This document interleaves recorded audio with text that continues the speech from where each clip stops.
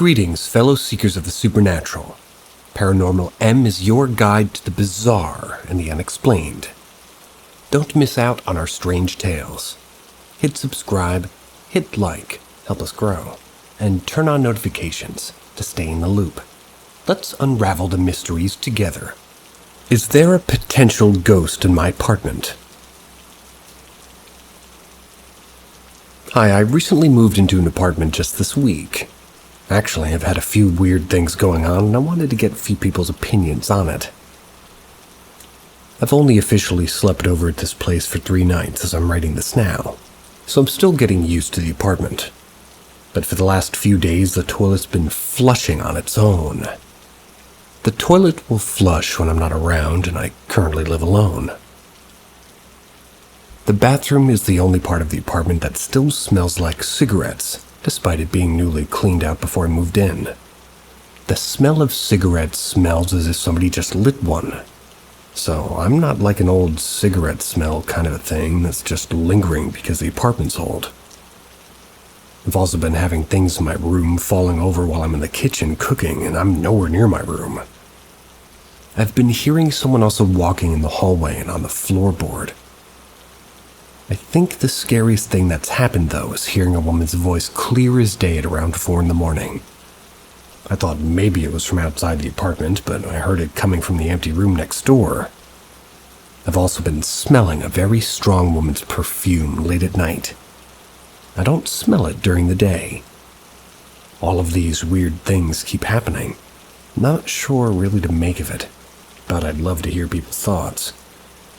I also should mention that I live close to something that's over 100 years old, and it's known to be haunted. You could always have the ghostly perfume in the ghostly bathroom do battle of the smells.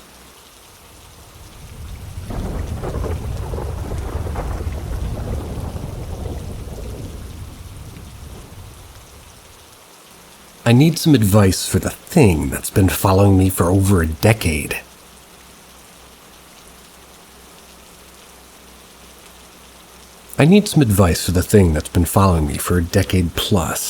And please bear with me since I'm a little bit drunk to even write this down. Alright, I'm bared. It all started at my mom's house in the early teens. That's when I started feeling watched going to the bathroom during midnight and the early morning hours. This came to a head when I was finished with my morning shower. I got the extreme feeling of being watched, so I turned around and I saw a head.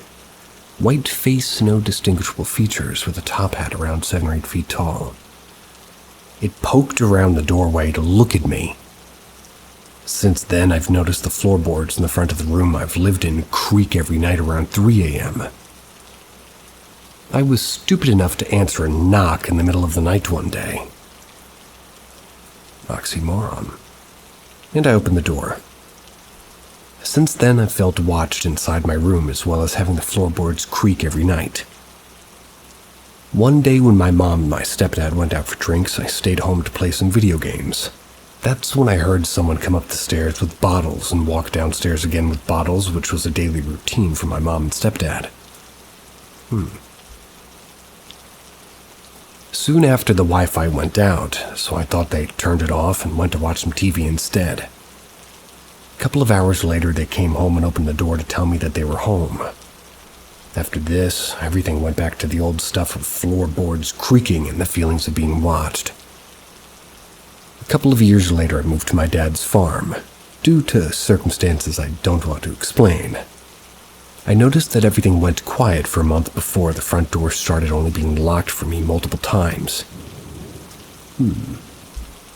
As well as my stepmom, she's kinda still sees ghosts, having to do a cleansing of the house.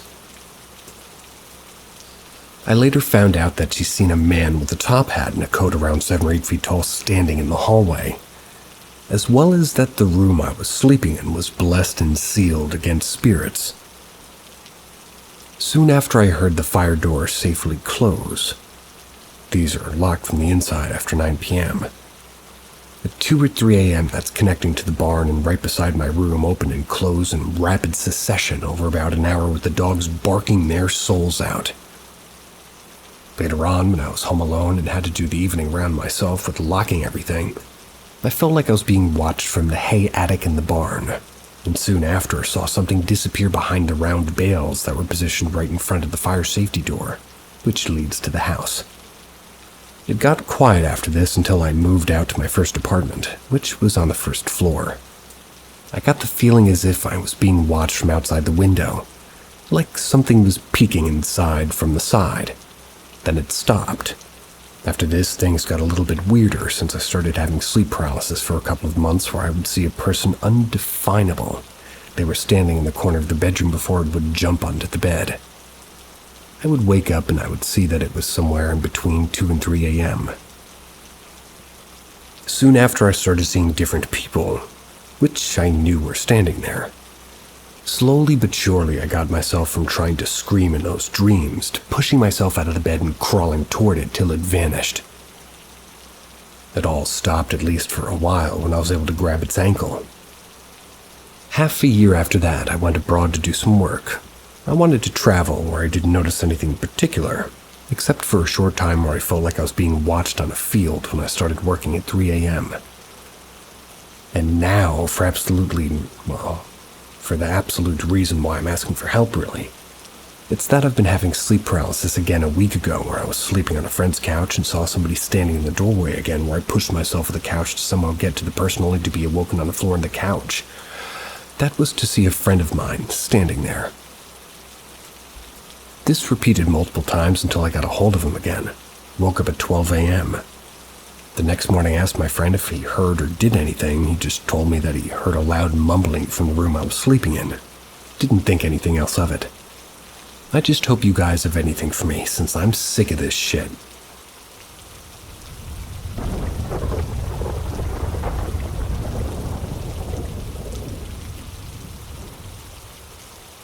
I used to be a skeptic, but now I'm not so sure. There have been a few strange happenings in my life in the last 24 hours, and I feel like there's a lot of background information needed for it to make sense. To begin, both of my parents are dead. I'm a 24-year-old female now, but my mom passed when I was 15. My dad just 9 months later when I was 16. I'm sorry. Mom passed in a car accident, and Dad committed suicide. My dad was a firefighter for most of his life, and both parents struggled with addiction. I'm not sure how relevant that is, but just so you have all the information. So here's where it really starts. I was standing in the corner of my kitchen this morning. Huge open floor plan, so my back was to the rest of the apartment. I was making myself some breakfast when I hear what is distinctly a man. He took in a deep breath and then sighed. It sounded like it was right behind me. I spun around. Obviously nothing's there. It's just early morning. My cats were sleeping upstairs, and I wouldn't be able to make that noise regardless. No electronics were on at all because my roommate and I unplugged them last night due to a lot of thunderstorms in our city. My roommate was asleep. He sleeps with tape over his mouth. Don't ask, he's a mouth breather. This way he couldn't have made that noise, not to mention that his room is on the other side of the kitchen, not behind me. I genuinely have no idea what could have made that noise other than some kind of entity. Or the tape came off. After that, I finished getting ready to go to work. I tell my coworkers what happened, and I started to kind of piece together some other things that have been going on lately, and I connected them.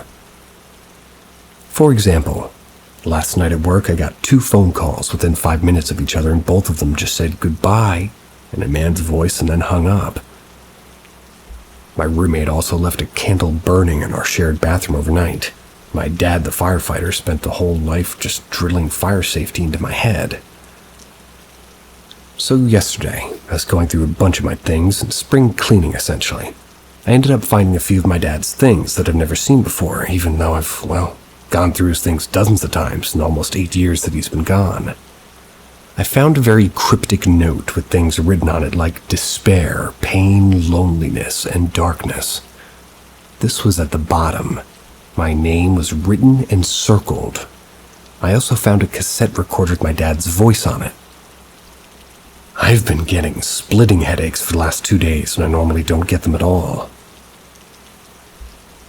The noise itself sounded like it came from the corner directly behind me, but the only things there are like a wax warmer and one of my dad's old bottles from his house, which has its own very creepy backstory. And lastly, to get to my apartment, you have to walk up to a stairwell that has motion sensor lights.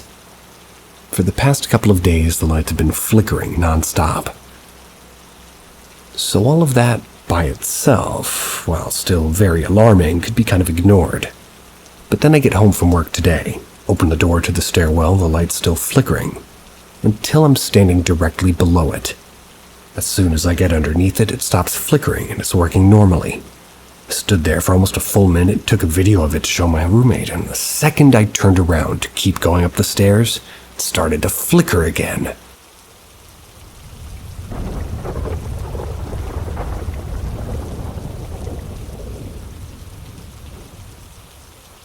What is following me? My first weird encounter happened when I was in elementary school. I can't remember what grade specifically, but I was definitely young. My older brother, we'll call him Jay, and I invited our neighbors Mike and Pay over for a Friday sleepover. My parents ended up hitting the hay earlier, around 9 p.m., so the four of us decided to take advantage of the mainly unoccupied house and play a good old game of hide-and-seek in the dark. For a reference, I used to live in a one-story house that was built in the 70s, so the windows were really low and easy to look through if you tried to. My window in my bedroom was positioned on the side of the house, diagonally from a pesky street light that always seemed to perfectly shine into my window every single night. I didn't own curtains, but I did have blinds on my window. I'd always keep them shut to try to help block out some of the light. Anyway, it was Mike's turn to count. My brother Jay, Pay, and we all decided to hide. I ended up shoving myself into a crowded and messy closet, which had one of those big folding doors. Because of the fact that my closet had 1,000,001 things in it, I didn't fit very well. The door wasn't able to really fully shut, and at the time I really didn't mind though. It gave me a little slit between the door that I could peek through. 1 minute turned into 5 when everybody eventually got found, aside from me. Mike was starting to grow impatient, so he asked Jay and Pay to help find me. That's when Pay, like the genius she is, ended up flinging my closet door open with an accomplished grin on her face. I don't remember much other than me complaining that she was cheating before my eyes drifted past her head and toward my bedroom window behind her. I remember my blood ran cold. The silhouette of a man with a hand literally cupped to the window, as if he was trying to peek in. It was enough to scare the ever-loving shit out of me. I screamed a blood-curdling scream which only caused Pay to turn on her heels and try to see what had me so frightened. It took all but 3 mere seconds before her screams joined mine and we both gripped onto each other and full-on sprinted into the living room. I nearly stumbled into my older brother's hands while my parents raced out of the bedroom. I ended up explaining to them through choked tears that there was a man outside my window.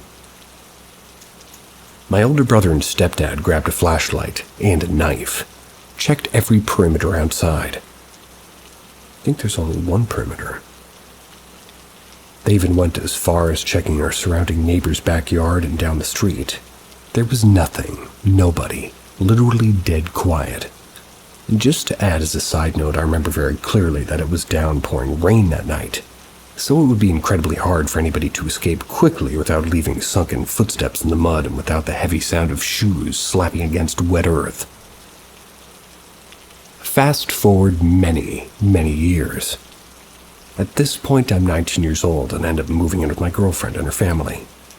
And just to add in, I know it doesn't typically mean much, but the feeling of being watched and always having unknown company hovering behind me has been a feeling that I've felt for basically over a decade now. Sometimes I feel like it's just all in my head, and I'm sort of just psyching myself out, but other times the feeling just feels so damn real. It's like I can't shake it, like my body's trying to alert me and I'm not alone. The more I ignore my body and its warnings, the louder it screams. Anyway, I'm 19 now, living with my girlfriend and her family. One night I decided that I absolutely needed a midnight snack. My girlfriend had already been knocked out of sleep along with her younger brother and her parents. I went downstairs clutching onto the collar of her American bulldog because, like so many times before, I felt the unease of not being alone. For reference, to get to the kitchen, you have to come eye to eye with their sliding glass door that leads to their backyard, and I'm 100% certain that that night the door was shut and locked. 10,000% certain of it. I ended up making myself a peanut butter and jelly sandwich, and then I just sort of, like a shiver, it literally racks through me. I ignored, of course, and finished making my sandwich, clean up the mess I made before turning around and heading back upstairs.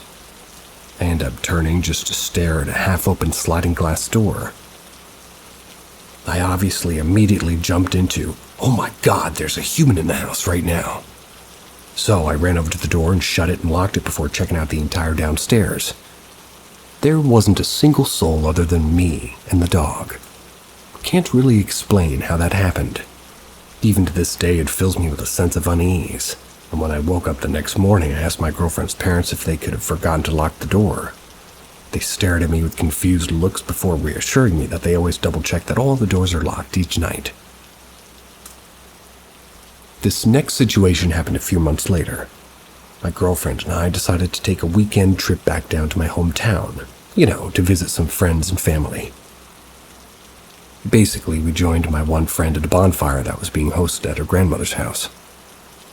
To quickly explain it, her grandmother lived on a pretty big plot of land in the middle of nowhere, where the only things surrounding her are back roads, a cornfield, and a thick bundle of trees lining her backyard. My girlfriend wanted to be silly and decided to leave the bonfire and sprint a little over 150 feet to lay on her back a few feet from the lining of the trees. My friend and I ended up just staring at her, waiting for her to pull one of her stupid jokes when a blood-curdling and utterly bone-chilling scream erupted from the forest. I've never seen my girlfriend get up and run towards us so fast a day in my life. She got back to us, she was shaking like a leaf with eyes wider than the moon itself. I've been with my girlfriend for 4 years, and I've, never known her to be a liar. And she swore on specific things that she loved, that there was something that screamed at me just a few feet away in the trees. She said she didn't see anyone or hear anything. It was dead silent when all of a sudden the scream ripped through the air. It sounded so terrifying that it even unnerved my friend's parents and grandma. This third situation happened not too long ago. My girlfriend ended up having to work a 24-hour at the fire station, so it's just me, the little brother, and the parents at home. Just like last time, my grumbling stomach kept me from being able to fall asleep. So with a sigh of defeat, I got up, went downstairs to grab food. When I came back up, I was fiddling with the lock, trying to keep the puppy gate at the top of the stairs, when I heard in a deep, gravelly whisper, someone whispering my name all drawn out. I jumped out of my skin and quickly set my plate on the food on the ground, and that way I could pull my phone's flashlight up and shine it toward the other end of the hallway. Again, surprise, surprise, there was nobody. I was completely alone in a dead silent hallway. So there was zero chance of me mistaking the noise to be a TV or something, as there was no TVs and no noise whatsoever. I ended up peeking my head into her parents' room and her little brother's room, and they were all sound asleep, drool and all. I ended up texting my girlfriend about it that night because I was completely just freaked out. When I woke up the next morning, I read that she texted me freaking out at 6 a.m. because she was changing in the girls' bathroom at the fire station when she heard a whisper. She explained it to sound exactly how mine did. It said hi, all drawn out like. I can't explain what that even means or what it could be, but it's safe to say that I'm never going to get midnight snacks alone again. This final thing happened just a week ago. I didn't experience it myself, but my girlfriend did. We were downstairs in the middle of the day talking to her mom. The hallway that has the bathroom and the front door is connected to the kitchen. So if you stand in the middle of the kitchen, you can see perfectly down in. My girlfriend randomly lurched forward into the hallway and smacked the wall right next to the bathroom door. I turned around, gave her a confused look because there was nobody there. I watched as she peeked her head into the bathroom, looking like she's expecting somebody to be there. That's when she quickly ducks back out and hurried back toward me. She explained that she turned around and saw the quick motion of a white sleeve or an arm moving into the bathroom, as if her little brother quickly ducked into the bathroom to try and hide and scare her. Well, she ended up catching his sleeve in the action, yet her little brother was at school and her father was in the living room with us. There was absolutely no one else in the house other than us four.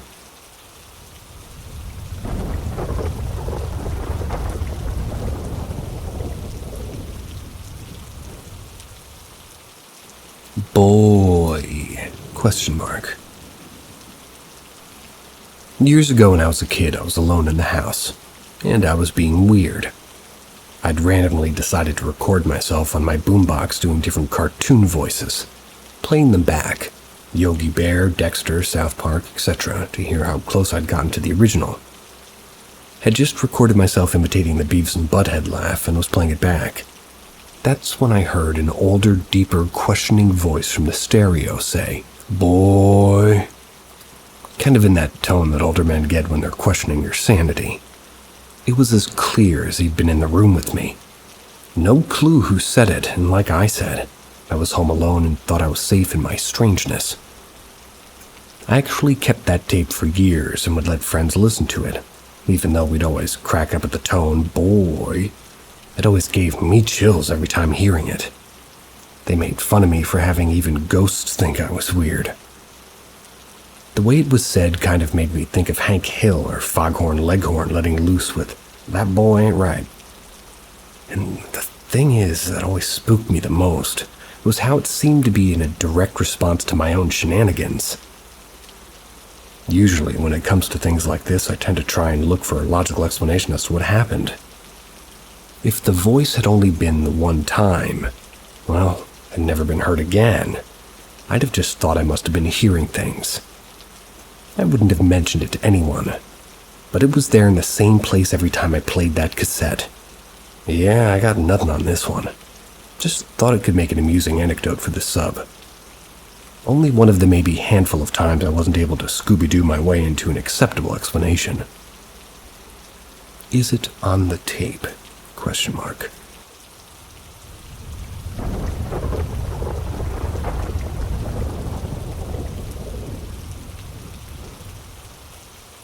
Scary experience. This must have been when I was still in the 7th grade. I was going through a bad stage of my life, extremely depressed and suffering from unmanaged chronic pain. And all I would do all day is sleep while listening to music. So I was in bed trying to sleep while listening to music. I started to feel uneasy, like I was being watched, but I was so tired I didn't really care at first. I kept feeling someone's weight sitting on the side of the bed. Kept thinking it was my sister, but when I'd look there'd be no one but an imprint on the bed. I shrugged it off and laid my head back down.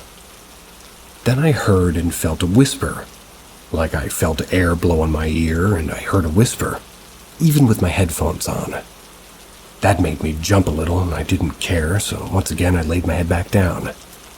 But before lying my head down, I noticed my room had like a weird mist. Like it was almost smoky, but it didn't smell anything. Once I closed my eyes, the end of my bed got picked up and dropped.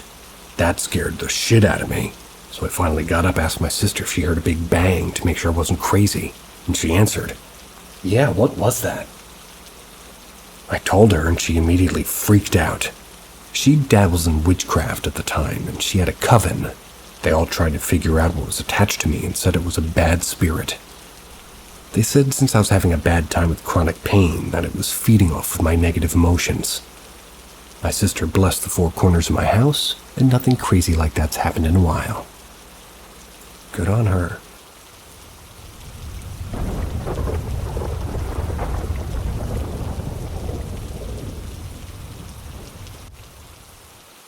Haunted hotel. So for a little vacation, me and my immediate family went to an alleged haunted hotel. We thought it'd be fun. It may be being haunted and being a really extravagant hotel sounded nice, too. The hotel is extremely old, like 1930s old. I can't remember why it's called or what it's called, but it's somewhere in Georgia. They have a hallway with pictures and items from the 30s of the hotel, and it's really neat. We lug all of our shit up to the hotel room, and immediately me and my siblings felt a weird energy. Nothing scary, just weird. Our room was giant and had a semi-decent view.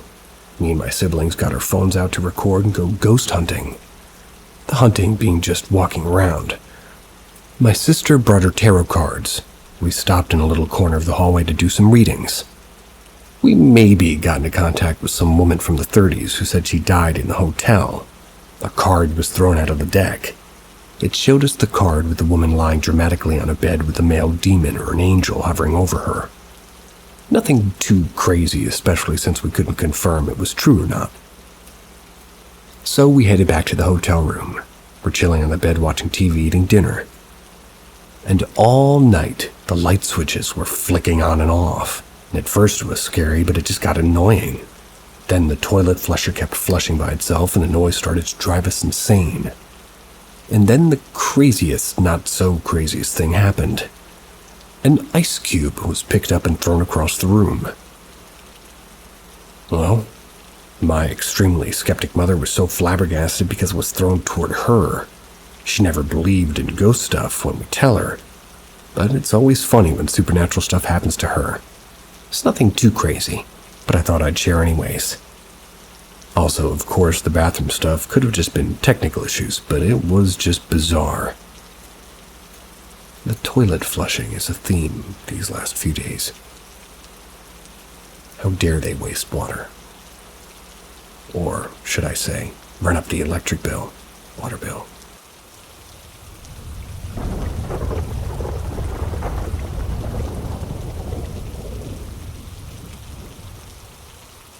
Incarcerated. I'm gonna keep it to the point here. I've seen ghosts all my life. I'm 30 now, and my pets, well, the dogs anyways, have also seen them. So I was locked up on some gun charges, blah blah blah. Whole time I was locked up, I'd wake up at 3 a.m. and always see a silhouette outside my cell after the CO did his round and went to sleep. She'd be there same as when I was a kid. I'd always see a woman, never her face. And fast forward, I copped out, did my time, went downstairs to the Supermax. I was in Max for 2 months, in a room all day that we could only shower 2 times a week. It sucked, but while I was there, my room was never ransacked by mice. They'd stay away from my cell. No roaches or bugs. Everyone on my gallery would say I'd be talking around 3 a.m. Even though I was in Max, I felt the most comfortable and I was able to sleep like regular. This way I wouldn't be up at those times. After I got sent more downstate to be a slave for the state, they'd regularly be crows watching me from the fence when I was in the yard. Whether I'd be walking or working out, they'd just watch. No caws or flying down. Then the owls started appearing by my window at night.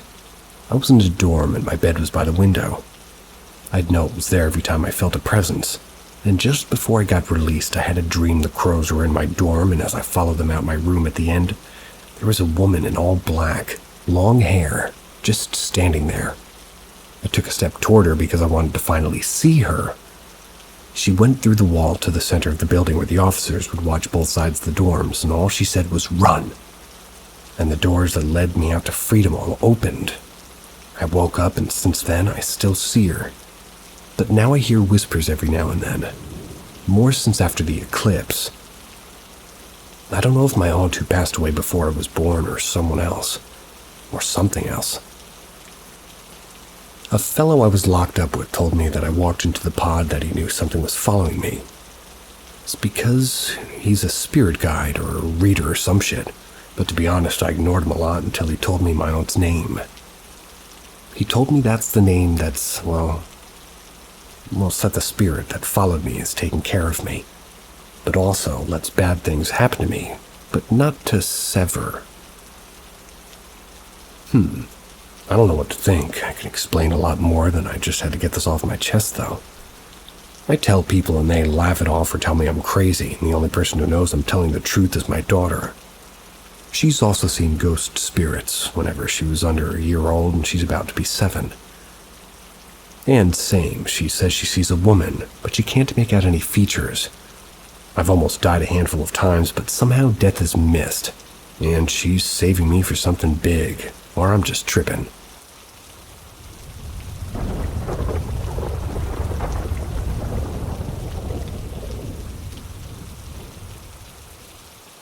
My path of seeing.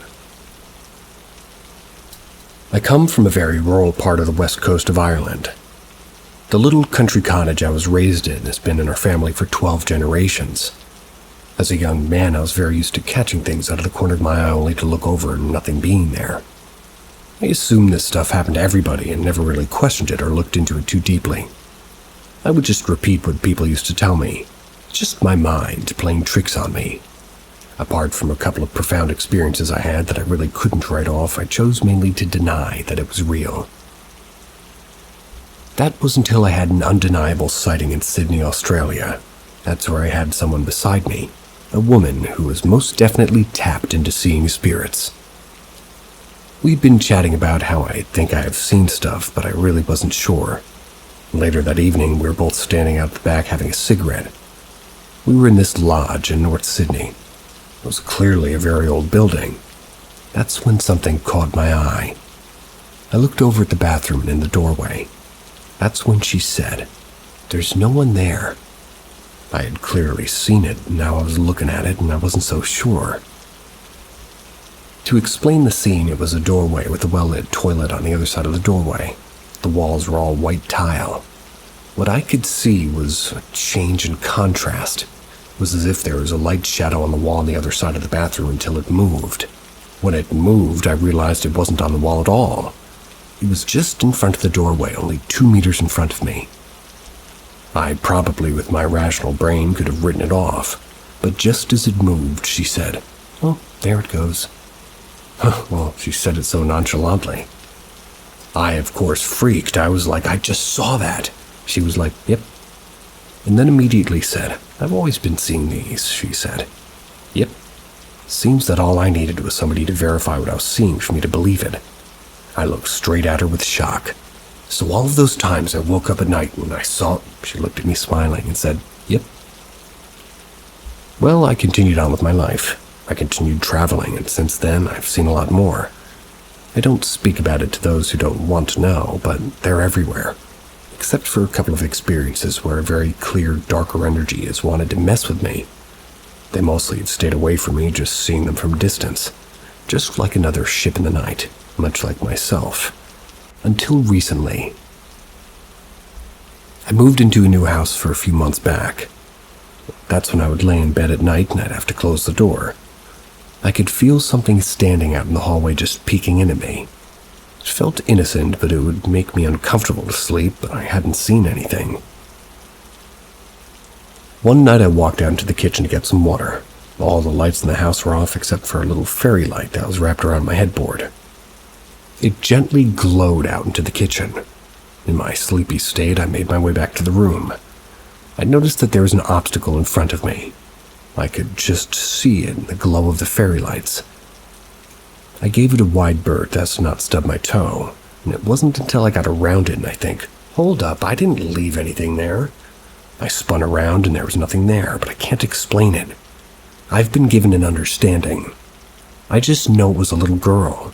Pictured it in my head between the age of 7 and 9, but I fell back into an old pattern and just passed it off, and it was just a one-off. I mentioned it to a friend a few days later after in passing. She had all but forgotten about it. A few months later, this friend moved in with me, and when I was at work, my mother, who's a psychic, had come over to our house. My friend swears she's never said anything to her mother about what I'd experienced. Her mother meets and talks to this little girl. She tells her that she's 7, and her name is Sarah, and she has been hit by a car out on the road in the 70s. It was said that she's been very scared and alone for a long time. And she was told that I'd seen her too. Said that she must feel safe around me to have shown herself to me. I had to sage the house the other day because something followed me back, but I was sure to make clear that Sarah was still welcome. Oh, and yes, we searched it up, and yes, we found a newspaper article about a young girl dying on the road from a hit and run in the 76. It's all very sad, but I'm kind of excited because it's incredibly vindicating with these sightings I've got verified by others and historical evidence. I've spoken to some people about what's necessary during moments like this. It can be helpful to offer them help with passing on if that's what they want. So I've studied up on that, and I will be ready to help if she comes in again.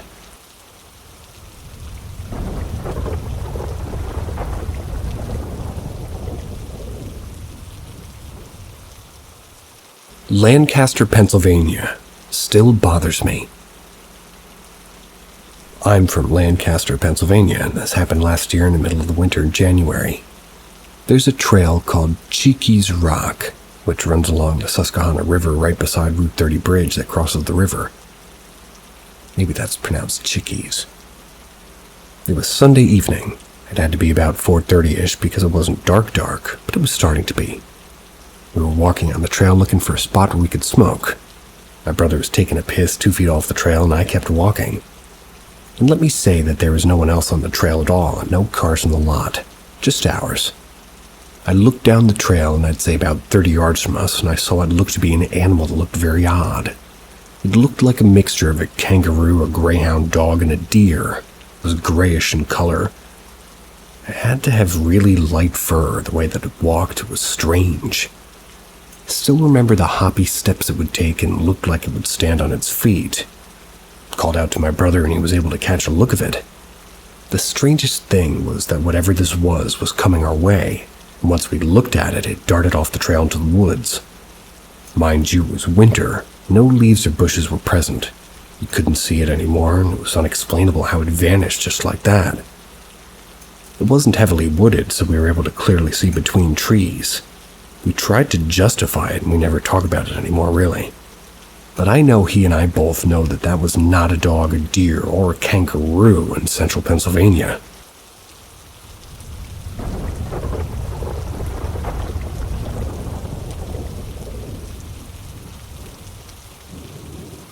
My only real paranormal experiences.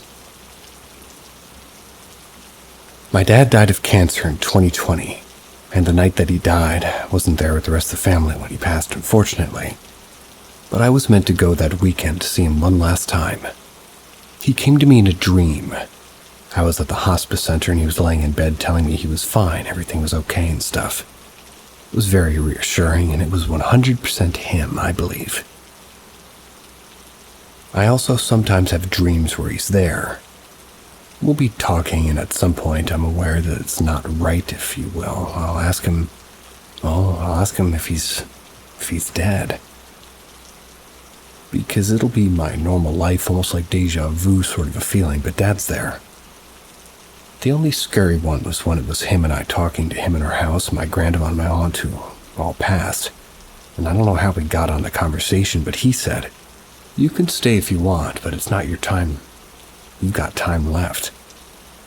I woke up so abruptly. I'm pretty convinced I almost died that night, but my soul decided it wasn't time. I don't know, nothing explains that. I wasn't actually scared, FYI. Maybe discomforted.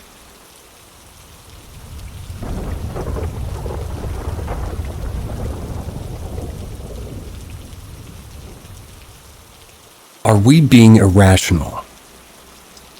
To start this off, I lived in southern Minnesota, in basically the middle of nowhere, and for privacy purposes, I will be using fake names. It was around 9 p.m. when this took place, quite literally today. So I was with my friends Allie and Ella. They were driving around in my golf cart. Went to a spot where I would normally hike. It was sort of a large valley, not really sure how else to describe it, but it was an abandoned construction zone that was never finished.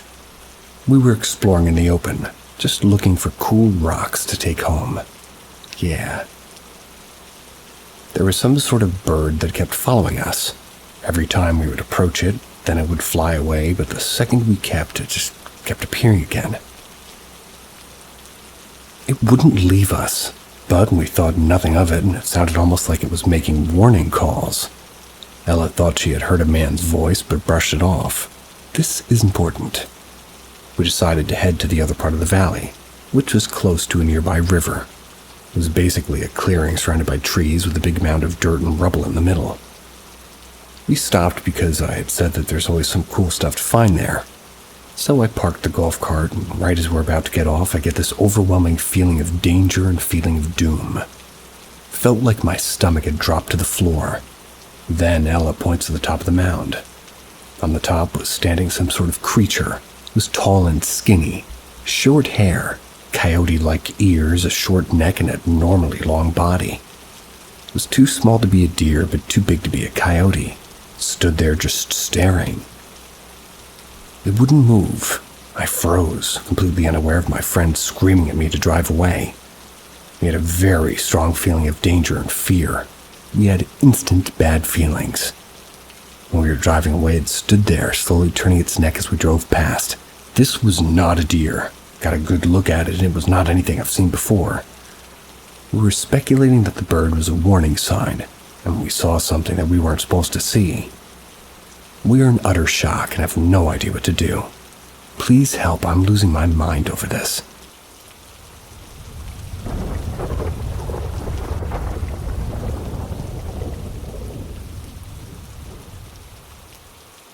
Shadow Nun of Zemun Hospital. I live in Serbia, in Europe. In 2016, I was stuck for 2 days in the children's cardiology ward in Zemun Hospital for 24 hours ECG. Usually they do these at home, but children aren't trusted that they'd keep it on correctly. The ward is in a separate building from the communist-era built annex, and it's a really, really old and small 2-story building from the 1800s. I was alone in a huge room with beds. I was alone because for some strange reason I was one of the 3 kids on the floor, excluding the babies and mothers, which had a separate room. I didn't see much of the other 2. One was a girl with measles and the other was a boy in the room. So I got the big room for myself, apparently. The room was rectangular shaped with beds lined up against each wall. I took the upper left corner bed and wheeled the TV card right in front because nobody was going to watch it anyways except me. As night fell, I stayed up past midnight. A nurse came in, turned off the lights, and told me to sleep after a while. And I turned the TV off, laid on my side. There was moonlight outside that lightened the room up still. Closed my eyes and waited to sleep and waited for it to take over me, and oh, it didn't. I felt a sudden urge to open my eyes. What I saw was a really tall nun-like figure, which is weird because Serbia is an Orthodox country and has no classic Catholic nuns. We do, however, have some minority Catholics. She stood in the center of the room. It wasn't sleep paralysis, I could move, but I just laid low. She walked or floated, her garments hit her legs to each bed. She stood by each bed for a few moments and then headed to the next one. She did this for each bed in the room, skipping mine. After that, she walked to the door, came back, then disappeared in the center. A year after, I Googled some history, and it turns out the building was a frontline hospital for the Austro-Hungarian soldiers in World War I, as Zemun was a border town between AH and Serbia. The hospital was ran by the local nuns of the Franciscan monastery in Zemun, which exists to this day.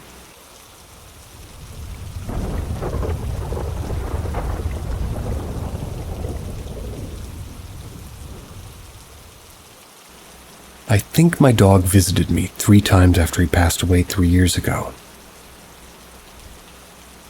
Is this the right subreddit for this post to be here? I posted it before, but I keep deleting it because I wasn't sure if it was the right one. But here it goes. This is what I'm about to tell, and this time it'll stay up for good. I once had a dog who had black and brown fur and was a mixed breed.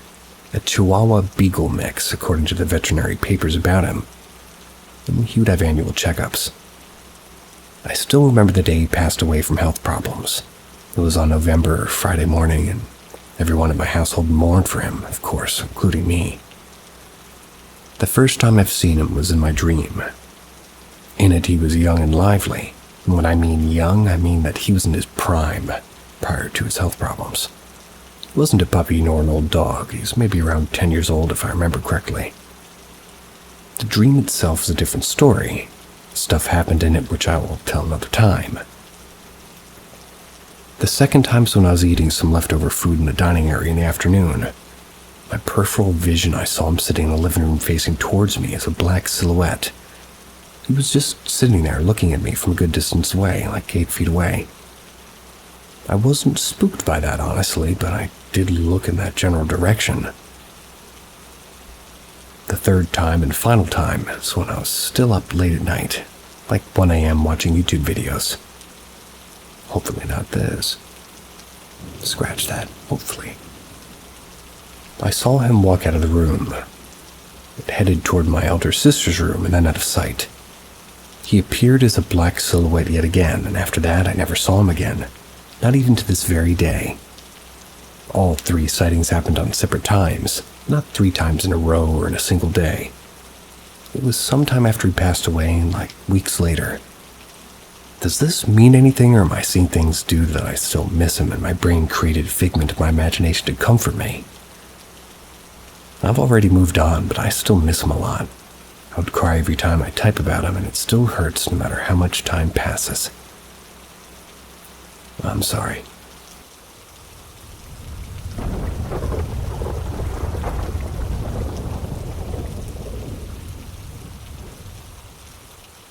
Random thought come true. I'm not sure if I'm in the right subreddit for this, but I wanted to share a weird thing that happened to me about 2 months ago, I would say. I live in a college town on a busy street close to downtown, and the blind spots are awful everywhere. We have intersections that have you stop between lanes to ensure safe crossing, and alongside this, most of the city street is parking.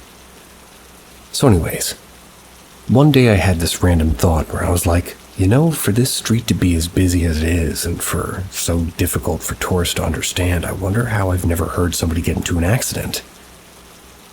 I think I maybe thought about it again before I went to sleep, but then I woke up in the middle of the night, can't really remember what time, maybe 2 or 4 a.m. I had the thought as soon as I woke up, and I remember feeling kind of anxious. Literally, seconds later, I heard someone crash on the street right across from where my room is. I was literally stiff. I was so anxious. Like, did I just subconsciously cause that to happen? Still gives me the creeps today, as it was so timed and specific. Like, of all the nights and of all the times I could have woke up. It's kind of crazy to me.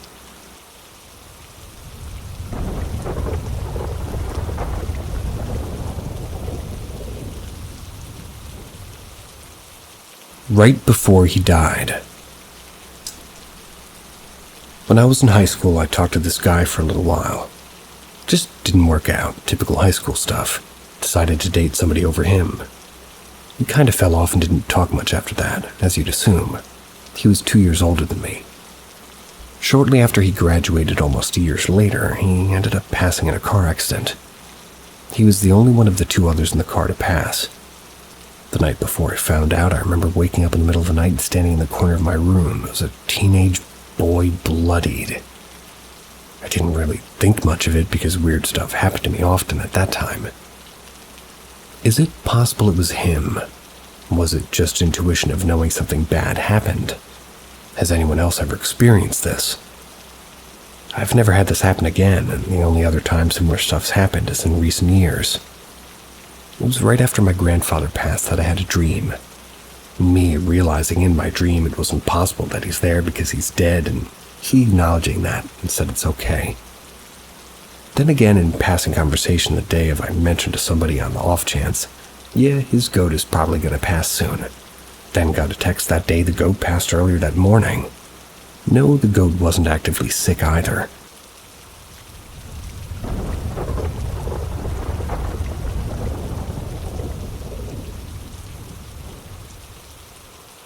My parents' house is haunted. My parents' house is haunted, and it permanently damaged me. It's also affecting other inhabitants of the house. So some data on the house. It was built by a rich noble family in 1674 in a little village in northern Germany as part of a bigger estate. It was supposed to house the servants, workers, and gardeners. Sadly, the construction of the main building was never started in the first place as money ran out. So after a few years, what has been built was sold to another family, and another one, so on and so forth. The last family that owned it, the family father was very rich, had a lot of money in America. 1928 happened, and he shot himself in the head in order to not dishonor his family. The house was never the same after that. After World War II, the house was taken over by the GDR and repurposed. It housed a kindergarten, a shop, and a communal government. After Germany's reunification, it was left empty, until 2000 or 2001, where my parents bought it for very cheap, because, it was in shambles. It needed a lot of work done, but my parents took the challenge and made this house a home. I've had a great childhood there, most of the time at least, and, my sister moved back in with my parents, and there was just so much room. She's going to inherit it someday, so it'll stay in the family. It all sounds like a happy after story, but not all people under that roof are alive. It started when I was 5 or 6. I was sleeping alone in my parents' bed when suddenly it started shaking. I thought that this wasn't real and the earth must be shaking itself. Imagine my surprise when I looked around the room and down the bed and I saw it floating around 3 or 4 centimeters off the ground. Jumped off of it and ran to my parents. But as you can imagine, the bed was back to normal when I showed them.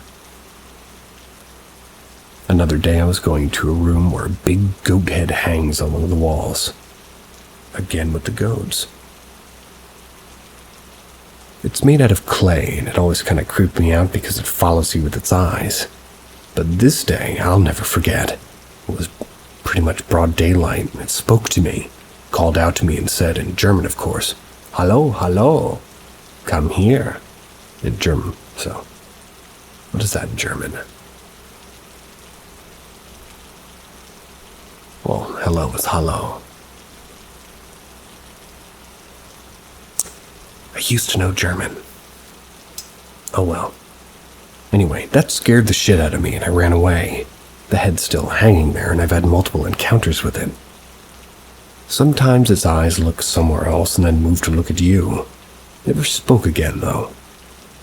When I was around 10, a buddy and I took pictures for fun with an old camera. Sadly, this camera does not exist anymore.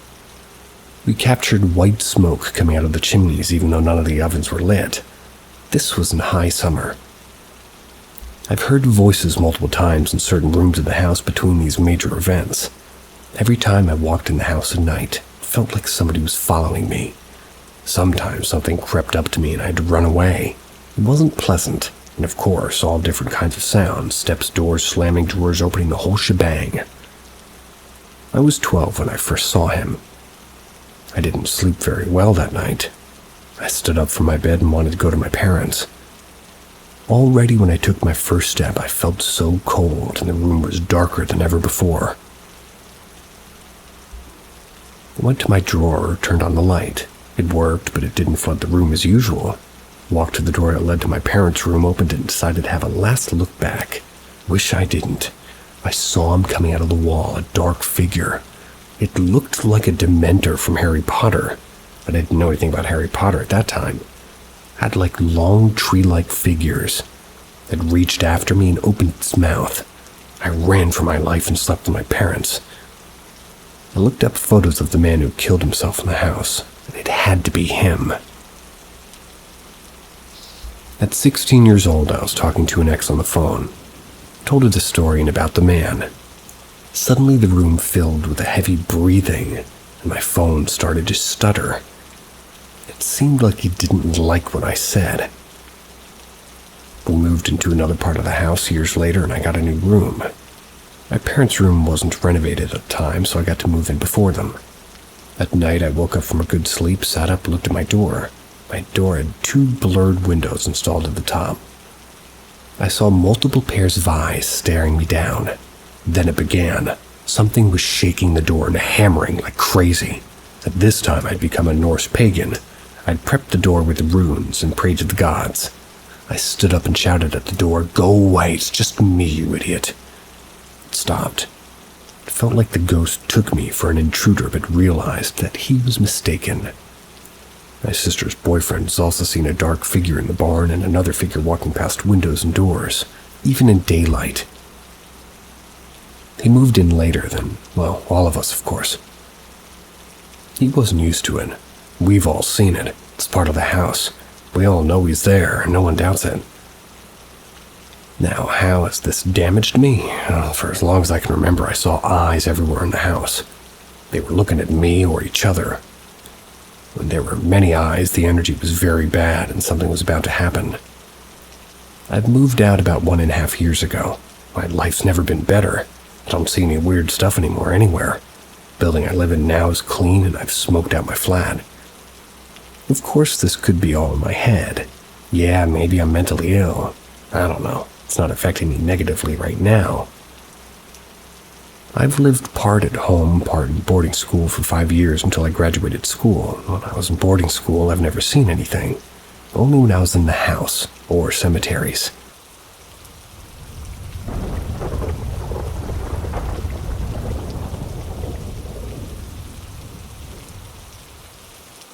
A few experiences from a few years ago that I believe may be related. Thoughts. I'd say it was about 3-ish years ago, give or take, when these things happened. The first one I really noticed was when my dad and I were watching a movie together. Randomly in the middle of it, it felt like somebody was tightly holding my hand, sort of propped on the armrest of the couch. I looked at my hand and obviously nobody was holding it. I even moved my hand a bit, but I still had that feeling that someone was holding it. The feeling stayed there for a couple of minutes before going away. Around the same time, there was one night where I'd just gotten in bed and turned off the lamp. Right after I lied down, I felt like someone sat on top of the covers in the edge of the bed next to my legs. I had just gotten in bed only a few seconds prior, so I know it wasn't a dream. I got a sinking feeling in my stomach where I just couldn't move for a second. But that was probably just nerves. I said, "Hello?" Got no response. When I opened my eyes, there was no one there. With the way I was lying on my side, I was facing the windows. Though the blinds were shut, I could still see some light through them. Had someone been sitting there, I would have seen their silhouette. And again, after a few minutes, the physical feeling of somebody sitting there went away. I don't have any history of sleep paralysis or lucid dreams. And aside from the original shock of nerves from the occurrence in my bedroom, neither experience felt particularly malicious. They actually felt kind of comforting in a way. There have also been times when someone else is in the house and they'd hear me talking or vice versa. For example, I was asked who I was talking to loudly on the phone when, well, I'd been silently playing video games alone for a few hours prior. Other times I'd hear someone else in the house distinctly calling my name, but when asked, they would deny ever having called me. One of my grandparents, maybe two, I don't remember these experiences, happened between their deaths or right after, both since they died very close to each other time-wise, died very soon before these occurrences.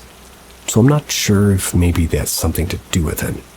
I know for a fact that nobody's ever died in this house.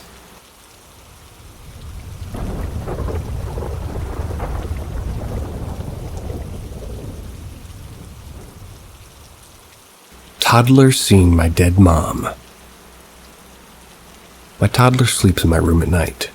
About 2 weeks ago, after getting ready for bed, we laid down to read her book. She starts pointing to a corner of the room, asking, "What's that?" repeatedly. I thought nothing of it at the time, so I deflected by saying, "It's a wall." Shifted her focus to reading her bedtime book before we tucked her in for the night. While we were reading, though, she kept looking up to the same spot in the room, and then eventually her focus moved over to the door or hallway. I stopped reading to look at her, and I see what she's pointing at. She says, "What doing? What you doing?" Talking to something when there's nothing there. I asked her, "What is it?" She says, "Hey, Grandma. Hi, Grandma." At this point, I'm shitting myself because I don't know what to think. I ended up leaving it at that and just put her to sleep. My ex and I co-parent, and his mom doesn't want to be called Grandma, so they have another nickname for her. I asked him the next day if there was any chance I'd ever get,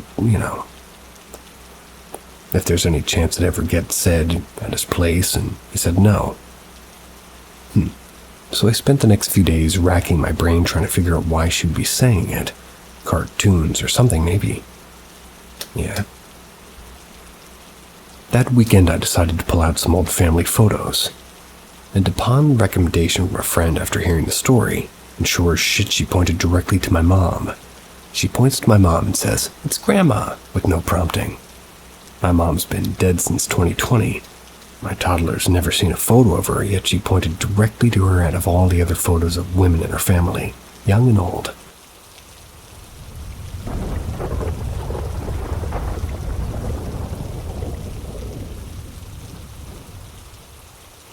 A whole family disappeared. I'd like to share my childhood experience. In my town, from age of 7 to 12, I had a best friend named Aaron. He was playful, always cheerful and witty and intelligent. His family rented a place from a relative of my brother-in-law.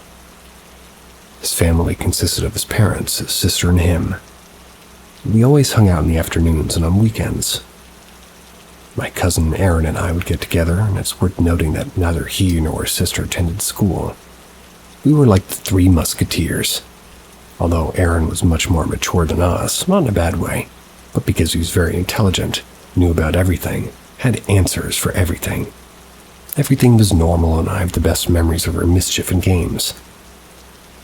I remember he taught me songs and words in a language I don't know. He also drew strange pictures, and at his house there were figures and something like an altar with similar drawings. Here comes the strange part. In the 7 years that we knew each other, neither he nor his sister nor his parents aged a single day. They remained unchanged. I also remember that once they invited me to dinner, and when he started talking about the moon and its power, his mother and father looked at him with a face as if telling him to be quiet and change the subject. His house was surrounded by a yard and had 2 entrances, the main one and the one from the patio leading to the kitchen. At the age of 13, one afternoon we waited for him to go out and play, but he didn't show up, so we went to go look for him. My cousin and I went through the patio entrance and heard him telling his mom that he didn't want to leave. She said, "You know how it is, we could be discovered." They continued talking in a mix of his language and ours. At that point, my cousin whistled and he yelled, "I'm coming." He went to play ball, and I was left wondering what they had been talking about. I waited for the right moment to ask him, which was in the late afternoon after the game. He told my cousin and me something we'll never forget because his voice changed and became serious. He told us his family came from a lineage that didn't age normally like us, that he wasn't really 13. They traveled everywhere. My cousin jokingly asked, "So how old are you, 80? And he replied, 64. I got goosebumps. From there, we each went home. The next day, his house was empty, and there was no trace of him or his family. We never saw him in the town again. They disappeared completely. The question of what really happened will always gnaw at me. We all remain with this doubt, and to this day everybody in the town remembers. I would like that story to be longer. If you're the person who wrote that story, reach out and give me more details. I like that one. See you next time.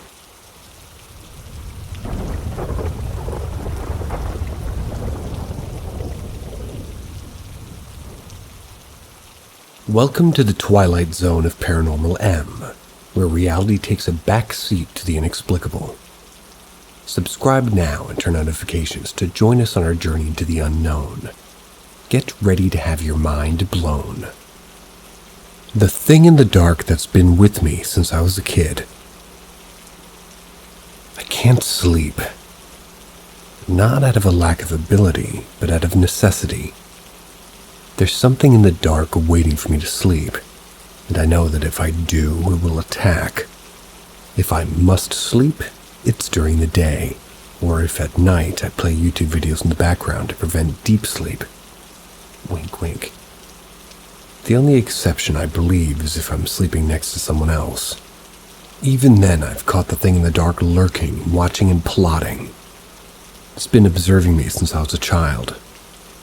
As I grew older, it became more active, shifting from a passive to a more aggressive role. At 6, it stopped merely watching and began to change form, tormenting me. There were nights it took the form of a black and blue cobra, slithering up the foot of my bed toward the side unoccupied by my 6-year-old self. I remember it hissing and flashing its fangs, mumbling things I couldn't understand. Terrified, I would quickly jump out of bed and run to my parents' room, and it would follow me. Eventually, I realized that it wanted nothing more than to frighten me, so I started covering my head with a blanket every night to ignore it. This worked for a while. This thing began to retreat and left me alone until I was 12. That year, it returned unexpectedly. I woke up to see a rattlesnake on my bed inches from my face, coiled, ready to strike. I tried to leave my bed, but before my feet touched the floor, I saw dozens more snakes on it. Panicking, I noticed inexplicably that my bedroom door was open. Gathering my courage, I jumped onto the nightstand. I then leapt from there through my open bedroom door. Once outside, I turned on the light to my room, and as soon as the light came on, all the snakes vanished with the darkness. I had made so much noise that my parents and siblings rushed out to see what was happening. I tried to explain, but they insisted I just had a bad dream. Nevertheless, there was no evidence of the snakes or the thing in the dark. I began sleeping with the lamp on, as the light seemed to be the only thing that could dispel the thing. However, in my closet, where the lamp's light did not reach, I could see its eyes watching me with cold hatred. That's how these things remained until I turned 18. That summer, the thing acted out in a way it never had before. It was August. I had just returned from my nightly run. Living alone, I found the front door of my house propped open and all the lights off. I entered and tried to turn on the front room lights, but they wouldn't work. Suspecting an intruder, I quietly grabbed the emergency gun, checked every room until I reached the basement breaker box. After confirming all the rooms were clear, I discovered that every switch had been flipped off. Just as I was about to turn the switches back on, I saw it. Those two familiar eyes in the darkness, just outside the light from my phone's flashlight, watching me menacingly. I immediately flipped all the switches back on and tried a light switch in the room I was in. Instantly, the light turned on and the thing in the dark was gone. Since then, the figure in the dark's been actively influencing the spaces that I occupy. I must mention that ever since this experience, I began waking up with different scratches and marks on me. I never recalled having them before I went to sleep. Initially, I assumed these happened while I was awake. I just didn't remember.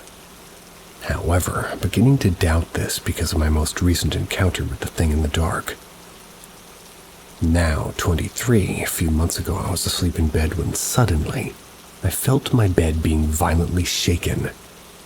I immediately sat up, turned on my phone light, scanned my room, found nothing, and this happened again 30 or 40 minutes later, and then once more after a short interval. Eventually, I felt as though somebody was poking me awake. I turned toward the direction of the poking, thinking it might be a family member trying to prevent me from missing work. I saw a dark, shadowy figure with whitish eyes where the centers faded to black. It had an unnerving grin that seemed proud of some cruel joke I had fallen for. I know it wasn't sleep paralysis because I could still move. I swiftly grabbed my phone, turned on the light, and once the light was on, it was gone. This experience has convinced me that the thing in the dark is no longer content with just watching or messing with my surroundings. It wants me to know that all the scratches and marks I've been waking up with came from it. Please let me know if anybody knows what it is.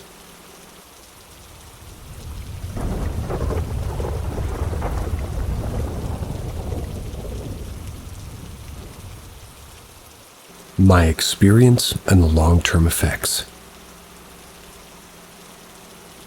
Before we go into my experience, I want to say a few things. Everything I'm saying is true to the best of my memory. This has been recounted by my mother, who gave additional information as I grew up. I've tried to look at these events with an open mind. I've tried to debunk it or to provide an explanation, but to this date I cannot explain what it is that happened. When the events happened, it led me to be traumatized in the oddest way. The deep sinking fear that I experienced from 6 to 12 remained until I simply forgot the connection. All the events take place in the same house. First encounter, 2005, roughly, age 6 or 7. Encounter, male figure, 70s. This is a short encounter, but the one that left the most lasting impact. I lived with my mom and her boyfriend at the time. He wasn't present, but my mother was in the house with me. We lived in the country in a kind of oldish home. I'm not certain of the specific age. We lived with no one else, and the location in which the encounter happened, which was the bathroom, only had one way in as the window was too small. I concluded my quote-unquote business, flushed the facilities. This later became a panic trigger for me. The flush of a toilet made me panic and flee the washroom in other homes I've lived in for years. After the action, I turned, and I had seen a man. If you picture it, toilet is right beside the door, you'd have to walk past me. But there he was, a man staring right at me. Aside from a sudden appearance, he wasn't doing anything. From my mom, she heard what she described, and I quote, "A blood-curdling scream like it chopped your hand off. I've never heard you scream like this before." I covered my eyes, and shortly after my mom ran in and tried to get me to tell her what happened, trying to calm me down. All I told her was that there was a man in the bathroom. Second encounter, age 6 or 7. Encounter unknown. Named by me as Close Ghost. This encounter caused us to leave the house and move in with my grandparents. I remember my mom grabbing me and packing me in the car. I woke up and it was early, maybe 2 a.m., not even. My bed was in the upper left of my room, the door to the bottom right if you had to look in from a bird-eye view. The first thing I remembered thinking to myself was, "Don't turn around, something's behind you, but it won't hurt you if you don't move." I closed my eyes, trying hard to ignore it. It's important to note I had very little and my room was always clean. My mother made sure of it. I turned around and made from a pile of clothes. It was a figure. I say from my clothes because the figure stood maybe 5 or 6 feet tall. I didn't have that amount of clothes. Flight kicked in and I ran past the figure to my mom and I woke her up saying there was something in my room. She, hoping it was a nightmare, but still recalling the prior event, looked in and turned on the lights. I recall her saying, "Did you do this?"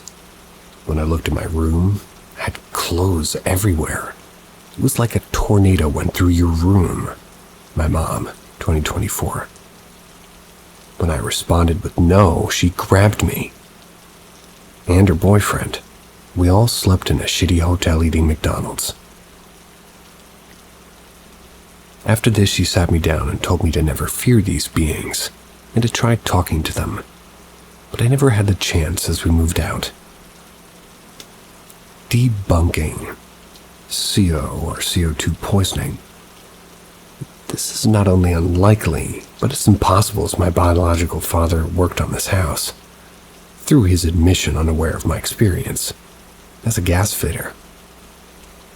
He recently replaced the furnace before the house was rented out to us, and additional to this, the CO detectors, and nothing was alarmed. Schizophrenic. Unlikely as no other occurrences have taken place, nor would it explain the scattered clothing. I tossed the clothes myself in my sleep, maybe, but I've had no experience with actions or excessive movements to this degree in my sleep for over the last 20 years since. While not impossible, it is highly unlikely.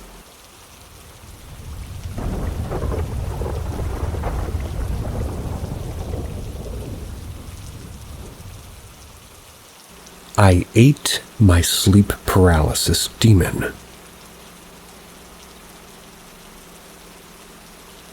I used to get sleep paralysis when I started sleeping in my new apartment. I would wake up, unable to move, only hear someone running toward my bed and scream at me. Screaming as if I was being murdered by Norman Bates in the shower. After some time, I started to get used to it. I would realize in the middle of sleep paralysis that it in fact was a dream. That's where I started to regain control over my body a bit. One night I had the sleep paralysis dream again. I would once again realize that it was a dream because of the pure terror creeping in before the running footsteps would come. Regaining some control over my body again, I crawled out of my bed. My body was heavy and I was barely able to move. I then lifted my head up from the ground with what strength I had left and saw this black, skinny, faceless humanoid demon slowly heading toward my bedroom. I got so angry when I saw it that I crawled as fast as I could, like I was a little girl from The Exorcist crawling down the stairs toward the demon. When I got to it, jumped at it, tore its faceless face off with my teeth, started eating it. I was eating it as if I'd been starving for days. After that, never had another sleep paralysis dream again. Now that's a first. Eat it.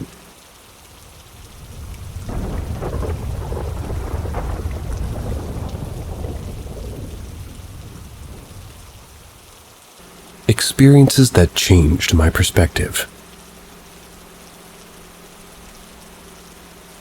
I had always been a skeptic most of my life. Very young ages, I was afraid of the dark and ghosts.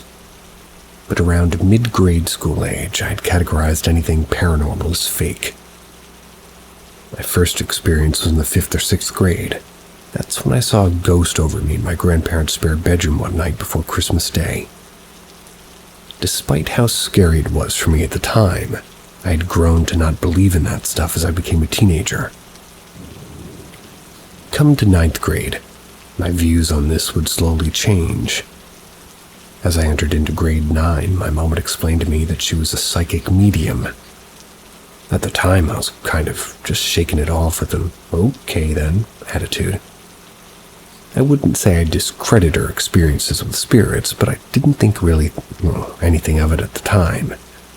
But one night I had one of those sleep paralysis dreams where you're completely frozen, unable to move while someone's entering the room. A bunch of shit's going on around you.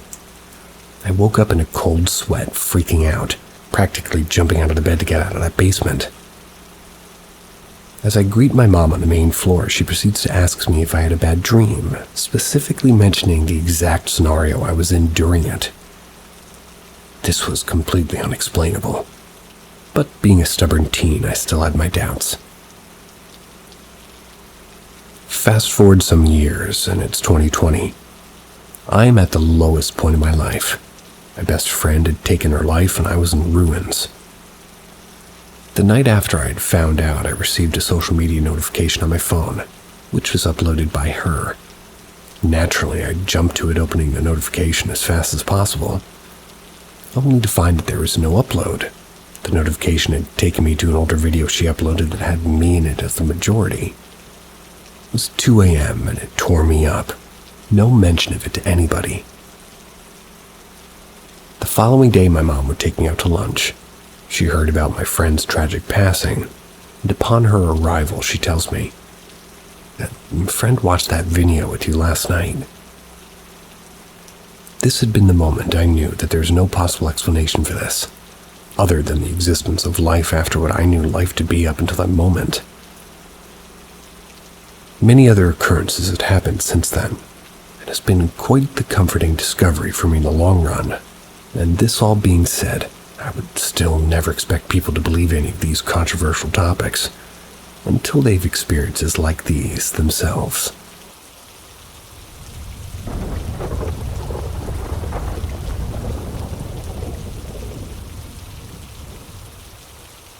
An old experience with a mirror. This happened a few years ago. Some specifics aren't super clear in my mind, but I'll try to recall everything I can. One day I was in my bedroom, middle of the day, sunny in summer. I was sitting at my desk. I don't remember what I was doing, but the layout of my room was this. On the wall in front of me was my desk. The mirror, about 3 by 4 feet, mounted about 2.5 feet off the floor in front of my desk. There was a window to my right, and the wall behind me had my loft bed. The space between was about 4 feet tall and had shelves on either side. There was nowhere in that room any person could hide. My closet had no doors and no clothes in it. The door was like in my range of vision, so there's no escape without me seeing and hearing. Old house, loud doors and floors. I knew for a fact that I was alone in the room. Now that I've gotten the basics down, I'll get to the important stuff. So I was sitting at my desk minding my own business. I wasn't listening to music or anything, so it was almost completely silent in my room. After a while of sitting there, I started to feel weird, kind of like I was being watched. Then something in the mirror caught my eye. I looked up, and in the reflection, I saw a gray-skinned, haggard-looking woman standing behind me. With the size of the room, she couldn't have been more than 4 feet behind me because she was standing up right in front of the bed. She was faced toward me, but I can't remember much of what her face looked like. I don't think she was particularly old, though. I whipped around after a second of staring, but she wasn't there anymore. I looked back into the mirror to see if she'd still be there, but nope. Apparently she was just gone. I think I left the room after that because I was so unsettled by what I saw. I saw her once more under much the same circumstances on a different day, but I don't remember much of that. After the second time, I covered that mirror with a blanket and didn't uncover it for anything until I gave it to my sibling, with the warning that I had seen things in it. I told her to keep it covered, but she didn't. She didn't hear my warning. Said that she's been plagued by even worse things than that gray-skinned woman since bringing it into her room.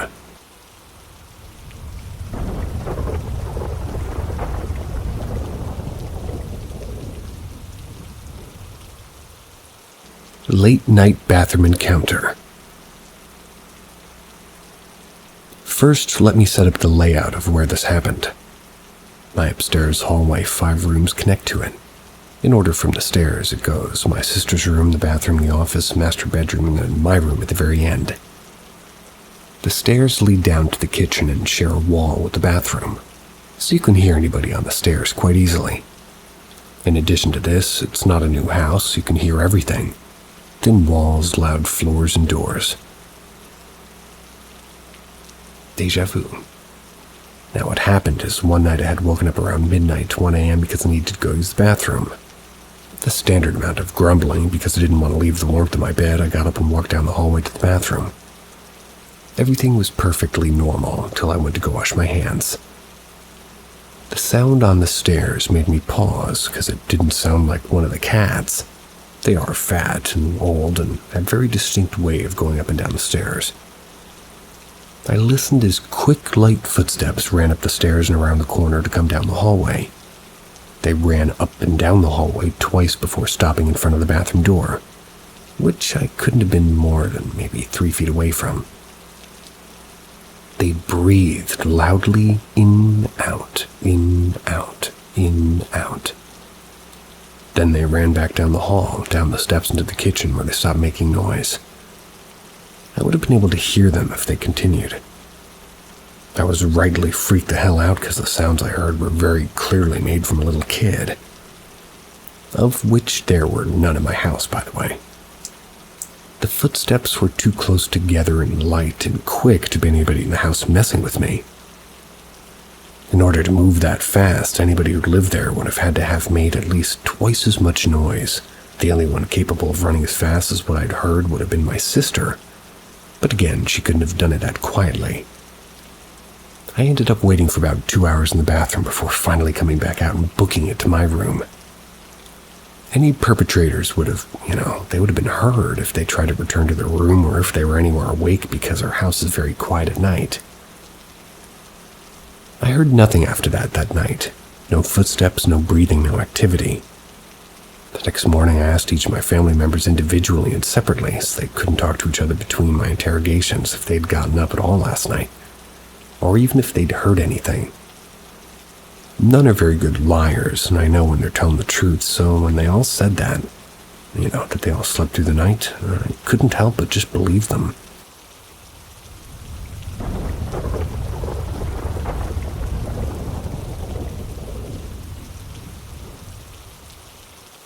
What is it then? I went from skeptical to scared.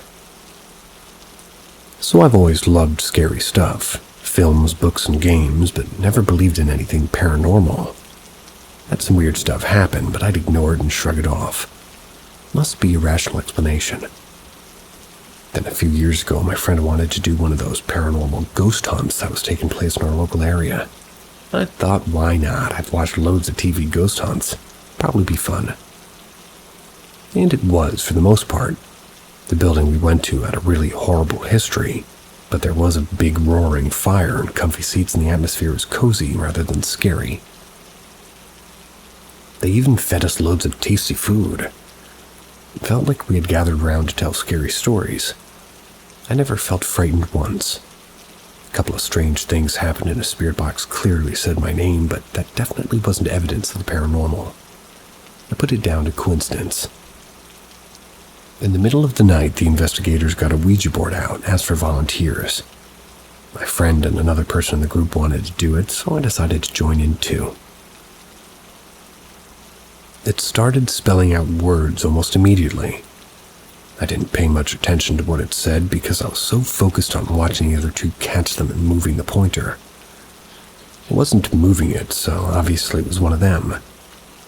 Except I was paying such close attention, I realized that there were times only my finger was touching the pointer and it still moved. I didn't understand how, and I asked to look at the board at the end because I was convinced there must be magnets or something.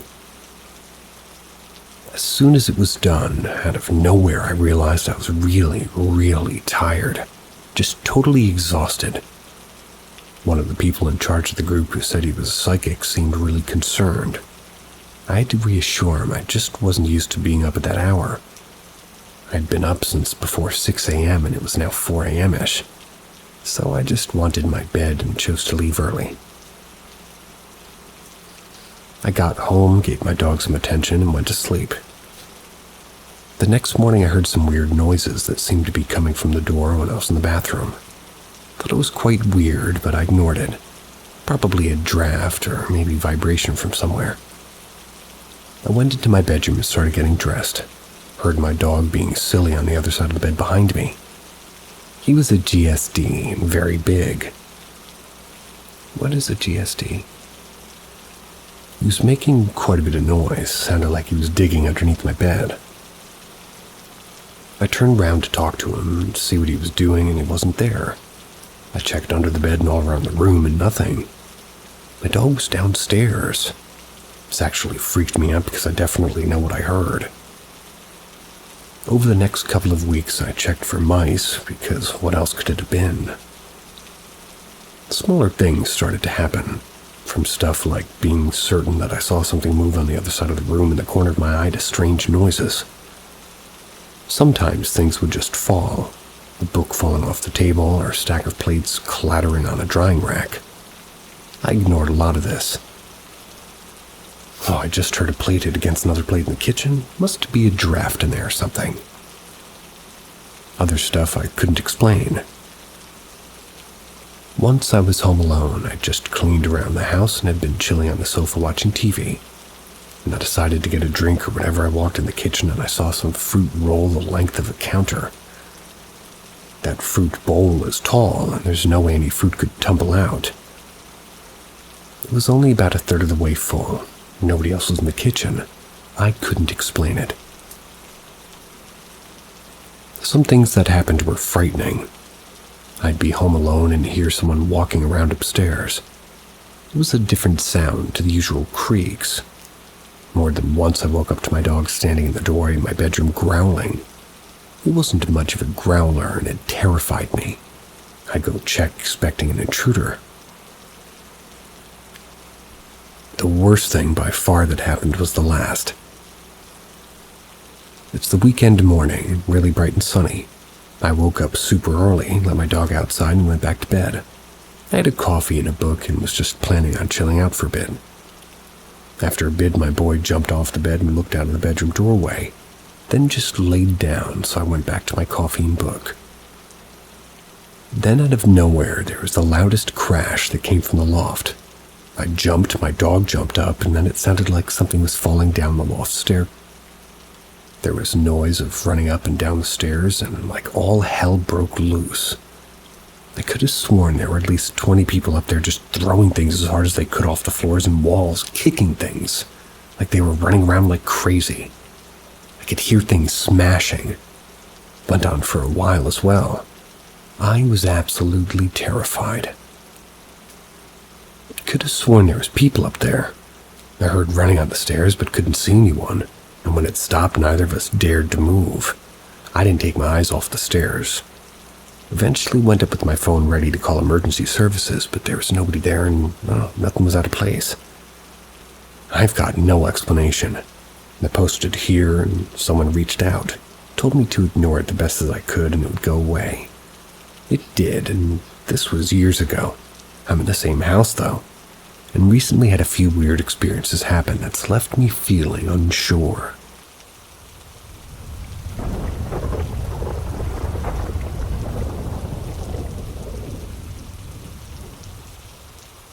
Weird work experience. I'm a plant manager at a concrete plant. The place is generally okay, but I do feel uneasy when I'm alone. The way my office is set up is you come through a front door. There's a counter and a computer desk, and behind my computer desk is a closet and a bathroom. So staring from the front doorway, my desk would be on the left wall with a giant window, pretty much the entire wall. The bathroom's on the right. Directly straight ahead is a door that goes into a shop. The shop has a big roll-up door, and it's also the only way to the break room. The shop also has two doors, with one being next to the roll-up and the other being on the left as soon as you enter the shop. We use this shop to mostly play basketball. Today, one of my employees was sitting at the counter. He shot up all of a sudden asking who's at the plant, saying that he saw somebody walk across the roll-up door windows. I looked up at the cameras and there was nobody. So a few minutes later, another employee was in the shop talking with his wife. He abruptly hung up the phone saying that he saw somebody walk across the side door, and once again, no evidence. We all went outside to investigate and there wasn't a single person. It was draining airlines at the end of the day, and I swear I saw someone sitting behind the air compressor. They had really, really gray hair. It blended in with the cobwebs very well. I didn't get much of a double take because I wanted out of there. That spot is very difficult to get to and unpractical. And on a side note, there is a coyote that isn't afraid of anybody. I'd literally walk right up to the loader pushing up material and stand there. I don't know how related that is, but I do find it weird.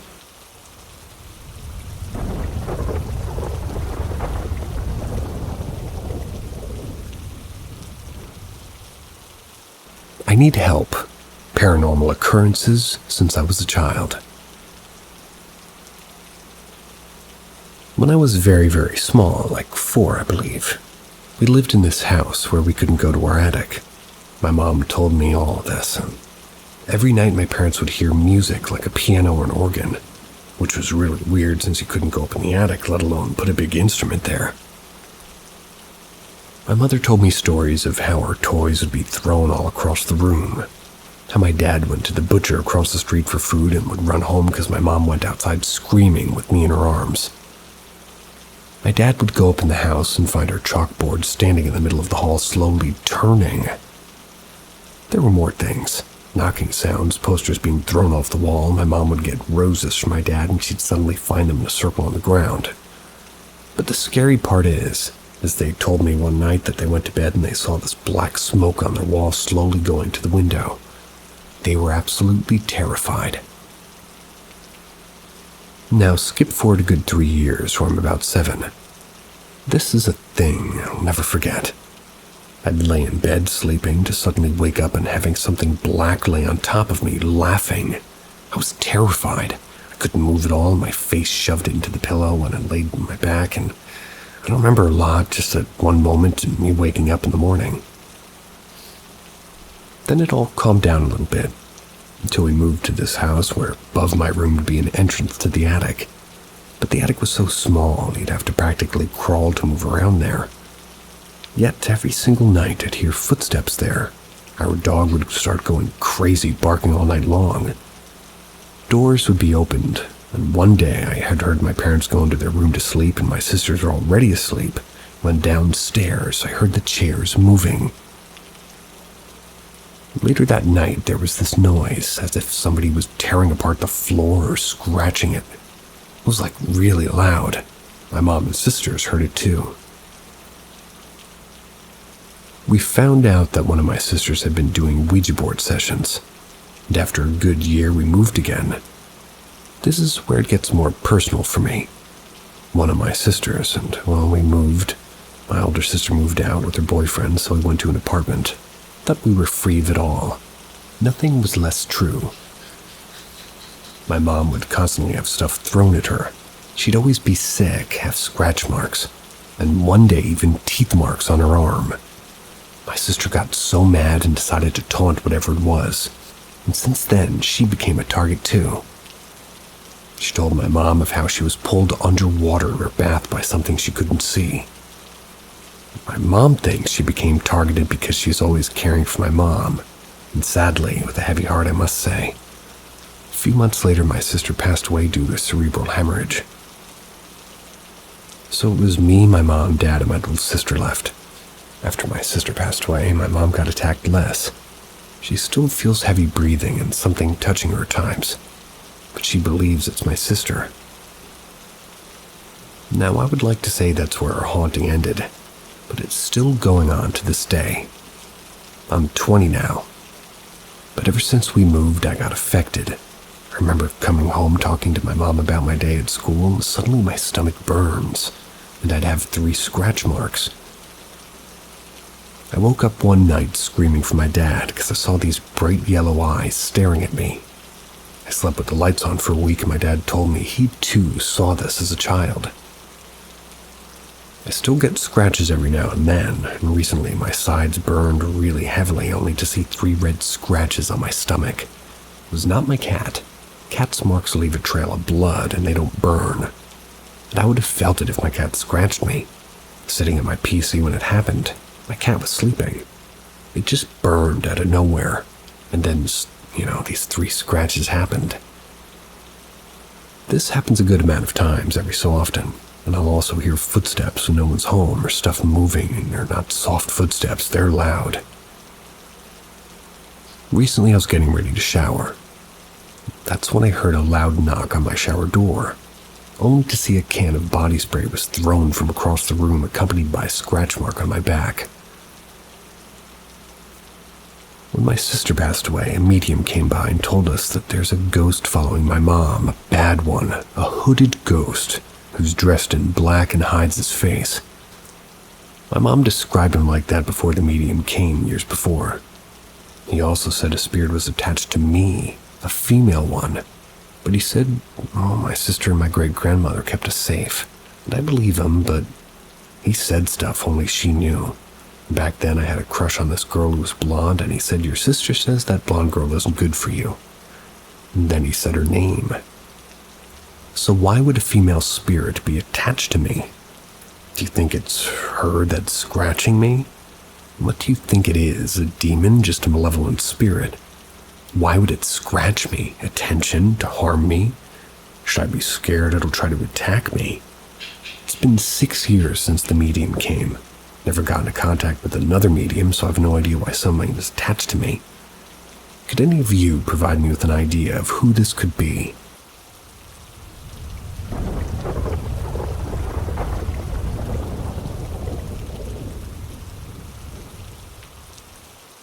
Do you believe Ed and Lorraine Warren? A discussion. Sure was creepy, but there's plenty of people claiming Ed and Lorraine were frauds, only in it for the money and publicity. Even some people claiming Ed would make up ghost stories to fake publicity, but this was apparently the case in the Enfield haunting. The Amityville Horror is still one of the most controversial hauntings in America. Yet plenty of people, said nothing ever happened. Even the current owners have no paranormal stuff happening. Yet Ed and Lorraine go and they catch a photo of a ghostly boy. Seems odd. When the Warrens were writing in a dark place, the book upon which the forgettable 2009 film The Haunting in Connecticut was based, they contacted horror author Ray Garton to help.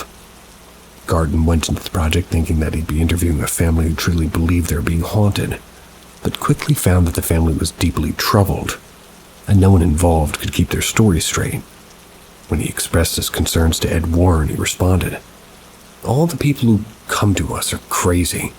Just use what you can and make the rest up to make it more scary. That's why we hired you." Now, it could be that Garton was lying. We'll never know the fine prints, but reading The Demonologist, everything in it felt real. The pictures looked as real as they could, and all in all, I believed in them.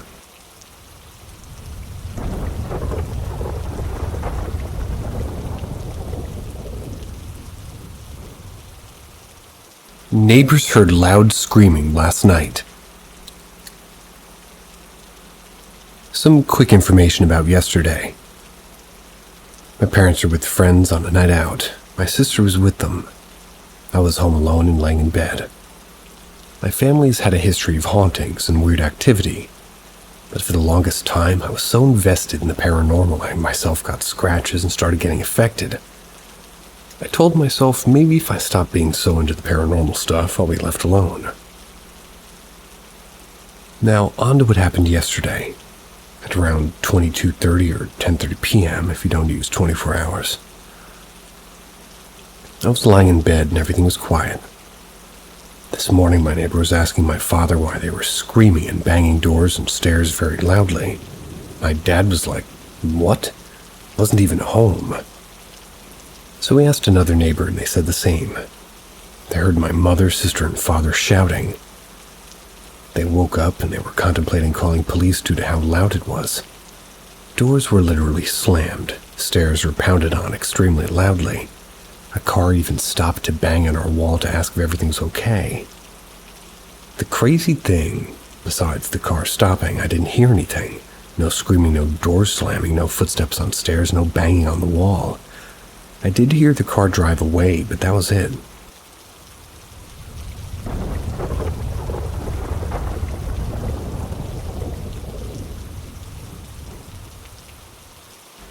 A shrieking woman. I honestly don't know how to even start without saying all this. Paranormal stuff has been happening in our family for pretty much almost 30 years now, even before I was born. But it's been aimed mostly at my mom and dad. However, there's lots of things that happened in the last 20-ish years. I'm 24 now, and it's honestly terrifying. I could write a big post explaining everything, and I might sometime. Might explain more about all the happenings over the years. But today I want to focus on the shrieking woman. A little over 5 months ago, I believe I woke up in the middle of the night to go pee. Only something felt off as I opened the living room door and walked up to the bathroom. Did my thing, washed my hands, nothing wrong. I go back into the living room, turn on the light, and suddenly this fear, this dread washes over me. Still can't explain it to this day. I get this fight or flight reaction in my stomach and I close the door and I dash toward the stairs. When I set my first foot on the stair, I hear the shrieking wail. It was so loud like it came from straight behind me. I don't think I dashed up those stairs that fast ever again. It was certainly a woman's voice, and it was a shriek, not even a scream. I haven't spoken about it to anybody except my girlfriend. And today my mom said she's been hearing a shriek for the past few months some nights. Dad doesn't hear it.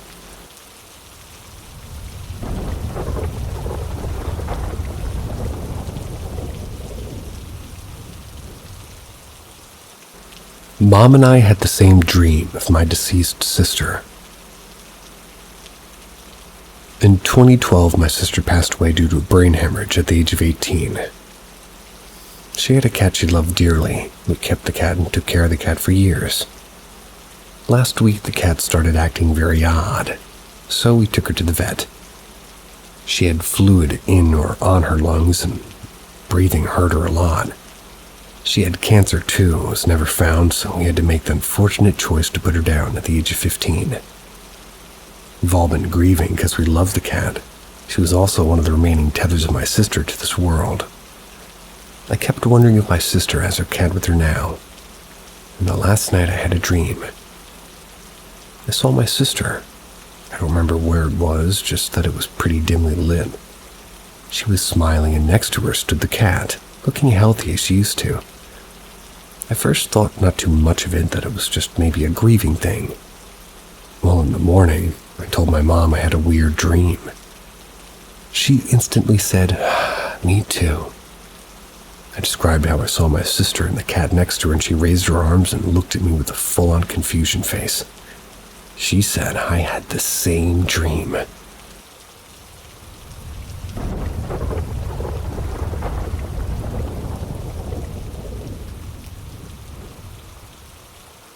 Some of my experiences. I want to take you back to 2009. Our family had been looking for a new house for a while, and near a busy highway stood this beautiful house. 2 stories, big front and backyard, 3 spacious bedrooms, and so on. Some strange stuff did occur relatively early on, like computers booting on by itself or water starting to run by itself. The real horror began when my older sister decided to make a Ouija board, essentially draw one herself on a piece of paper and used glass to communicate. My younger sister got scared when she found out what was happening, kicked the Ouija paper away. Well, soon after everything, we got a lot worse. My sister shared the biggest bedroom, and at the end of the room was a very little closet room where they placed boxes and such. The door was always closed, but it refused to stay closed after that. No matter what, it kept opening. My dad eventually had grown annoyed of it, put something between the door and the wall so it'd stay closed. At one point, everybody was in their bed. I would hear the chairs downstairs sliding across the ground, and I swear on everything that everyone was in bed as I was the last one to leave the living room. Not soon after that same night, I would hear this awful sound, as if something was in the walls or flooring, just tearing it apart. It was so loud, and I remember hiding underneath my blankets because I was so scared. Another time, we're all in the living room. My mom had some small figurines on the table. We were watching TV with the dog on the couch when suddenly, one of the figures goes flying across the room, as if somebody just threw it. My mom jokingly said, Hey, no need to get aggressive." She and Dad always believed in the paranormal. One morning, my sister hysterically ran to my parents' room. She swore that the eating utensils started moving by themselves.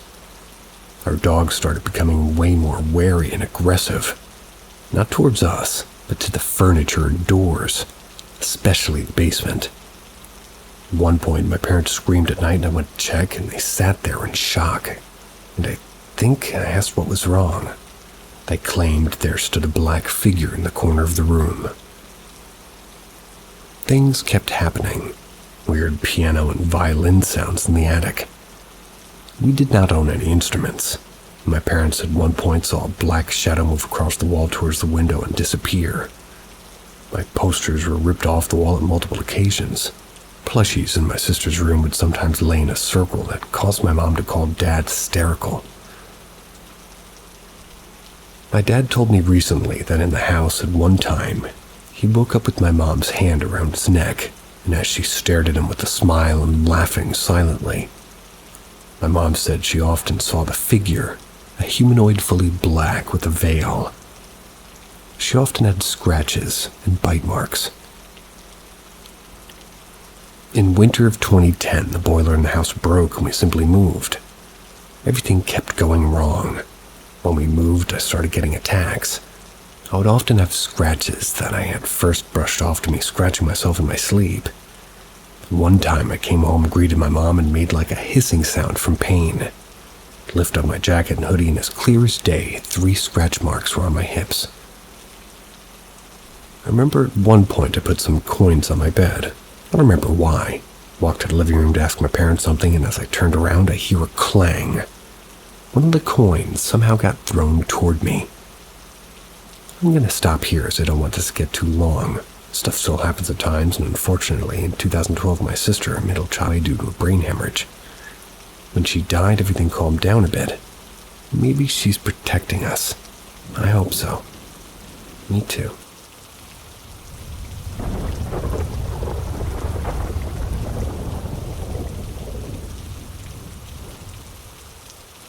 Had an experience which has me doubting. So I just woke up from the worst nightmare experience, and I'm terrified. I heard whispers in my ear, and I don't know if it was real or not. It felt real. You know that feeling when somebody whispers in your ear, like a tickling feeling? That's how it felt. Well, anyways, this voice whispered crazy stuff to me. It said things like, "I'm gonna find you." At this moment, I'm still in my dream. I suddenly get kind of freaked out because of how real it felt. Then he said, "I'm gonna kill you." And right after that, he says, "Come find me." At this point, I'm waking myself up because I got so fucking scared, right? Then he says something that fucks with my well-being, like makes me so fucking terrified. "I can see the voices in front of your face." Suddenly, my eyes jolt open. I see a black fucking figure from the far corner of my eye, like right next to my head, jolt out of view. I couldn't move for a couple of seconds, but I managed to, "Hello?" It came out as if I had, like, anesthesia in my mouth. After that, I got full control of my body, and now I'm here, terrified to go back to sleep. Fuck.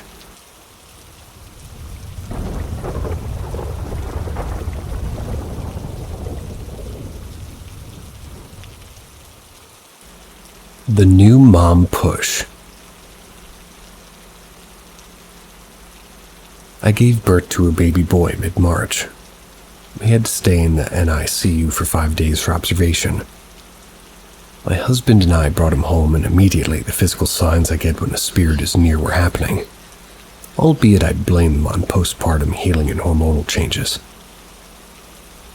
One day I was leaving the baby with my husband, so I could meet a friend for lunch, and as I said goodbye to them, my husband shot up as if somebody smacked him.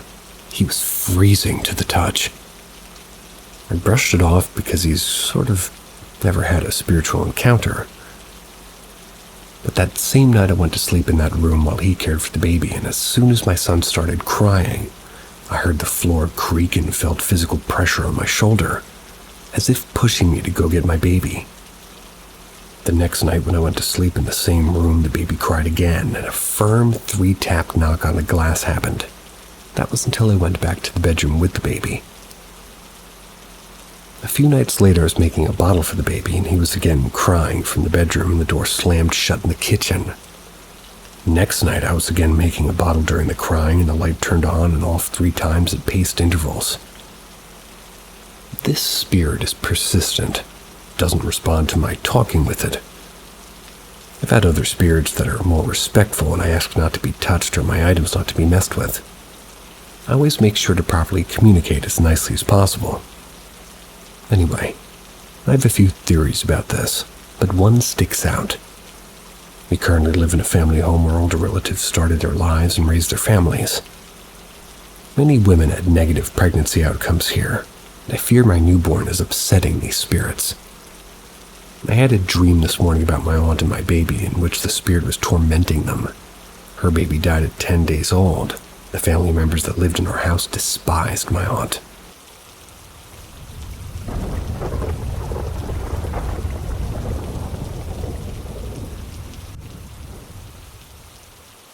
How do I know if I have any attachments? I've had experiences with the paranormal since I was 4 years old. Most often they're pitch black figures. Seems every house I lived in growing up, my parents are divorced and my dad moved in at least once a year, I always had something happen. Sometimes I can't physically, seem to put it all together, but you can feel like it's there and you can feel some tensions. I thought maybe as I've grown older, those experiences would fade away. But my husband had an experience in our newly built house. He saw a pitch-black figure hanging from its hands and feet from our ceiling. He said it had giant white eyes, long black hair, and a big bead holding it together instead of a hair tie. We both agree it doesn't feel malicious, more so just curious. My husband has given him a name, Jared. I was telling my stepmom about the experience I had through life, and she was very quick to say it had to be something attached to me. Most experiences I had happened with her and my dad. My step-siblings had experiences too, but not in almost every house like I did. Recently I went to Zach Bagans' Haunted Museum. This was something I've had on my bucket list since I was 13. The tour is about 2 hours long, but I could only get through half. I was completely fine getting to the box office area, but as soon as we started the tour and went into the first room, I was having a dramatic shift. The floor seemed to move, causing me to become dizzy and lightheaded. I tried to stay as strong as I could, but I had to leave it halfway.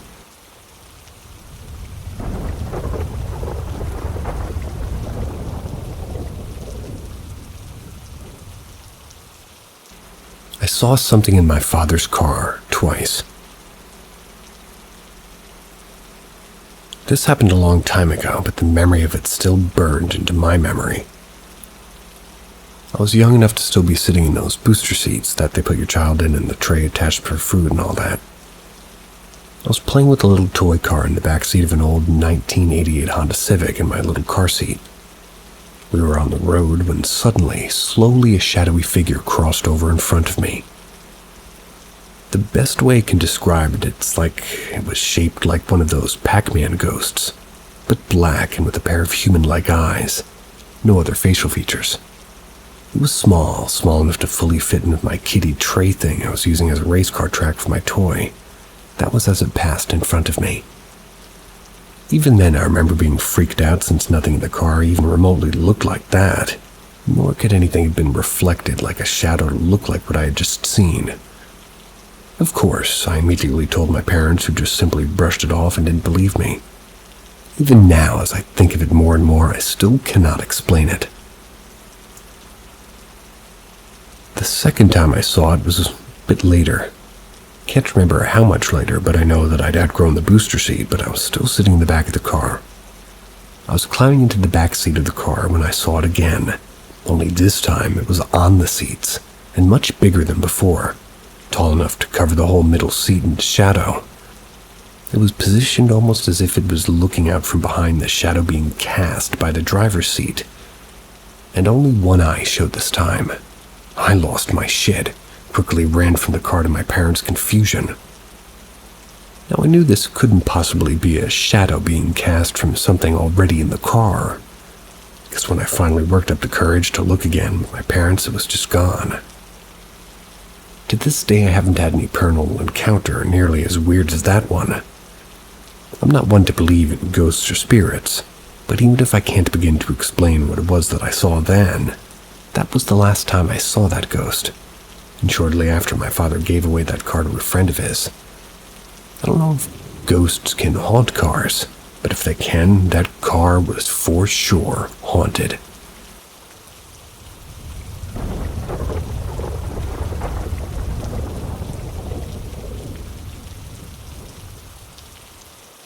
Lady by the side of the road with no face.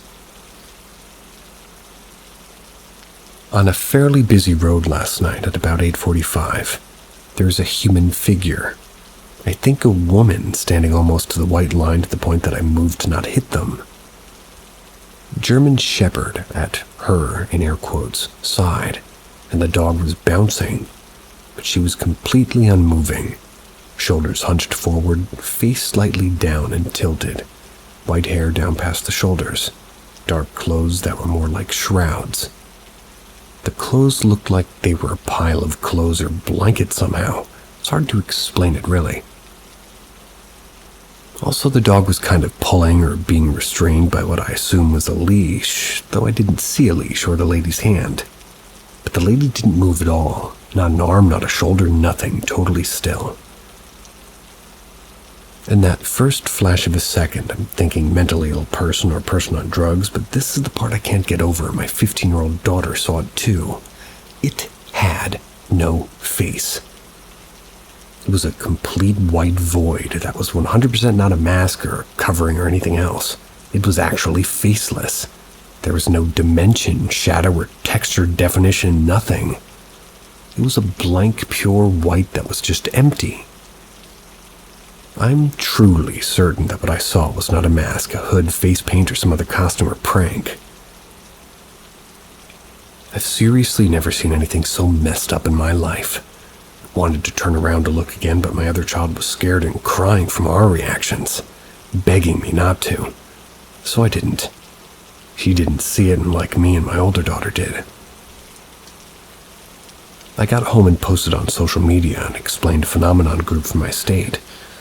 And somebody else had seen it and was unnerved by it too, but didn't see the blank face.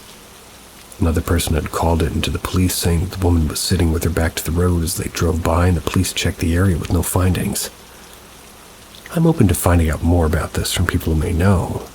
I've driven on this road thousands of times in the last couple of decades and never saw or heard of this before.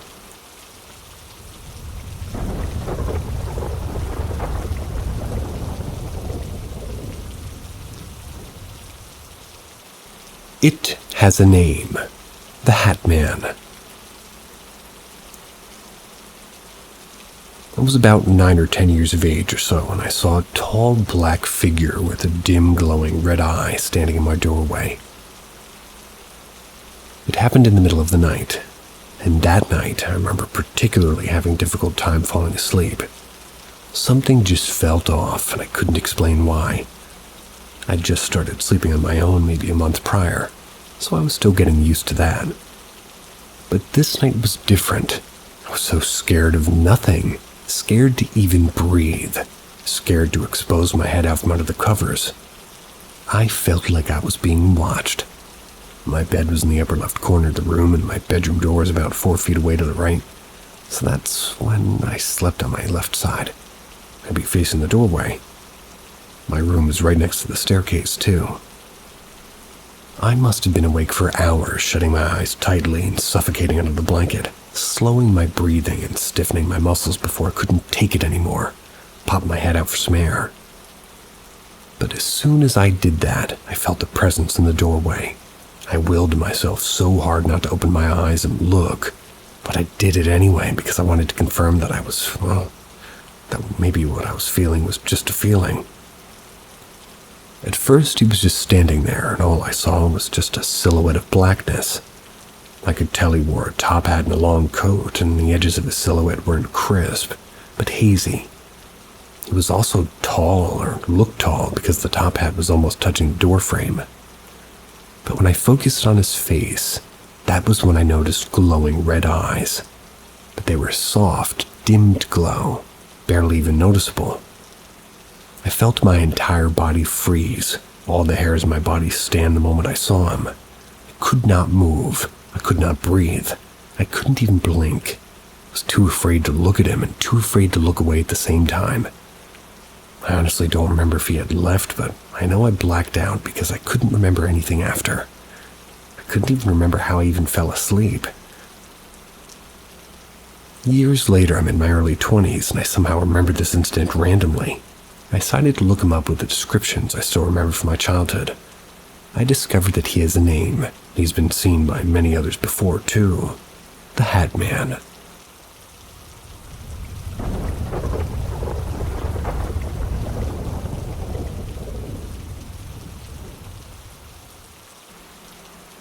Reoccurring nightmares in an old home.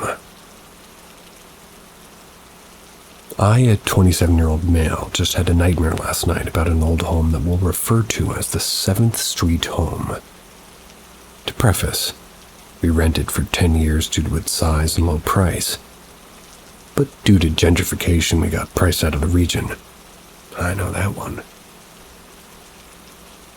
During these 10 years, a lot of coincidences happened. It was a home built in the 50s or 60s. Our neighbors gave us historical accounts of people that have lived in this house. Some deaths and some not. Inside, it had a long hallway. This hallway always gave me and other guests the creeps, especially at night. The dark void seemed like it was staring back at you. After reaching the age of 20, I moved out of the house, trying to find my own place in the world. Shortly after moving out, I would have nightmares involving this house. I would dream of coming back and finding it abandoned and dilapidated. I had other nightmares where I would come back and find another family living there. These types of dreams continued well into this year. This year, I've had a dream that I found my dog disabled in the kids' room. I was trying to wake her up. On walking to the master bedroom, a shadow jumped on me, tried to choke me out, and I fought back, throwing hard punches. I eventually fought it off and chased it, but I woke up around then. What's weird is these dreams are happening 7 years later. Last night I had a dream about the 7th Street house again. It was night. I was driving my younger brother from the airport to that house. He got off and walked away saying he doesn't stay there anymore. He disappeared into the night. I look at the house from the street and the whole house is dark inside, except for one light, which was the hallway light. A silhouette of a clown was standing there. I got furious and started cursing at the clown. "Come at me, you little bitch." But found I couldn't actually say anything. Felt like I was trying to yell at it furiously, but no words actually came out. In my heart of hearts, I knew that it didn't matter as long as it felt it, and the clown saw me ready for a fight. In that instance, my girlfriend, a female 24, just caressed me in real life and I woke up. She said I was trying to yell gibberish in real life and she wanted to comfort me. Some additional information came to light on writing this down. We would sometimes find the hallway light on when we would come back from a family day out. We would actively test to leave it on or off and see if there were any changes when we got back. Many times we would find it opposite of how we left it. Our family computer, Windows XP, turned on randomly once during a family chat in the master bedroom. I'm no longer talking to part of my family as well. I don't really know if that's related anyway, but I just want my good sleep back. And honestly, I don't know if that house and I are connected in any way. And now you're losing connection to today's episode of Paranormal M. See ya.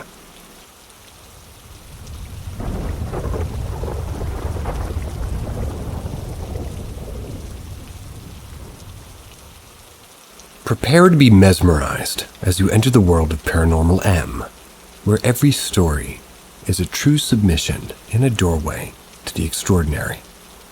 Hit subscribe and turn on notifications to stay tuned to our latest mind-bending escapades. Enjoy the adventure. I'm pretty sure I encountered a demon in the making. For context, I started college in the fall of 2018, going to university in a somewhat rural area. The college itself sits on a large plot of land surrounded by farmland and vineyards, with sections that are forested and have little trails running through them, and a creek that runs the length of the school property.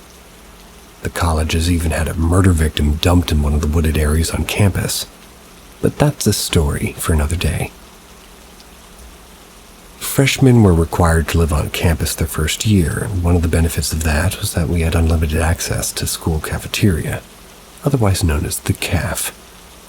The CAF was pretty nice, boasting a salad bar, sandwich station, and mini bakery, hot food with different menus daily, pretty much every fountain drink you can think of. I would get lunch and dinner there with, my only friend at the time, who is now my fiancé. began to notice this boy who was always at the caf alone.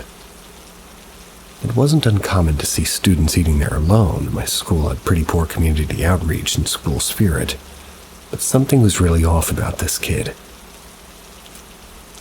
First off, he had like this really distinct look. This is important because we recognized him multiple times over 3 years. His skin was extremely pale, had this waxy, fleshy look to it. I kind of struggled to describe it, like he was made of wax. He had red curly hair. Insert ginger joke here. We don't do that at Paranormal M. A mouth a little bit too large for his face, but what was the strangest thing about him was his eyes. They're the same color as his hair, that bright red auburn. His iris was almost too big for his eye, and his pupils were always extremely dilated. His eyes had a bulging look, very similar to Mark Zuckerberg, like they were trying to escape his face. It's hard to describe here, but he just had a very unsettling look to him. It just felt like there was something very wrong. There was nothing inside him. But his appearance wasn't what caught our attention at first. What caught our attention was the amount of food this kid could eat. Of course, having unlimited access to food, some kids went overboard. But this kid was on another level. He was always having 5 or 6 cups of juice, soda, coffee, and 3 to 4 plates piled with food. Mind you, it wasn't large or overweight. But he would clear every plate and then sit in this booth alone, staring into space with his headphones in. That was another thing. He always had that blank, vacant expression, always staring into nothing. Whether you walked past his booth, you could hear that the music from his headphones was on full blast. We began to notice that no matter what time we went to the caf, whether it be for a late-night snack, breakfast, or random afternoon craving, he was always there. He was sitting alone in the ruins of his empty plates. We weren't the only people who noticed his strange behavior. By second semester, people began approaching him. At first, just some girls jokingly saying something to the effect of, "We strive to be on your level," referencing his eating habits, and he just stared at them blankly. People began to ask if he was okay, if he'd like to join them, but he always just stared, sometimes with a knowing smile on his face, but would never reply, leaving the students to depart awkwardly. Once I even witnessed one of the caf attendants telling him he needed to stop spending all his time there. My friend and I always ate. He became my boyfriend, and we began to theorize what exactly this kid's deal was. We said maybe mental illness, or maybe he was a competitive eater, or he's trying to bulk up, but his behavior seemed too empty, too neurotic to be explained away by any of these. Our main theory, the one I subscribe to now, didn't come till much later. My sophomore year, I opted to live on campus again, and in the middle of my second semester, COVID hit. My school allowed us to remain on campus until the school year was up, and due to some personal reasons of not wanting to go home, I remained in my dorm. My boyfriend joined me, and we quarantined together. That time was so strange. Our campus became like an incredibly liminal space without all the other students. Some others remained with us, but on any given day, you could walk the entire campus and not run into another soul. My boyfriend and I started running the wooded trails on campus to get exercise. One day we stopped on one of the trails to do some burpees. As we did so, the kid from the caf emerged from some trees, not on any trail, just walked out of the woods and started running toward us. This really caught us off guard because we rarely saw anyone, and he just made a beeline toward us. Right as he ran up on us, he stopped, just smiled at us knowingly as if we shared some joke. But it wasn't a nice smile. It was incredibly nasty, sinister even. I don't know if I felt that way because he had scared us, but something was off. We had never spoken to him those times at the caf, but he did seem to recognize us. The other thing that was weird was that he was jacked, way taller and just larger than he'd ever been freshman year. It wasn't that he just gained muscle mass. He just seemed to, scale up, like he hit a massive growth spurt, which I suppose is plausible, but it just seemed really off. We were both really shaken by the experience and began to joke that he had been eating so much to store up energy so he could level up or something. Then one of us, I forget which, suggested that he looked so strange because it was a demon wearing a human skin. He was eating so much to build strength for his demonic powers, and that's how he grew so quickly. And like I said, it began as a joke, but the more we discussed it, the more it just seemed to explain not only his odd appearance, but his odd behavior towards other students. The empty look in his eyes. Here's where things went from weird to fucking terrifying. My boyfriend and I forgot about him, moved out of my dorm and into an apartment a few blocks from school. That was as we were still finishing. And while school was mostly online now, I liked the area. The same creek that ran the length of our school campus ran behind our complex. And as it was still COVID lockdown and we had nothing to do, we could go on long walks up and down the creek. One evening we went for a walk at dusk. By the time we got to the main road our apartment was on, it was completely dark. It was extremely quiet. As we walked along the road, we saw that we were coming up on a man walking very slowly and deliberately. My hackles were up immediately as our apartment's in the seedy area. There's a lot of homeless and unstable people who sometimes hung around the creek. There was just something about his walk. It was so deliberate and predatory. As we crossed paths with the man, he walked even slower. And in the dim light of street lamps, I realized I recognized him as that same kid. That same waxy face and bulging eyes. I also realized that in one hand he held a paper bag with something big and round in it, while in the other hand he held a crowbar. A fucking crowbar. He slowed down even more as he passed us and turned his whole head and smiled at us. This time there was no mistake when I tell you it was the most threatening, sinister smile I've ever seen. It had that same knowing in it, like he knew us and he shared some joke. He didn't say anything, just stared at us with his horrible eyes. I don't know if I've just read too many creepypastas or if I'm overthinking things, but I knew on an animalistic level that he wanted to hurt us and wanted us to know that he could. After we passed him, we took off running. When we returned to the apartment, we were both on a full-blown panic.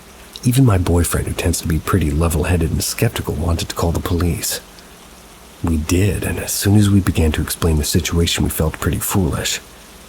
They asked if he threatened us, and we said not verbally, but we felt threatened.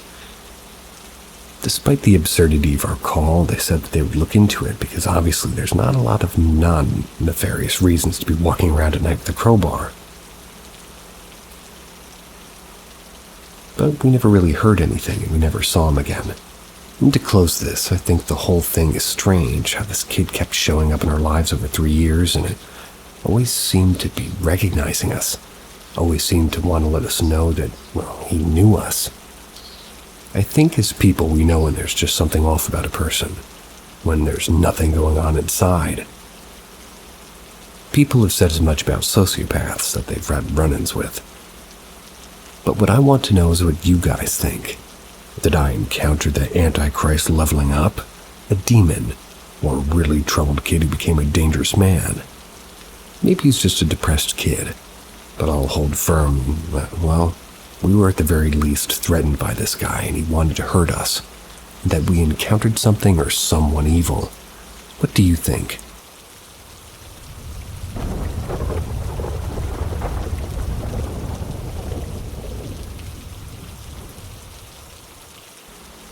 Houses on a graveyard.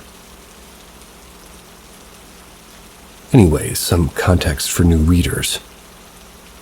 On the east side of Houston, a subdivision was built over a graveyard in the 1970s.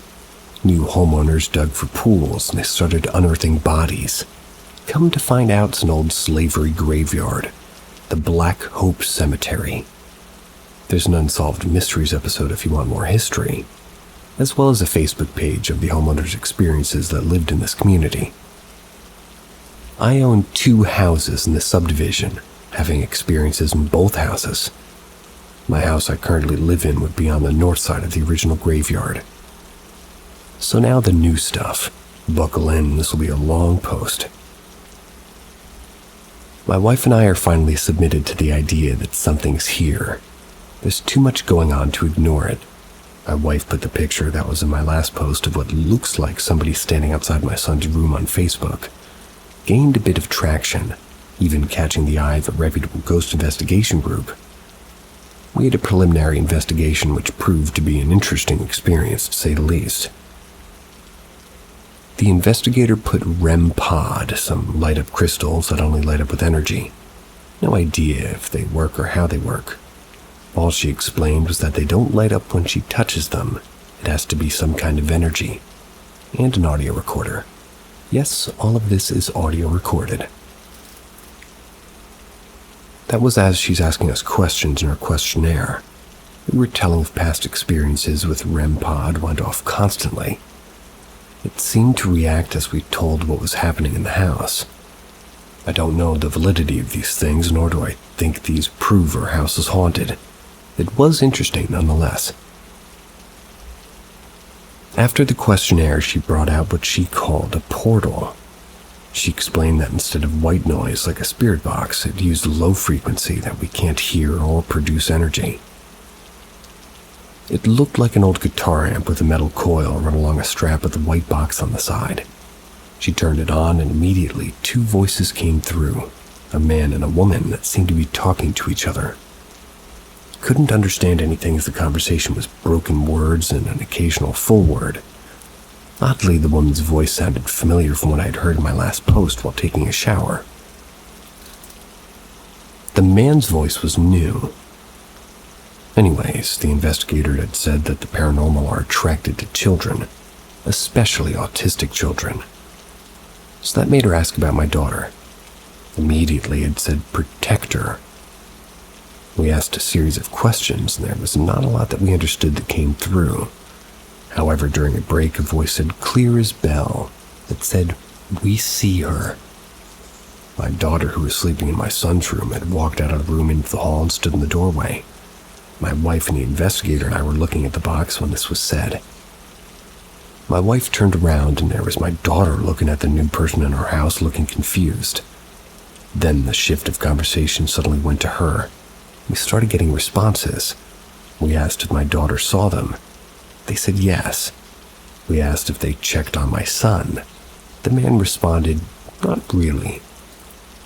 The woman said sometimes that they said it at the same time. So not really and sometimes were at the same time. What really spooked me was suddenly my daughter's name came through the box. I'm pretty careful about not saying my kid's name to protect them, and so when this came through, my wife and I shocked. We hadn't even told the investigator her name, so we suddenly didn't think this was a gimmick. Then we asked if they liked me, and response was, "He's okay," from the man. I asked about my wife, and it was silent. During this, the REM pod went off sometimes. We asked if they liked my daughter, and a clear yes came through. We decided to end the investigation as the storm was about to hit and the investigator needed to go home. She said that it would, take her a few weeks to a month to review the audio recording. And so we're waiting on that. We're about 2 weeks since that investigation. Houses on a graveyard. Update EVPs. So after the experience that we had after the investigator left, my wife and I decided to do our own investigation. Now, I fully understand that there are gimmicky apps and things out there. For our first night, we used an SLS camera on one phone and a simple voice recorder on another. We decided to wait till our kids were asleep. We went to the kitchen, placed the recorder on the ground, and my wife held the camera. We started asking basic questions, like, "Are you here? Anyone want to talk to us?" Stuff that we'd seen on TV. The SLS did some things that were creepy, but like I said, I have no idea the validity of those. It seems to map out actual people well enough. We finished up and we have only 3.5 minutes of recording. We were messing around with the camera more than anything, and we learned that was a mistake. When we finished, we jumped in bed. I listened to the audio recording, and I found one EVP that sounded like, "It's me." My wife and I both agreed that's pretty much what it sounded like. I took it to work, and one coworker agreed. That is indeed what it sounded like. But one coworker said it sounded like "Sweet Thing," and oddly, I could kind of hear that if I tried. Well, we decided to let Facebook decide what it said, and a gentleman from that part of San Marcos Paranormal Society asked if he could have the clip. He would take a crack and clean it up. We sent him the whole 3-minute clip. I was shocked at everything he found. The first EVP found, he asked, or rather, the EVP asked, "Where's the children?" If you have read my past updates on my page, you would understand how chilling that is for us. The second EVP found came when we asked, "Do you have anything to tell us?" And he found a direct response saying, "Don't be afraid." Second, he found one where we asked, "Are you still here?" And he found, "We're listening." And lastly, the one we found, which he confirmed was "Sweet Thing." How it got it's me versus a sweet thing, don't ask. The next day we tried again, and this time we did it for 30 minutes. We found an EMF app that seemed to work, and this time we went into my daughter's room as she was sleeping in the master. We went at it for 30 minutes. The first EVP found, as clear as a bell, was "help." The second one, which I'm suspicious of, is because it sounds like me. But I don't remember saying, "I had to lay down." We asked if we could confirm a name, which was Abigail, came through during the investigator's time. A direct response said Abigail.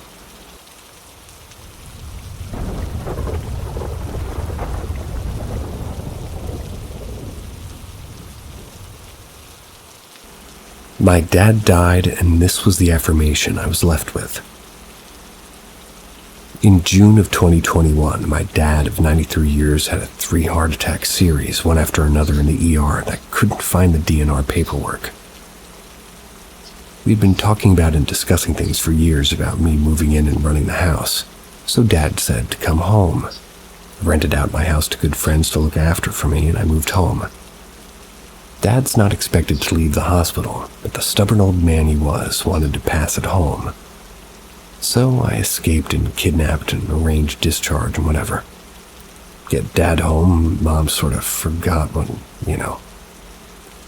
Or rather, Mom has forget what I want syndrome, and the family is right behind him. So I heard Granddad had been in to see Dad to see how he was doing. For a man that was bedbound, I find him yelling at people in the kitchen in the middle of the night. One time the house was full of Mexicans having a party. Dad said he didn't think he'd like the food, got introduced to fighter pilots too. The list is endless. 2 days before my dad's death, the nurse that had been in the bedding changed, and Dad turns and says, "Who are all these people? Why are they in the house?" "I don't know, Dad. Why don't you ask one of them?" My dad turns and says, "Excuse me, young man." I guess that this person turned and looked at him, and my dad says, "What is your name?" Silence.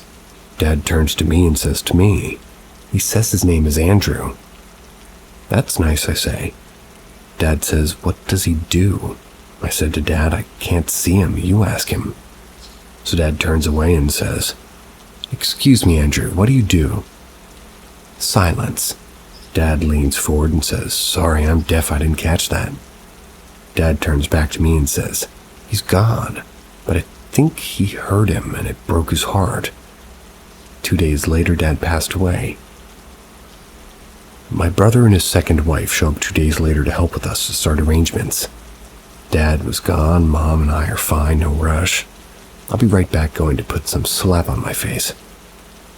I returned to 3 of them bawling. I look at my brother and yeah, he knew that, that what the did you say look.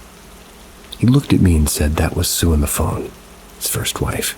Andrew, his youngest, was hit by a car at a crosswalk, died in his mom's arms. 7 days prior to Dad's death, another nightmare. My dad was speaking to his grandson, so yeah, I believe so much more than, a first-hand confirmation. That's what this was.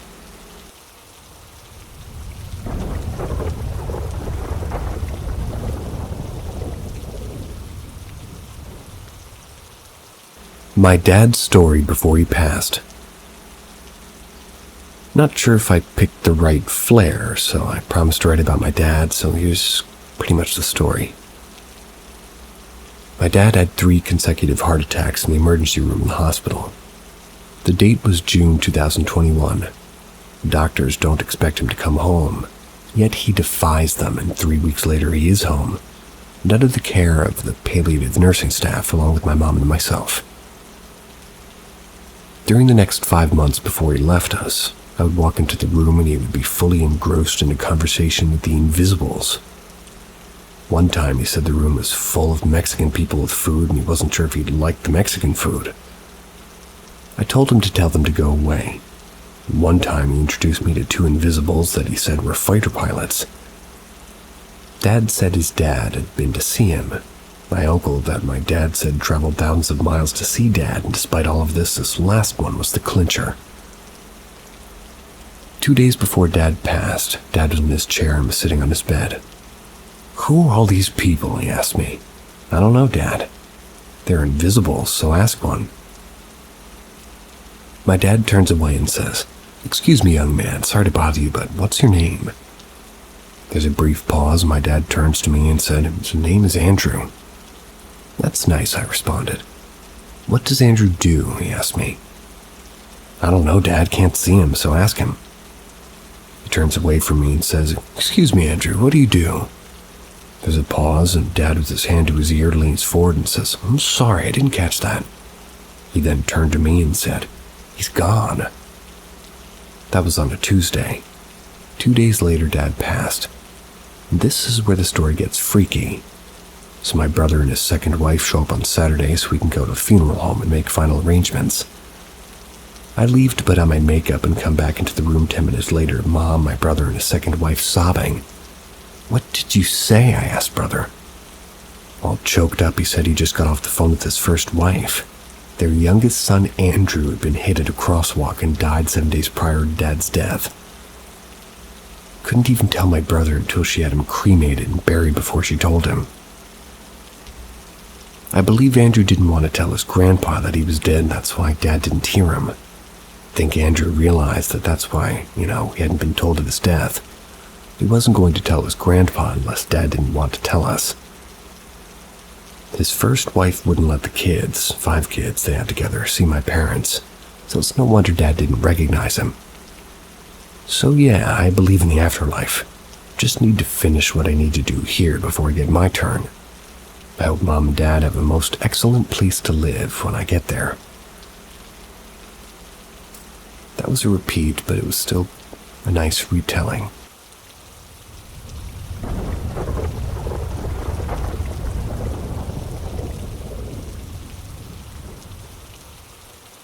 Younger brother, 18-year-old male, seeing paranormal things and screaming in the night. Around 3 months ago, my younger brother woke up screaming bloody murder around 4 a.m. in the morning, waking up the entire house. After my mother and I came running to see what was happening, he was downstairs crying and screaming that there was a man in his room.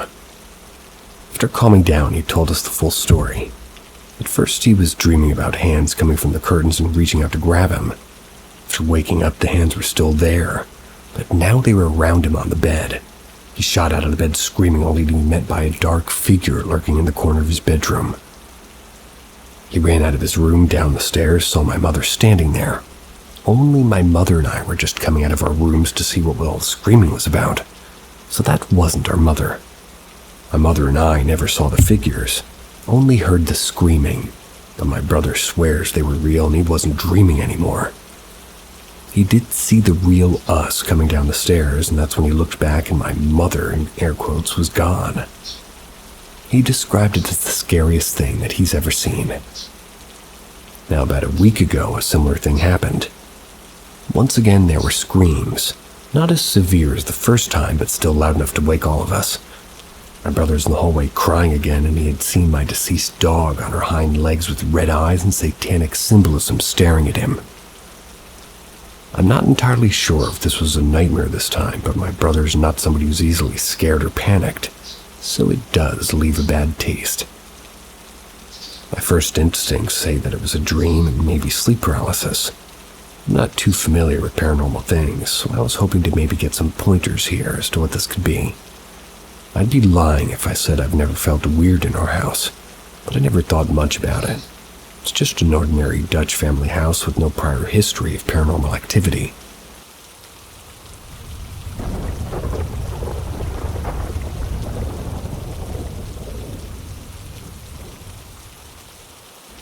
Weird stuff I can't explain. I live in a relatively small house. It's like 1,100 square feet, 2 bedrooms, only an attic, no upstairs, attached garage. The house we live in was built in the 50s. My family have lived in this house for about 5 years now. We love this house. For the first 4 years, we had none of these issues. This all started in about August of last year. I'm going to give you a list of events that I now suspect are all related. Event 1.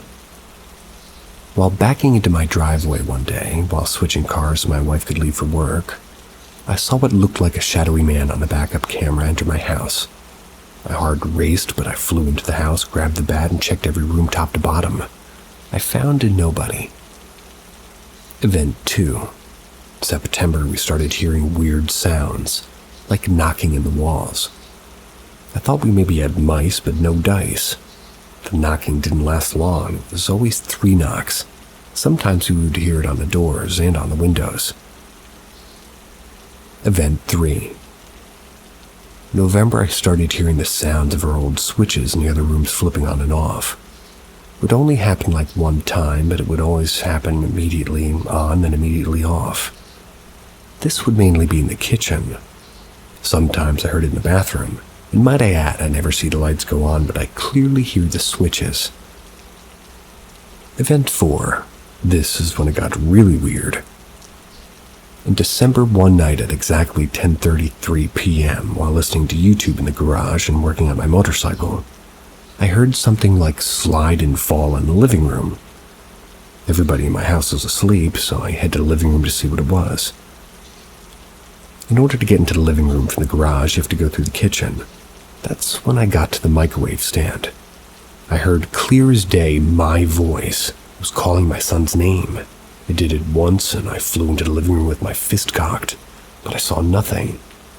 When I looked around the living room, one of the pictures above my couch had fallen down. It was the one of my son.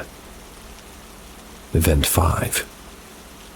Now we hear stomping between our rooms and my son's room.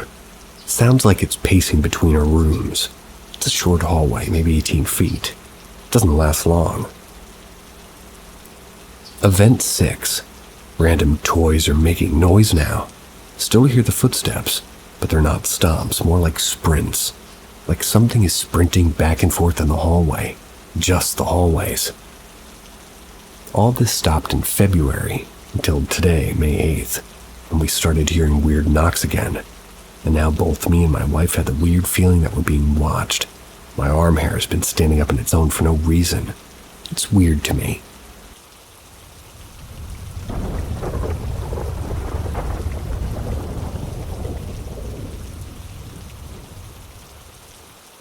I saw a post about weird dreams and decided to share mine.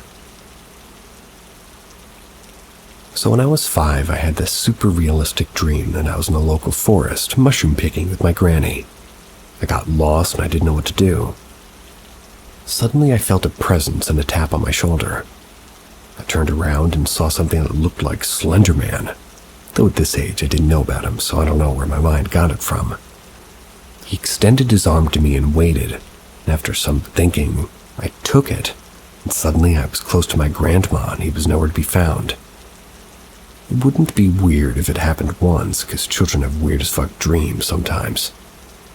But when I was 8, I had another dream with him in it. I still didn't know about this creepypasta, so it was weird.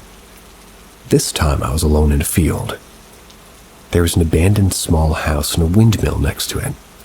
I went into the house, found nothing except for a single chair in the middle of a room.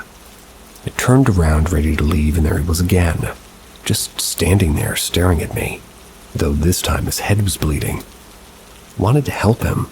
I walked closer and he disappeared, and I woke up. And after this, the dream subsided until November of 2022. I was 18 at the time. This time I knew about Slender Man, but I wasn't consuming any media with him in it, and to be honest, I forgot that he was even a thing. Suddenly I had a dream where I was going to a local shop with my high school friend. She started freaking the fuck out and ran away. I tried to find her, but I saw him standing in the park next to the shop. So I ran into the shop, and after, quitting the store, I blacked out. I regained consciousness, and I was standing on some sort of a stage. On the ground, there was a body of some rando man. I stood there horrified because the body was messed up. Suddenly I felt a hand on my shoulder. I look up, and Slender was standing next to me, looking at me. I freaked out and woke up. Ever since that, I have at least one dream per month with Slender in it. Whether he's just standing in the background or actually doing something, he's still there. Most of the time he isn't aggressive, but I had one dream 4 months ago where I was walking in a local forest biking route. I don't know the name for it. English isn't my first language. I was with my mom. We stopped next to an area with benches. Suddenly I heard this loud as fuck high-pitched sound. It was unbearable. I fell to my knees. My mom was worried, saying something to me, but I couldn't hear a thing. Suddenly I became very nauseous and threw up blood. I laid down on the ground and saw him in between the trees, just standing there. I blacked out, and when I regained consciousness, I was in the middle of nowhere. I stood up and he was next to me. Then I woke up. In the past 2 months, these dreams stopped for some reason. Congratulations to everybody who had a big enough of an attention span to read all this. I doubt it's paranormal because Slender isn't real, but I thought I'll share. Maybe you guys will tell me if this has any deeper meanings, or if it's just my mind playing with me.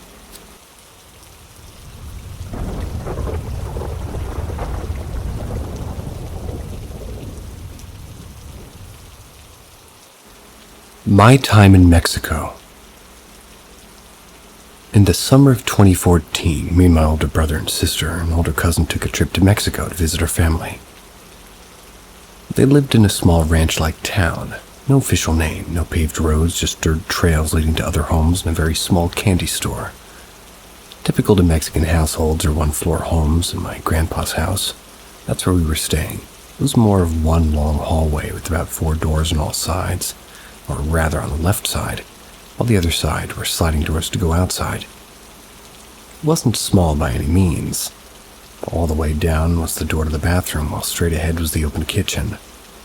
Me, my sister, and my cousin stayed in one of the rooms, the third door to be exact. It was my little cousin's room who offered it to us, and left to sleep at his aunt's house for the remainder of our stay. It wasn't a lot to get used to except when the night came. It was so dark, not being able to see or wave your hands in front of your face was something I never got used to. Anyway, being in the middle of nowhere, it was hard to get internet, especially when everybody's trying to catch a signal. So in the night, it seemed a lot faster. Maybe we just had a lot more patience. We'd watch anime episodes on YouTube for hours into the night. Our family who greeted us had to leave to Tijuana to fix some papers in order to come to America. It left us 3 with my grandpa. We continued our small routine that we developed, and the night fell again. Me and my sister were huddled up watching the episode while our cousin slept soundly in the bed next to us. We were used to little insects of the night coming in and making sounds, but we started to hear something else. It sounded larger and far away. My sister paused the episode that we started and just stared at the ceiling to focus on hearing whatever it was. It sounded like sliding, like sandals on tiles sliding vigorously back and forth. We made eye contact as we heard the sliding get closer and eventually fade away as if they were sliding from one end to the other. My heart felt like it was going to explode. We're not naive to what lies out there in the mountains, or what kind of visitors we could encounter if we had bad luck. My sister shrugged it off and said to continue the episode anyway. Weeks went by, and the sliding never missed a night. We decided to not tell her cousin. She scares too easily to keep her calm after letting her know, and my grandpa was a very old man. We thought that this was the thing that, he needed as a man, just enjoying his chickens and turkeys.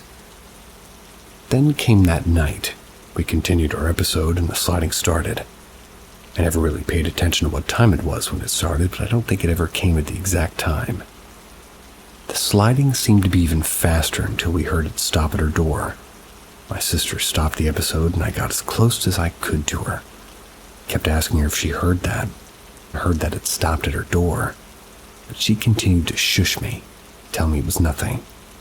I felt fear to my core and frustration to her denying it was anything out of the normal. Then we started to hear the sliding in the room. My sister quickly pulled the bedsheet over us and laid flat. We hear the soft impact of her shoes being slightly pushed aside. My sister continued to put her finger to her lips to shush me as I do my best friend. Well, her eyes looked wide and focused on hearing where it was in the room. No other noise except my cousin snoring slightly. We hear it almost rummage through the things on the floor. Then we hear the sliding become muffled like it left the room. We hear it fade away into what sounded like the kitchen, and then back up to the bathroom. My sister doesn't pull the cover off, but she tells me to go to sleep now. I ask what it could even be, saying it's only the four of us and the crack into the door can only fit about a spider or even a cricket. I can feel her frustration when she tells me to shut up and go to sleep. Today we talk about it more confidently. I know that she was just trying to keep me calm and keep herself calm. We'd never heard it again after that night. We told her cousin about how we went to another city to visit more family. She thanked us for not telling her. She definitely would have freaked out. We never really knew what it was. The door never moved. It's a heavy piece of wood that needed more than one can of WD-40 to even quiet it down. My grandpa was a 75-year-old man and went to bed at 7 or 8 p.m. to wake up at 4 a.m. to pray every day. So neither of us think it was him. The sliding never made any other sound to even give off. It wasn't a chicken or any other animal, and either way, the crack under the door is nowhere big enough to fit even a chick. Crickets have made their way into it, but there is high doubt that anything can be that heavy to make a sound like a sliding noise that can fit under the crack of the door and still rummage through items. We never did really find out what it was, really, and, well, we're scared to look out for the bedsheet and see anything. Every time our family gets to telling our scary experiences, this one always gets brought up by us. I always wanted to share them on the internet, so hopefully this group's okay with seeing more of them.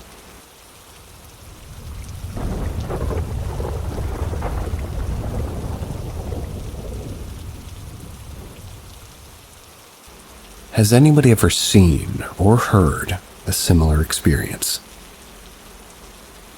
We made this rule simply for our safety.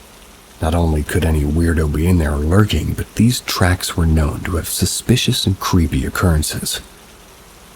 I have a handful of stories I can tell around these tracks, but we'll stick to this one. Anyways, some dumb drama I don't have to get into between two friends happened, and by the time everybody was ready, it was already 7:30ish and the sun was setting.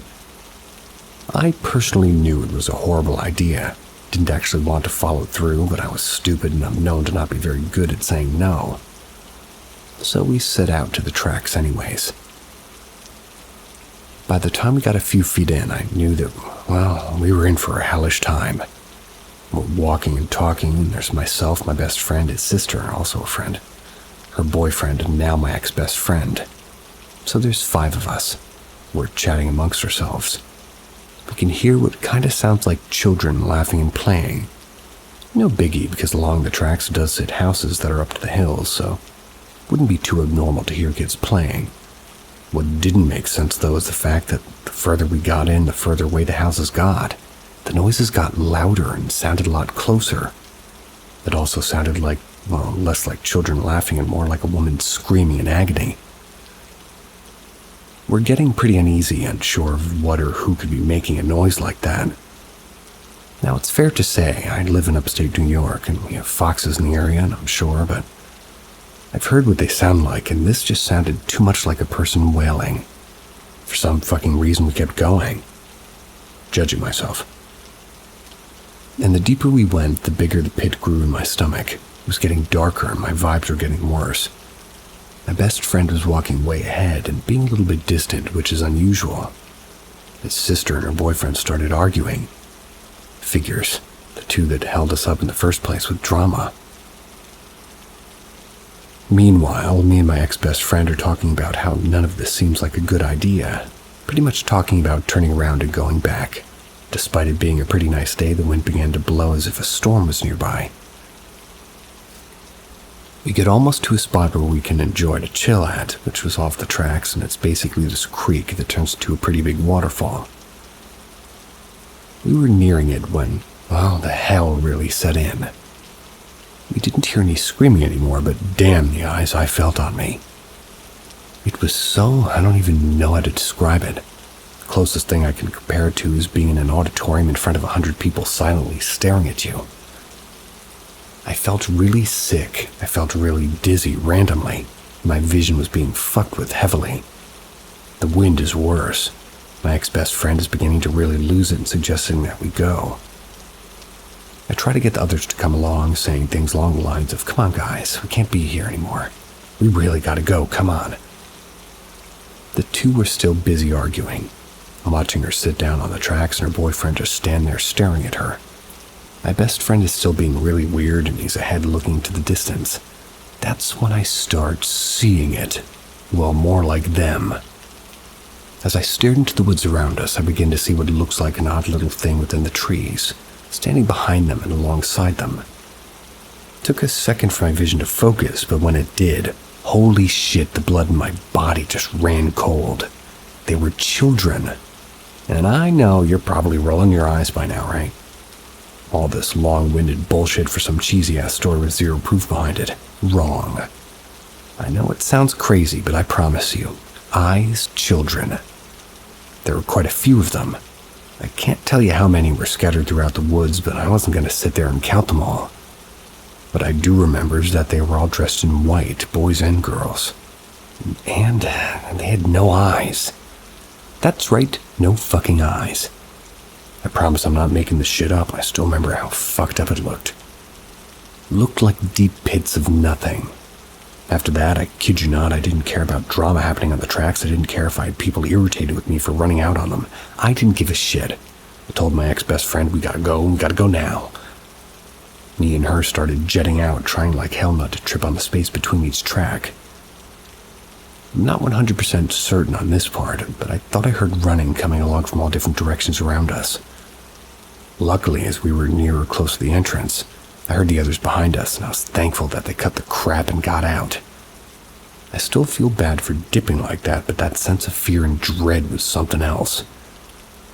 I felt like if we stayed there just even a little bit longer, something bad could have happened.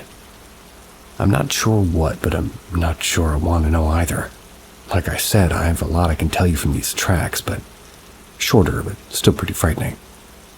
I also forgot to mention a little history about these woods and tracks.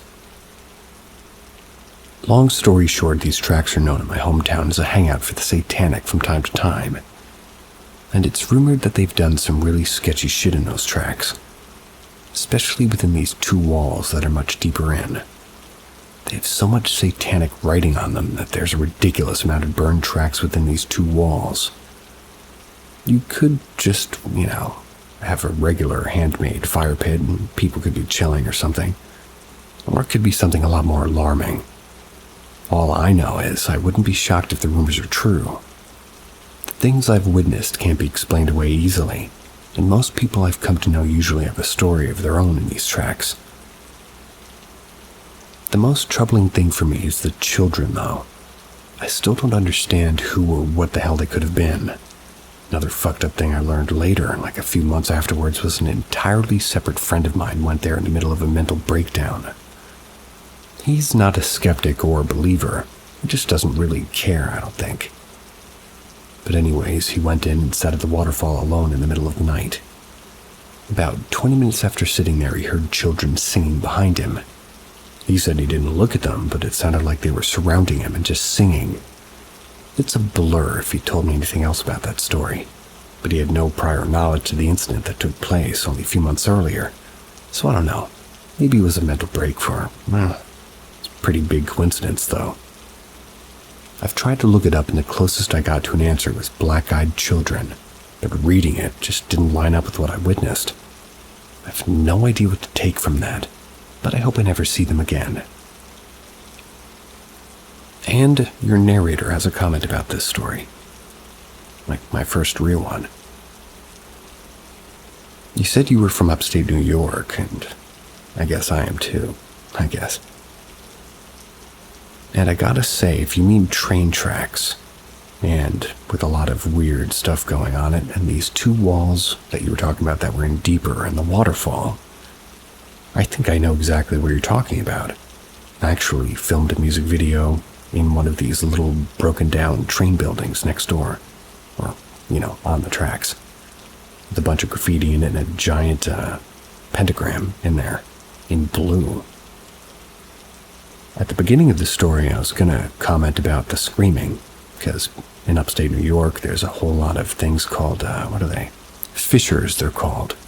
I didn't know what they were originally, but apparently they're like sort of a mongoose-looking, ferrety thing, and they do scream.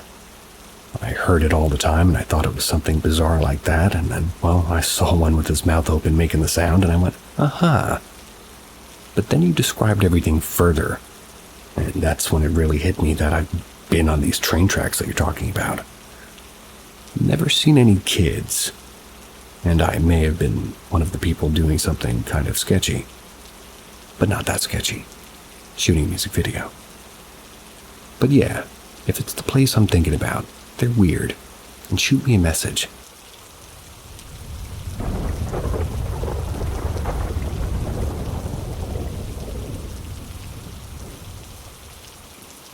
The day I became a believer. While wandering around, we came across these steps that lead down to a pond. So we headed down to check it out, and when I noticed this path over the left, I decided to follow it, because why not? I noticed this hole, or an old entry into a room of some sort. It was barred up so you couldn't walk in it. But while I was looking, I noticed this dark mass. The room itself was already dark, but this mass was noticeably darker. I could also feel a very strong energy coming from it. After trying to figure it out, what it was for a few seconds, I called my friend over to see if he noticed it too. He said he couldn't see anything, but when I tried to point it out, it rushed me. And at this point, I get chills throughout my entire body, and I begin feeling extremely sad, like I'm about to cry. My buddy noticed this change in me, but we honestly started laughing about the situation since it was kind of crazy. We ended up walking away and continuing down the main road toward the pond. I couldn't shake the feeling whatever I just encountered gave me, so on our way back, I decided to take another look. But this time, it rushed me instantly. Turned around and went back to the main path, but whatever it was stayed with me. I began feeling like my energy was leaving my body. So, the point that I had to sit in the middle of the path, I kept telling it to go away, that it wasn't allowed to follow me, but it definitely didn't listen. The rest of the day I spent in Naha. I just couldn't shake this thing. Even when we got back while we were staying all night, I could feel it watching me while I was trying to sleep. I asked my friend's wife, who was a local, to see if I could get a cleansing anywhere, and thankfully she was able to help me out. It was just a freaky situation, and the energy that it gave off was extremely powerful. Never felt something like that before, and I hope to not encounter anything like it again.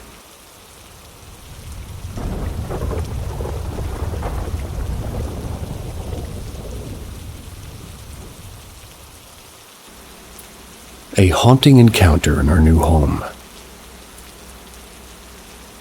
I was living with my colleague friends in a shared apartment, but then I got married and I started searching for a separate room to start our new journey as husband and wife. I rented a house which was a big double-story cottage. The owner, an old couple, were living on the ground floor.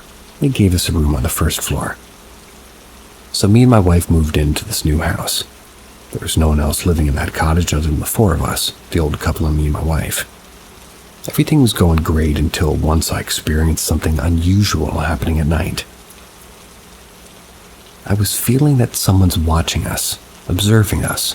It was a really weird feeling. Nothing much happened and life was going on. One day my wife decided to visit his parents for a couple of weeks.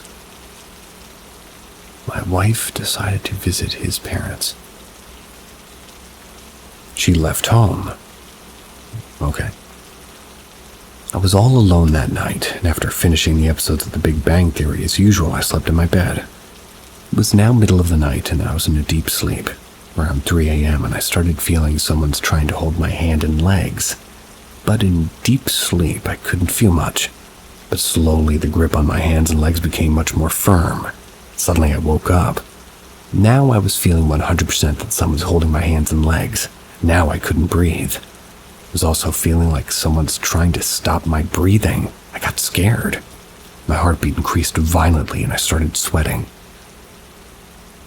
I suddenly remembered that I should speak the religious chants, but not a single word was coming out of my mouth. I became more desperate and gathered all my energy to speak chants, but I couldn't. Then I realized I should speak religious chants in my mind, and this is where I started feeling relieved as the grip on my hands and legs and on my throat were loosening. I now could speak, and I started chanting religious chants loudly. Slowly, everything became normal and I could sleep. After my wife came back, we shifted to the new rented house, and I never experienced the similar incident again. Till now.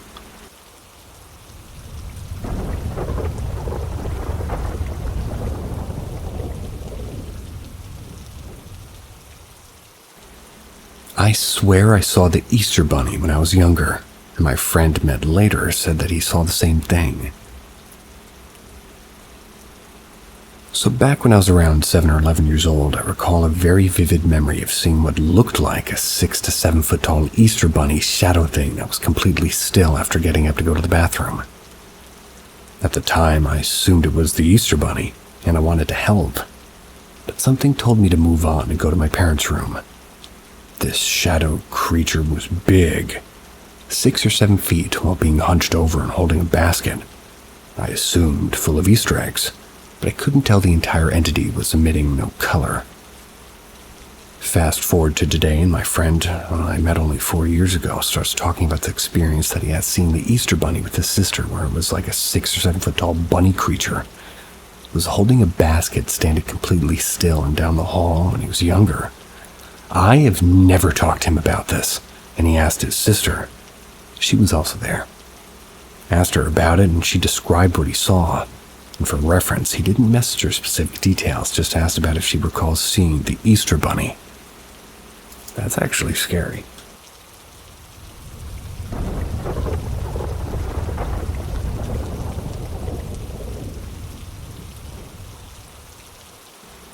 A surreal encounter on US 23, beyond time and understanding.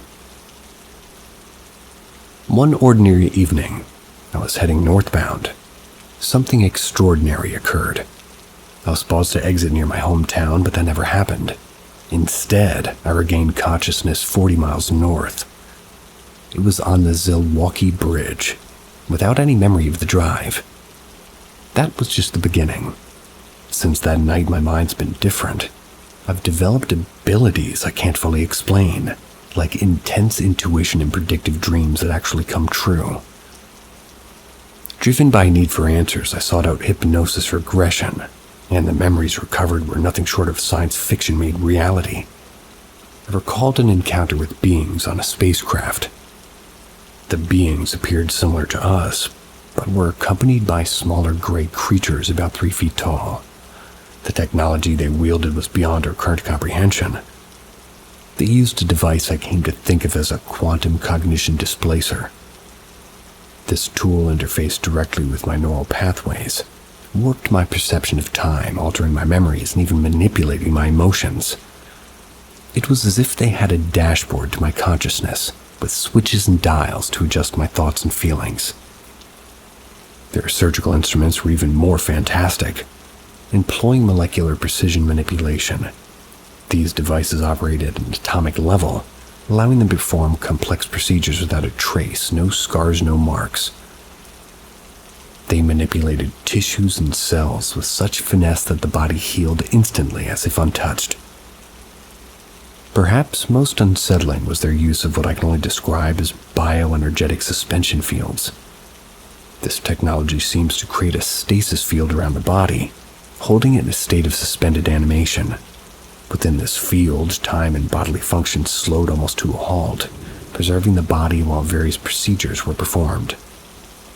These memories, as vivid as they were under hypnosis, sound unbelievable, but the changes to my cognitive abilities are very real and utterly inexplicable. I'm reaching out not just to share, but to understand. Is there anybody out there who's experienced anything similar, or are there any experts who can offer insights?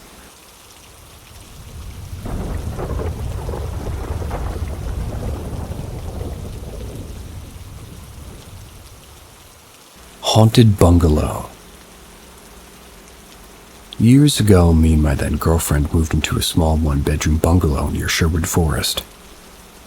We both were believers in the paranormal, but didn't think we were moving into a haunted house. We started to notice things about a month after we moved in. We had just gone to bed one night and were trying to get to sleep when we heard somebody moving around in the living room. The flooring was really hollow and you could hear somebody in there from anywhere in the bungalow. And then it sounded like somebody had sat on the sofa. I asked her, "Did you hear that?" She said, "Yeah." I asked, "What did you hear?" She replied, "Somebody walking around the living room. They sat on the sofa." We actually thought that we were being burgled. So I found whatever makeshift weapon I could. I think it was a shoe. Kept it out of the bedroom across the hallway and burst into the living room flicking the lights on as I did, and there was nobody in there. This happened night after night, and after bursting into the living room a few times, I didn't bother as there was nobody there. But this was just the beginning. We lived there for around 5.5 years in all. Some of the things that went on were very strange. I'll find the toothpaste in the kitchen when neither of us had put it there. She would take a bath and afterwards ask me what I wanted, as she'd heard me calling her from the other side of the bathroom door. Though I never really left the living room, hadn't heard a thing. I'd be sad watching TV in the living room and hear someone whispering in my ear, although I could never make out what it was saying. The activity seemed to be on a cycle. We'd have 3 to 4 weeks of peace and quiet and then 3 to 4 weeks of activity.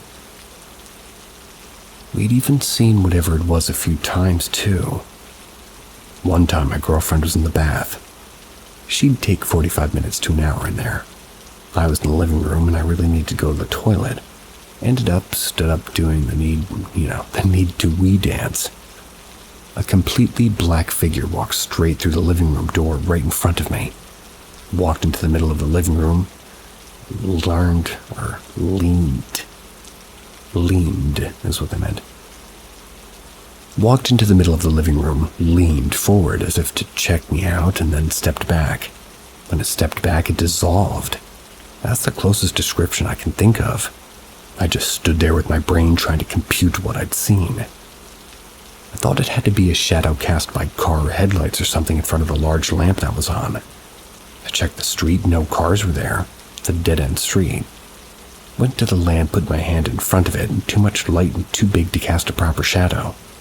Spent a fair while trying to figure out a reasonable explanation for that. Another time I saw it, I'd gotten up in the middle of the night to use the bathroom. I didn't want to wake my girlfriend up, so kept the lights off.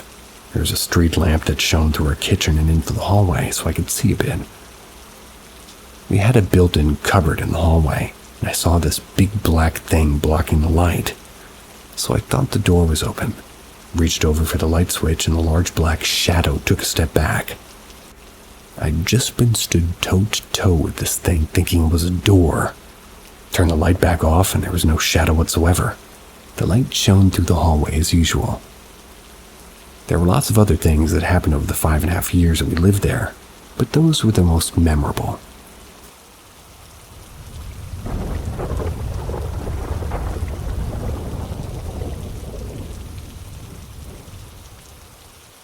"18 years ago. So one evening my wife and I are in our den. I have a desk and a computer, and so does she. My desk is toward the back of the room and hers the front. There's a TV on the wall. Looking toward the TV, the only entrance and exit into the room is to the right. So I'm sitting there playing my game, and so is she. I saw a small child, 4 or 5 years old, a boy. Blonde hair, shoulder length. He ran into the den just inside the room, stopped for a minute, giggled, and then ran back out of the room. I actually heard his feet on the ground as he ran in and out of the room. He wasn't see-through or anything like that. My mind didn't accept what just happened. I sat back from the computer and I looked at my wife, and at the same time she turned to me and said, "Did you see that?" "That little boy that just ran in and out of here?" I responded. "Yeah, what on earth was that?" "I have no idea," I responded. Now, this child entered and exited the room in what I would say in a very playful way. He was having fun with us. Now, I saw him from a different angle than my wife did. The angle that I saw him, he ran into just inside the room, stopped for a minute, giggled, and exited. My wife had a much better view, however, because he ran directly at her, stopped, giggled, ran out of the room, and completely disappeared. Which completely blew my wife's mind. And the whole thing blows my mind because I'm a very scientifically minded person. Couldn't explain the situation at all.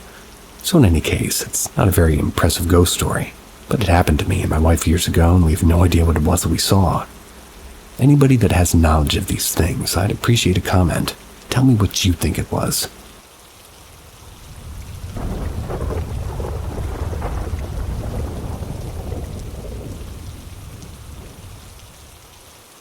I have a haunted house. For privacy reasons, I'm not going to reveal my address since I still live there. The house is old, as it's got an outside toilet and a shed that's attached to the house. My mom has these egg armament. And sometimes they turn a different way, and it still happens to this day. The people who live in my house is my mom, myself, and my cat and my hamster. Cat and hamster people. Nice.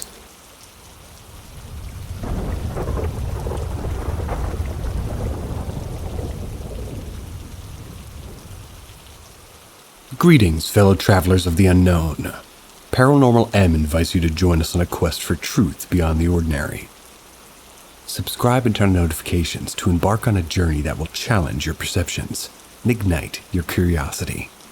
One jolly ghost and murder of 2. Happened in my house. I wasn't in the country that time. Me and my sister and my dad were in the UK. My other half and my family, including my 2 younger brothers and my mom, were back home. This incident took place every night at around 10 p.m. for so many days. It was always at exactly 10 p.m. These flying insects, maybe called desert termites, they'd appear out of nowhere in one specific room only. They said they tried to figure out how they could enter the room when they did everything to close the small holes and shut windows, but hundreds of them, all these termites, all in one specific room and at one specific time. This really freaked them out. Other things happened too, like they would hear steps on the roof, would feel something is under the bed that's running from one end to another constantly. And upon looking, there's always nothing. One more thing happened was one night around 2 a.m. they were sleeping. My mom got awoke by some noises from upstairs on the roof. She woke up my brother, who was 15 at that time. Went to go look and check. They both heard some man who was continuously laughing right near the stairs. They had in mind that it's some paranormal thing. But just to be on the safe side, my brother kept a knife with him. So if it is some guy, he would use it on him. But of course, no man or robber would be at someone's place laughing loud at 2 a.m. Anyway, my brother went up, and as soon as he stepped on the last stair, the laughs of the thing went away. It was complete silence. Many other things happened to them, including weird and scary dreams, seeing shadows, stuff moving right in front of their eyes. This left them traumatized, especially my mom. Later on, we got to know that about 50 years ago, a mother and her daughter were murdered in the same room where these things mostly happened. The mother and the child were killed by their in-laws.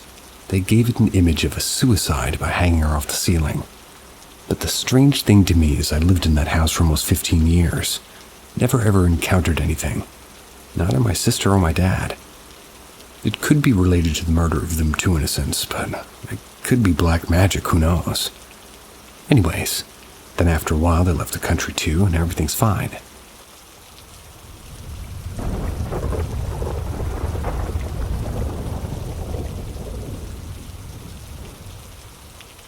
The shadow figure in the hotel. Currently, at the time of this story, I was 14. In my life, this is my third creepy encounter I've experienced. The hotel we were at was in Scotland for after a wedding party. I have no mental issues or physical issues that would make me have visions or anything. I take myself as a rational type of guy. I'm not too easily spooked and wasn't then either. I have a mind that would rationalize things for me. Now, on to the story. Me and my mom and dad were going to this hotel for an after-wedding party. First, when we arrived, we went to our hotel rooms, put everything in the room, took my phone with me, of course. Then me and my family joined my extended family in the after-party. I was with kids my age and two a couple years younger. Of course, we played and hang out until dinner and then resumed with our games. I remember it got quite dark outside. Me and my cousins were chatting about some game. I think it was something to do with cookies, not sure though. Anyway, one of my cousins wanted to get something from their room, which they forgot. So like any bored kids, we all dogpiled on the chance for at least something to do. So we got the keys to the room, headed alone up to the second floor of the house. We took the elevator up and walked around to the side of the hotel the room was on. We passed a double door with a big grand window that separated the hallway in the middle. We passed it and everything was happy and fun. Boring even, until we got to the room. Immediately, everybody felt that primal urge you feel when hairs are on the back of your neck rising. It's like when something like a predator or anything you feel scared of happens. We hadn't even went into the room yet. I turned to one of my cousins and I said, "You can open the door?" My voice was weirdly calm, even though how scared I was. Probably because I was the oldest. Something in me knew something was off. We all felt it. My cousin replied, taking the key from the youngest. "Yeah, of course." She unlocked and opened the door, and for a split second as the gap in the door widened as we opened the door, I swear for the life of me I saw something. It was like a shadowy figure with no features to its body, standing next to the bed the way the room was set up. It's like as you open the door to the bathrooms on the opposite door, and to the slight right is where the bedroom with two beds and the figure was. Between the gap between the two beds, it disappeared as we fully opened the door. For all that was in me, I held in my scream of shock. Thought it was maybe a trick of the light or something at least, but for a second we stood there like idiots, looking into the room. Then we all piled in as the cousin that wanted to go to the room grabbed the item they wanted. Immediately, we all ran out and locked the door. But that wasn't enough for us, and we ran through the corridor terrified of this thing that scared us so much. As we ran, I looked back, and I swear it looked like something was peeking around the corner of the corridor. We passed through those doors again and stopped just for a moment. I turned fully to the window on the door and peered in. There was the same figure. This time, it wasn't still, it was running for us. No features still, but we felt its aura. The booming, terrifying aura. If it had a face, it would have probably be one of nightmares. We, of course, weren't idiots. We ran back to where our parents were and told them about it. But they thought we were playing, but we weren't. But nevertheless, is what you mean. We continued with our night. That night, me and my parents walked to our hotel room. We had to pass the same room from before. The same feeling kept with me until I got into my hotel room, and, well, it was terrifying. I'm supposed to be rational, but every fiber of my being knew and thought that it happened, and, well, we all saw the figure as it ran at us. We all felt its presence.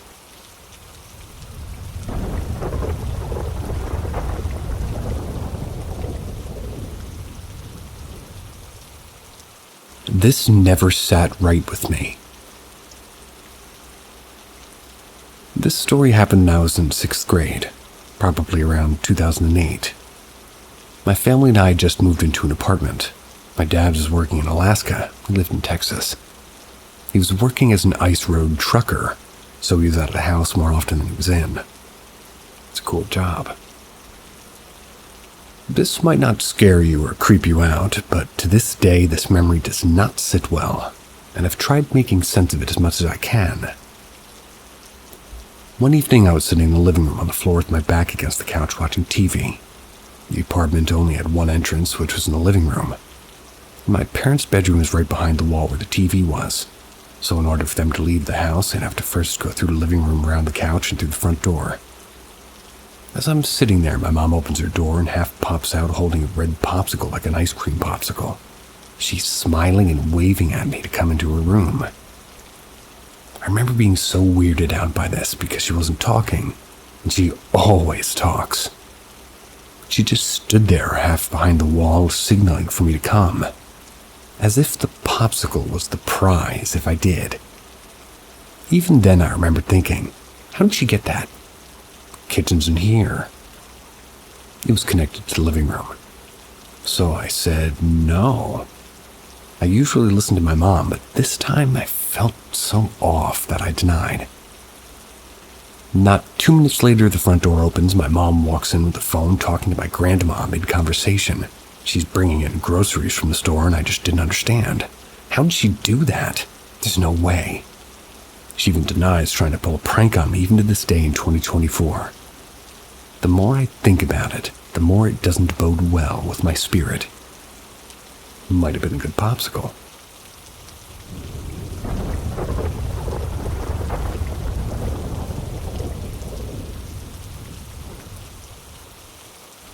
Strange activity at abandoned train station, Belgium.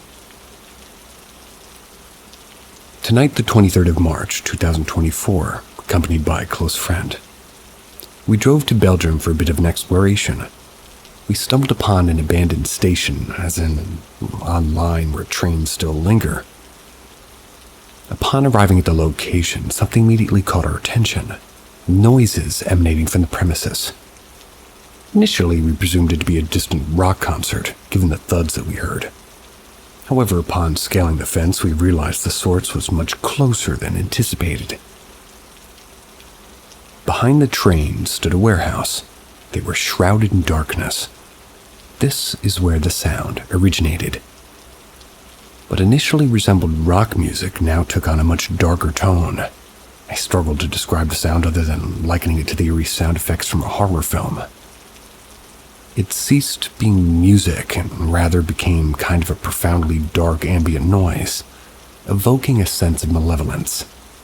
Keep in mind, this was around 10 p.m. on a Saturday night, an odd time for activity in an abandoned station. Upon our arrival, we observed people walking within one of the trains. We crouched down, observed until they exited the train, then proceeded directly to the warehouse, wielding flashlights in the darkness. Intrigued, we decided to investigate further, approaching the train from which they emerged. On the right side facing the forest. This afforded us our first clear view of the warehouse. All was dark. No windows were visible, but a faint glimmer of light emanated from beneath the large sliding door. The prolonged duration of the noise only heightened the tension. Approximately 40 minutes were spent at this location. Suddenly, we noticed the flashlights approaching our direction coming from the train tracks. We hastily retreated, watching from a safe distance as they returned to the train, this time remaining outside. They were just looking around, as if they might have heard us. I'm positive that they have not seen us this night. After a brief interval, they departed once more, captured on film. Feeling thoroughly unnerved by the unsettling sounds resonating in the darkness of the abandoned station, adjacent to the forest, my friend and I resolved to investigate once more. Proceeding cautiously, we positioned ourselves beside the warehouse where the sound became distinctly clearer. Intermittently, we heard loud thuds. These thuds were reminiscent of heavy metal colliding. there still was this dark, eerie sound, constantly changing tones and frequency. However, the last sound I heard defies description. I have it recorded on film. The last clip, entirely shrouded in darkness, captures this moment. When filming, we were standing right next to the warehouse. It sounded akin to the startup sequence of a powerful weapon or the ignition of a jet engine. This peculiar sound was followed by a resonating thud. Pausing briefly, we then observed the return of the flashlights. This time we sprinted back to our cars, bewildered by the experience. After a brief discussion, we decided to make one final attempt. Approaching the premises again, we immediately noticed the absence of sound. Proceeding with utmost caution, we arrived at the warehouse to find the faint glimmer of light beneath the sliding door had vanished. Venturing to the opposite side of the warehouse, we found nothing. We walked around the warehouse, and there was no road or path to walk on, just dirt, mud, and train tracks. At this moment, we decided to leave, and when we were back at the car, we started thinking about what this could have been. The individuals we saw walking were wearing blue overalls, indicating that they were not merely urban explorers casually observing. It's highly unlikely that these individuals were working on a Saturday evening in the dark. Had there been ordinary music playing, I wouldn't have harbored any peculiar thoughts about this experience, but the sounds in the concealed location have prompted me to make this post. Is there anybody here that can explain any of these sounds? Are there machines producing these sounds of which I'm unaware? I must ascertain this before considering a return. I have footage of all the sounds, and the guys walking around the tracks. I am interested in using those sounds.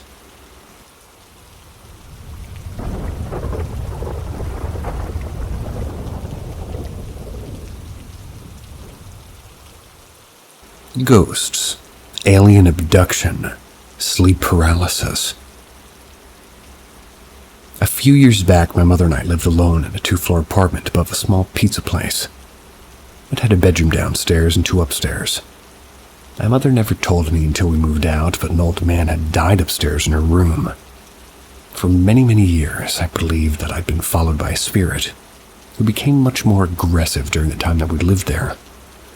I've always thought this spirit was under the impression that this old man was this old man that wanted us out of his home. There were many unexplainable occurrences there between all of us. My brother and sister would visit every other weekend before going back to their father. My brother would sleep in the room downstairs. My mother would be in the biggest one upstairs, and my sister and I took the one across from her. In our room, there was a large walk-in closet with a door immediately to the right where you walk into the room. Then one bed at the far left corner, and another bed for me in the far right. The closet door and sometimes my bedroom door would always be open during the night, even though neither were malfunctioning or broken whatsoever. We tested this many times, but they only opened by themselves in the night. One morning I woke up to my sister asking me, "Did you say there was aliens last night?" I responded very confused. "No, what?" She tells me this. "I woke up late in the night and looked over to you sitting straight up in bed pointing toward the end of my bed saying my sister's name. Looks like there's aliens." When I looked at the end of my bed, I saw 4 tiny black humanoid shadows get up from crouching and run across the room to the closet. Then I lost control over my body, quickly fell onto the bed and started shaking violently before passing out again. Mind you, when we woke up, the closet door was left open, had the light on, bedroom door was open too. The doors were closed and lights were off. We went to sleep.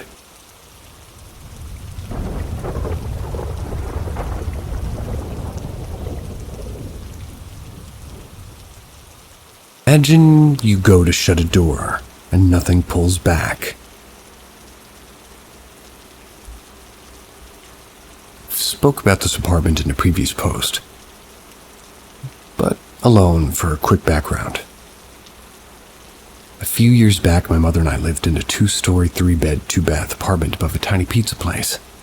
My brother and sister would come every other weekend before returning back to her dad's. On this particular weekend, my brother didn't come to the house for whatever reason, and my mom was out with friends. My sister had a friend come over to spend the night, and we were all just sitting in her room upstairs chatting. My sister decided to play a joke and lay under her bed and pretend to be asleep. She placed her ear on the floor and then suddenly said, "Do you guys hear that?" Certainly wasn't a notification. Her friend and I say no confused, and she explains that it sounded like somebody coming up the stairs to the apartment. Our apartment had a door and immediately had a huge flight of stairs to get to the first floor, and we were on the top of a pizza place. The sound of those stairs was unmistakable. So feeling confident with there being 3 of us, we started walking down the stairs to the kitchen where we heard banging in my brother's room. My brother's room was the only bedroom downstairs. It was located in the kitchen. We slowly walked down and grabbed knives from the kitchen as we were making our way to the room. My sister walks in, flicked the light on, and searched the entire room to find nothing. Mind you, there was really nowhere to hide. No closet, no under the bed. It was kind of like a storage room with a single window. When she started walking out of the room, she shut the light off as she was closing the door, and all of a sudden she started screaming and pulling on the door. It was as if there was somebody on the other side pulling the door back open with extreme force. My sister was not a tiny girl and was pulling on that door with all of her weight. It simply was not possible.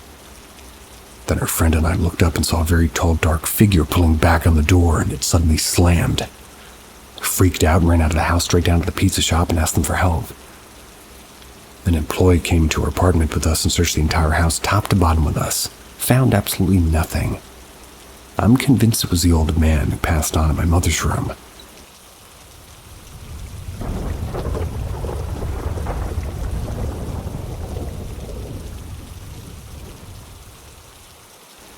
The ghost was really into Miley Cyrus, I guess. When I was younger, my mother and I moved around a lot, but we started off living with my mother's boyfriend at the time for a few years before moving to another house. And then the creepy apartment. It was a 3-story house, and the basement had many different vintage items, such as this old duck shooter game system that still worked. Not sure what it's called. It's an old popcorn machine. There was also one of those old box TVs from like the 90s to 2000s. We had that in the corner. One night, my mom's boyfriend and I were watching TV on it and in the basement sometime before deciding to go see what my mom was doing upstairs. We walked upstairs and sat on the couch with my mom when all of a sudden Wrecking Ball by Miley Cyrus started playing full volume on the old TV in the basement. My mom's boyfriend and I went downstairs to turn it off. Discussed how weird it was considering we turned the TV off and only had the volume at like 13. Not to mention we weren't listening to Miley Cyrus. We were watching a show, but that's old, right? Then we went back upstairs and sat down with my mom, and a few minutes later started hearing Wrecking Ball playing on the TV with the volume slowly increasing until it's 100 again. I made her boyfriend turn it off alone because I was scared now. Never happened again, and there have never been any other incidents. At least with the TV before or since.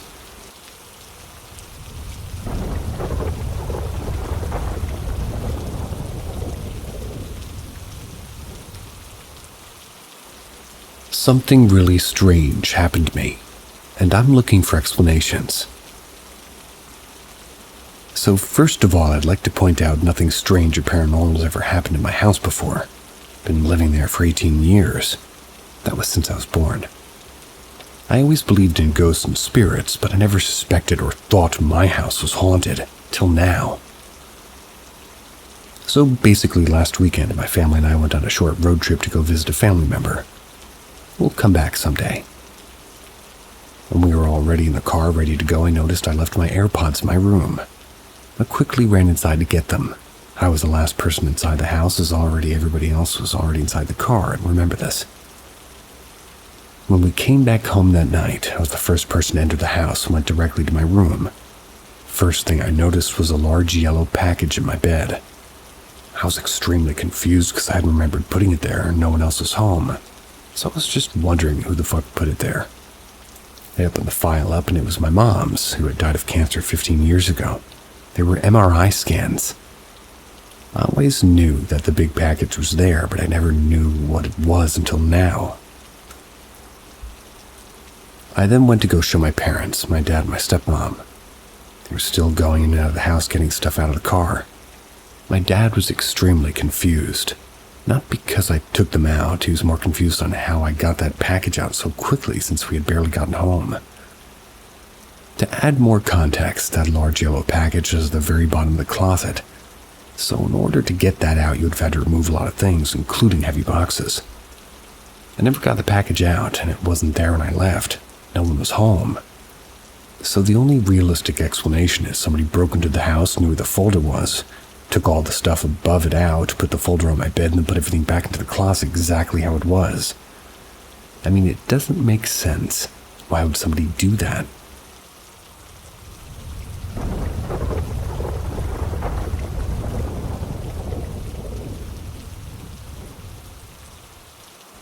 Is my house haunted, or am I just going insane?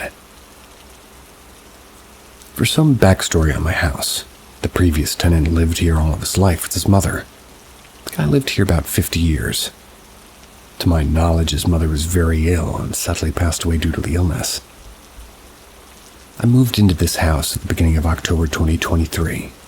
Everything was fine at first.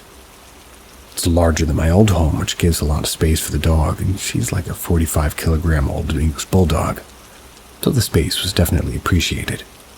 But they're cute. And also a lot more storage space. I'm not a medium, but I'm definitely tapped into my senses. And ever since I moved into this house, I've pictured an at-home hospital bed and all the wires and machines and stuff attached to an older woman, probably around 70. And that's what's currently in my dining room. This woman had short gray curly hair, wrinkles, glasses, a purple shirt, blue eyes, and a pale complexion. Around late November is when things started happening. Most incidents stemming from the dining room. They say that dogs can see what we can't, and I truly believe that. In the first incident, my dog walked into the living room and into the dining room, looking up as she were following someone, then sat wagging her tail as if there was somebody in front of her. The second incident came around early January. She was staring to the dining room wagging her tail as if somebody was in there. This has happened at least 5 times. She's also been sat in a chair at the dining room and gave a paw to the air. Around 2 weeks ago, things moved away from just the dog. All the TVs in the house will randomly turn on in the middle. It's just like there's no remote nearby and it's the middle of the night. Last night I went to use the restroom. I didn't lock the door because I saw no point. I was on my phone when I heard a click, so I looked up and the door is now locked. Just now I was laid into bed drifting off to sleep and I was disturbed by 4 knocks on my ceiling. Not sure if I'm going insane or what, but I definitely feel as if there's something happening here.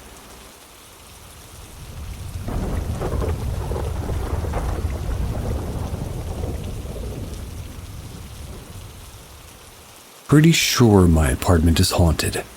What do I do? Okay, so yesterday evening I went to go to bed with my boyfriend and his daughter's ring light turned itself on in her bedroom.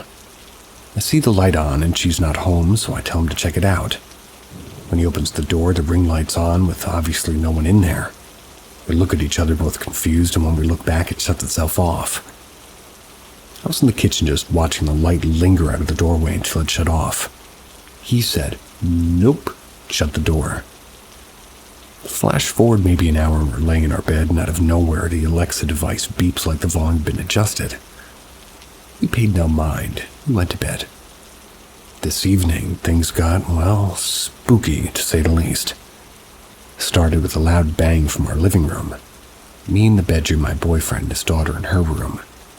He texted me simultaneously to ask if it was me. I was texting him the same. Shortly after, I'm on the phone with a good friend, and my Alexa again 3 times changed on its own volume. I unplug my Alexa, and one of my boyfriend's daughter's room turns itself to max volume. I hear him fighting with it to turn it down, and it continues to do this with him until he unplugs it. I open her bedroom to find my light in the living room was off. I turned it off again, and I go to walk away, and it turns back on. So I turned it off again, and this happened 3 times before I manually switched it completely off. Get to my bedroom and the ring light in his daughter's room turns on and off 3 times on its own. He unplugs it. Shortly after, Alexa in the living room starts to play music, so I go out and just unplug that too. I walk to go to my bedroom. The Alexa in my bathroom is now on full blast playing music, so I go to unplug it. When I get out of the bathroom, the entertainment center's lights on. Unplug that too. As I go to walk out, the TV turns on. I turn it off and go walk out, and the PS5 now turns on. I walked away because I was just done. About 10 minutes later, I go to turn off the PS5, and my TV's back on. This TV's old. I don't even have a remote, and I turn all of it off and get mad and kind of yell out that I'm done and it's enough. I shit you not, I go to walk out of the living room and the kitchen sink turns on. I'm talking full blast on. I stopped dead in my tracks and I start to panic. My boyfriend comes out, sees the water running in me, and just as confused and concerned as I was. I ended up pacing for about 20 minutes, panicking, and my boyfriend stops me and suddenly I feel 2 hands around my throat. It feels like the air in my lungs has been sucked out. There's a fear in my bones I've literally never felt before, and I can't breathe. I couldn't even gasp for air. I dropped to the floor and my boyfriend ran to get me water, thinking I was just having a panic attack or something. But by the time he got back in front of me, it released. It felt as though somebody took a burning pain to my throat. The tingling from the feeling is still there.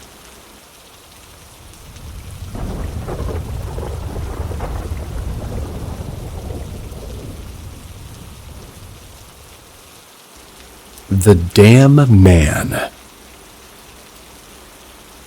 When I, a 47-year-old female, was just a young girl, I lived out in the south side past the Palms, Gypsy, Queensland. I had this big window by my bed that looked out over a hill of grass paddock with a big dam at the bottom of the hill. Ah, that kind of dam. We were told as kids never to go near that dam, but we didn't want to. It wasn't a normal dam like the ones I would swim in at my friends' houses. No, the water here was stained a putrid black. Plus, we had a pool. But what I remember as a kid is looking out late at night and swearing I could see a man standing by the water's edge. It was always dark, but every night I could make out a silhouette just standing there. I'm not even sure what compelled me to stare at the window at night to begin with. I would cry out to my parents about it, but they thought it was just a young girl's imagination. Always sent me to bed, scolding me for opening my curtains.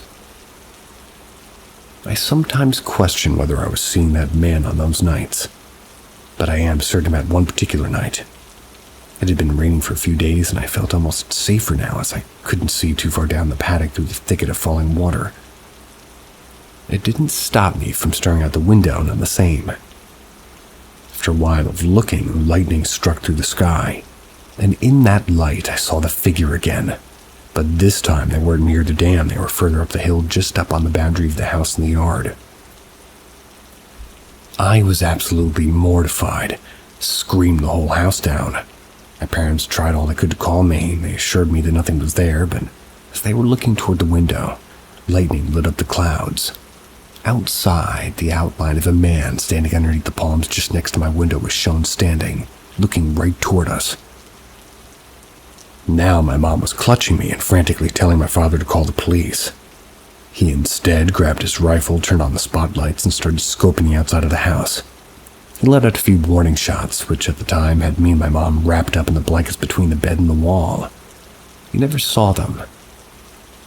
My parents finally believed that there was something out there that night, but they refused to believe that I'd seen that figure every night for years. We eventually moved from that house a couple of years later, and in the meantime, my parents had planted bushes outside my window to block the view so I couldn't see anymore out there. At least, no one could see in, too. So when I gazed down some nights through a crack in the curtain and through the slowly growing shrubs, sure enough, there was a man standing in the shadows that I could barely make out. I knew it was him. I've never seen anything like that since, and I hope to never witness something like it again. It traumatized me back then, and I still suffer sleep problems to this day. I could only imagine what it would do to me now. I'd probably drop dead of a heart attack.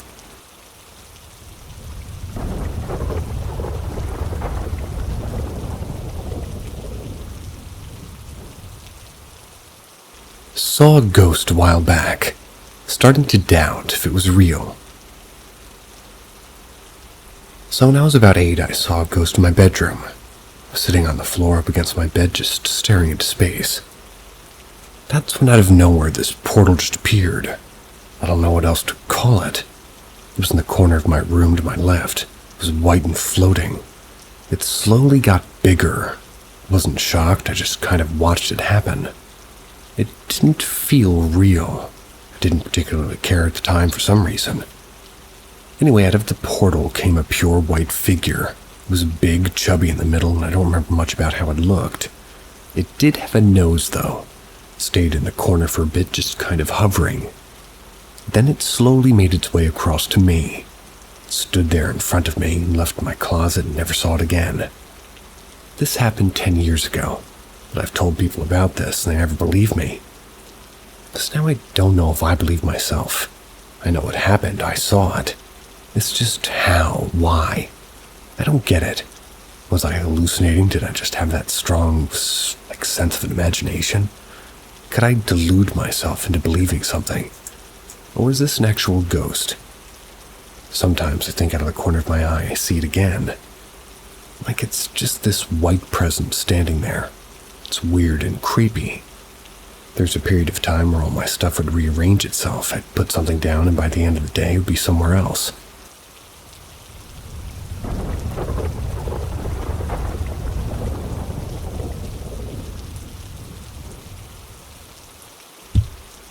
My roommate and I pissed off her ghost. I would have been around 19 or 20 at the time and living with my roommate, also my best friend, who for a long time as I can remember has had a ghost following her. It's messed with me in the past, but never anything like this, just doing shit to scare me, but that's another story. Sorry if this is kind of long, a little bit scattered. This happened about 3 years ago. I don't remember all the details.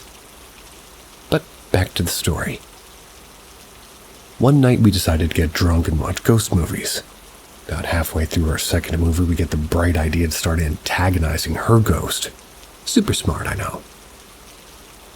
We start by saying all kinds of stupid stuff.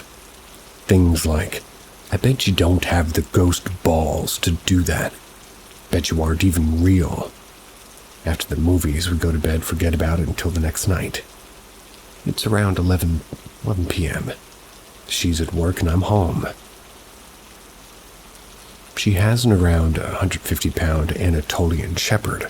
I hear him freaking out, full-on terrified screaming. I rush out of my room to see him pinned between the open laundry room doors and her metal bar chairs. I start freaking out trying to figure out how he got stuck because I know for a fact I closed the doors after I was done. But if I didn't, our cats would get stuck behind the washer and he never messed with the chairs. After I get him unstuck, he starts growling at the corner of the dining room, teeth bared, hackles raised, and he pushes me down the hallway away from the room. He doesn't let me pass him, but I go check the doors and make sure that they're locked.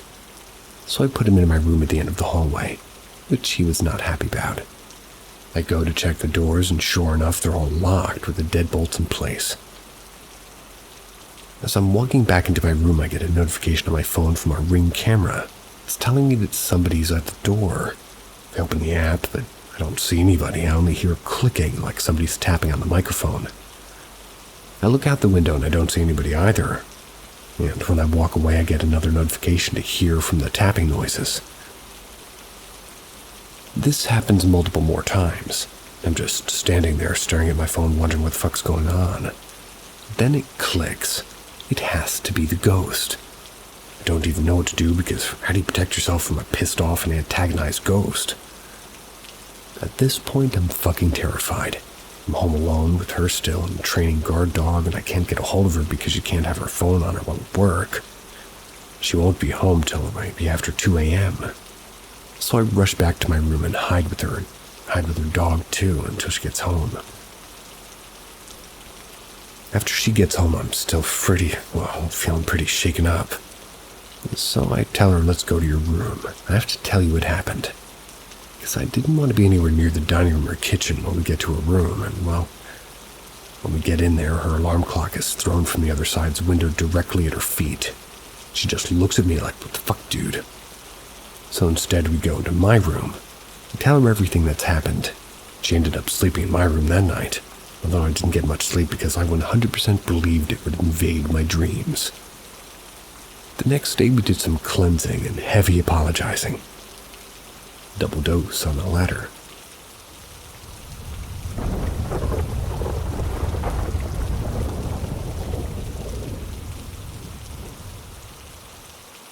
Ghosts in the bars. So I worked at a rock bar in Scotland for a couple of years when I was in my early 20s. I experienced paranormal encounters in both the bar I worked in and also the bar's sister establishment.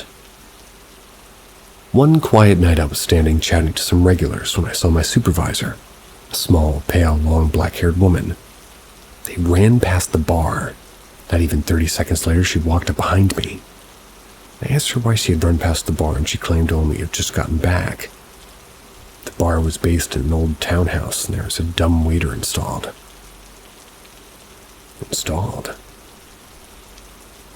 When I first started, I walked into the kitchen to let the chefs know that there was a checkout. I saw a man in overalls run away and past the dumb waiter. Thinking somebody's playing a joke, I kind of just walked around to catch them, but there was only a brick wall. We were also very sure that the woman's bathroom was haunted, but it didn't feel like a negative presence. Years before I worked there, there'd been overdoses in this bathroom. Stalls would be locked and nobody would be inside. There was a feeling of being watched, and the taps, which you had to press down hard on, would come on but no one was there. Finally, my scarce experience in the bar's sister establishment, also a rock/dive bar. I'd never been in it until I was covering a shift there. I went to the cellar to change a keg and had the scariest feeling. My hands were shaking so much that I couldn't change the keg. So I swapped out with my colleague and took some bin bags out back. I stood there and had a cigarette, but couldn't shake the feeling. In this area, unfortunately years before sex workers had lost their lives here, I went back inside. Odd to mention. When pulling a pint, I noticed I had 3 long bloody scratch marks down my arm that I should have felt upon happening, but didn't. Some things I can't explain away.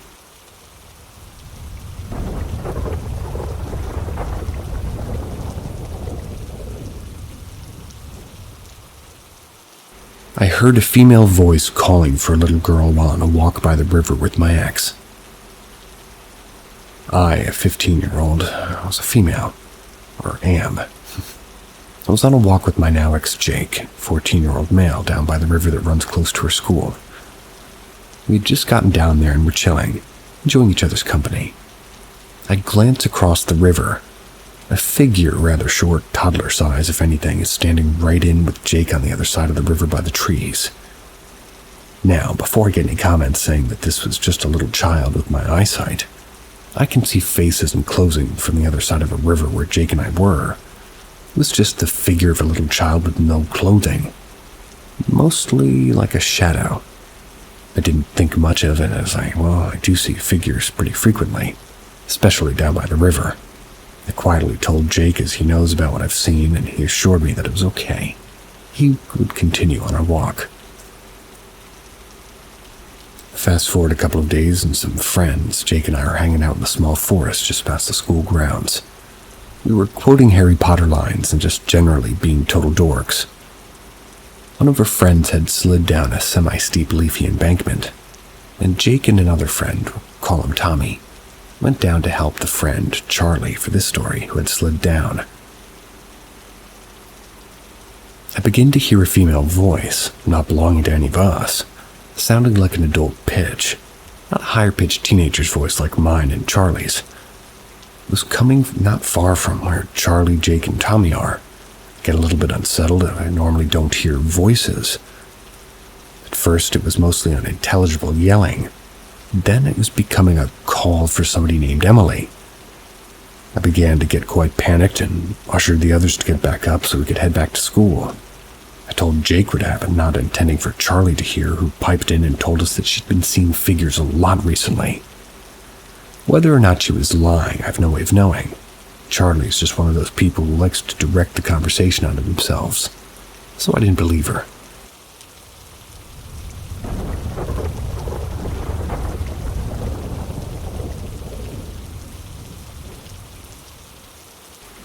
A grim reaper followed me home. Anyway, I was working at a different nursing home on an overnight shift. I was only a CNA at the time. This building only had 2 halls for resident rooms and only 1 aide and an RN on duty at night. The common thing to do is to grab a chair and sit in the corner by the nurse's station. That's where you can see down both halls. In case somebody got up and wandered, you know. I'd just finished rounds, the RN in the nurse's room and station, and I was in my chair reading a book. I always brought this book to pass the time between duties. The hall to my left started having electricity interruption, just enough to catch my attention.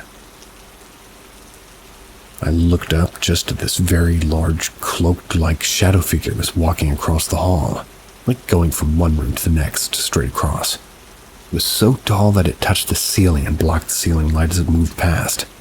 I just sat watching it.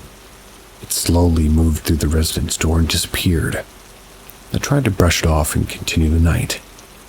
When rounds came round again, I found the resident in the room unalive, dead. Figured it was a coincidence, weird similarity, nothing more. Till 2 more residents appeared the same way in the next 2 shifts after. I'll never forget the face and the pose of the last resident. They were frozen in straight terror. Quit shortly after and returned to the nursing job I had prior. And soon I saw the figure roaming the halls there, and eventually saw it roaming my house. It never has harmed me. Doesn't feel evil, but is definitely not a fan of abusive, ignorant people. While I'd be at work, I would just torment and haunt my ex-boyfriend, make an appearance if she started an argument or be mean to my kids. It's still here and likes to simply roam the house, never bothered or making anybody uncomfortable, I just see it roam by once in a while.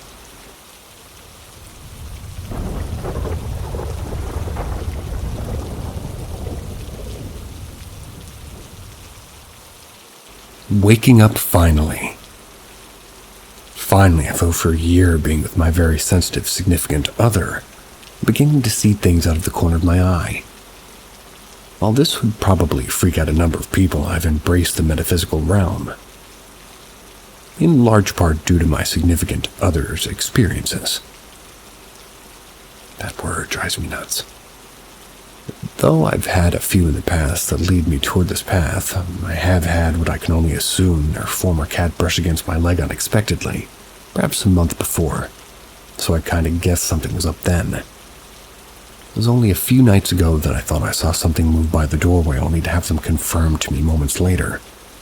After the mess that we'd gone through with a certain entity, I didn't have much fear of what else there was really to encounter. But I have been unnerved when I'm the only one awake and don't feel entirely equipped to handle this new experience just yet. For now, though, I still live vicariously through my significant other, and learning how to correctly interact with the other side, so as not to offend them and to receive answers back. To them, I'm a mumbling nuisance that really shouldn't be able to speak to them since I can't personally sense them. Plus, my significant other is apparently a beacon of light on that side.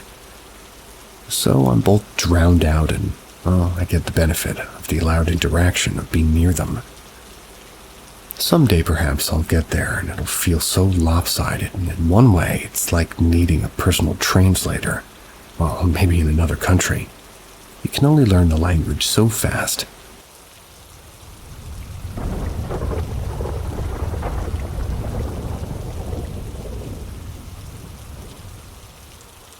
A dream, a cat, and a mimic.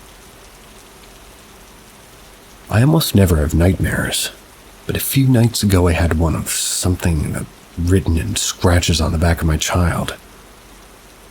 Enough to draw blood and likely scar, but not deep enough to be life-threatening. It woke me straight up. Yeah. I was only asleep for 20 minutes, checked my child because it seemed so real.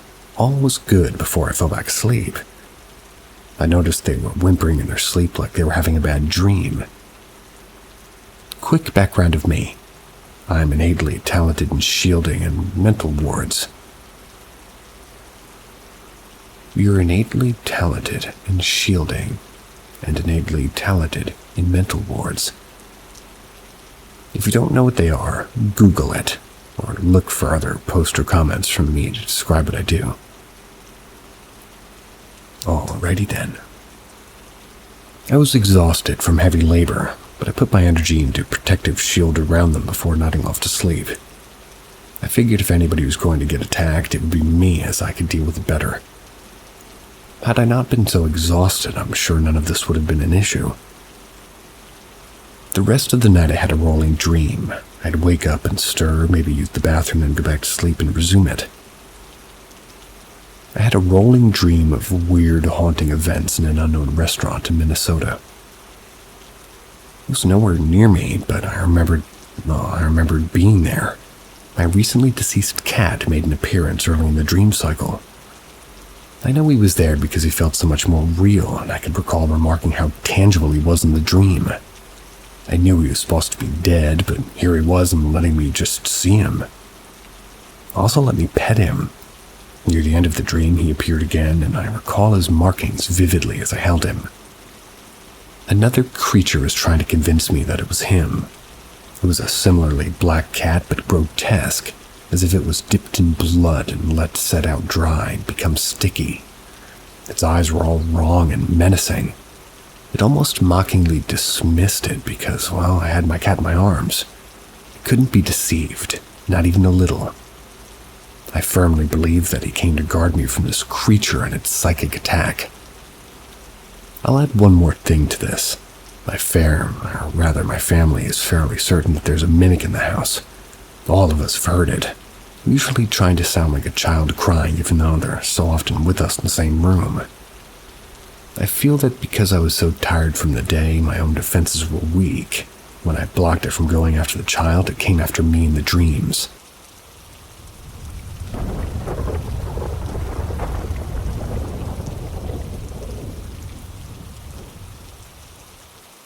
Living in a family house from 1700 to 1800s. I just moved in last month. The house was owned by a wealthy family from the 1700s to late 1900s. That was 18. The backstory I got from my tenant is that the last live residents lived in this house and died in the late 1990s. One of them was a male who lived in the apartment I'm in right now. Lots of units, but only 3 are occupied. There's pictures on the wall from the first to last generation of the family, handmade towels and other stuff from over 100 years ago. Furniture is pretty much the same as it was back in the late early 1900s. There's 2 cabinets with a collection of gold plates and other stuff, and also a bottle of some liquor dated 1806. I found 2 spoons, one of which is very bent and looks like to be from the time of kings and castles. There's a crest on the spoon which matches up with the crest of the fortress in Italy. Anyway, I heard some rustling in the hallways last night. But for the rest, it's been pretty peaceful.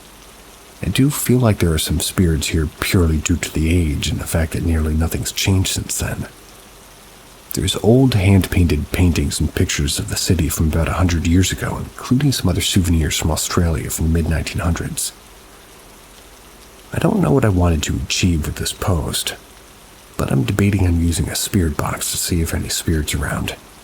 I've always been fascinated by the past, and this house has a really blast to the past kind of a feeling. Should I use a spirit box, and what can I do to establish that there is activity?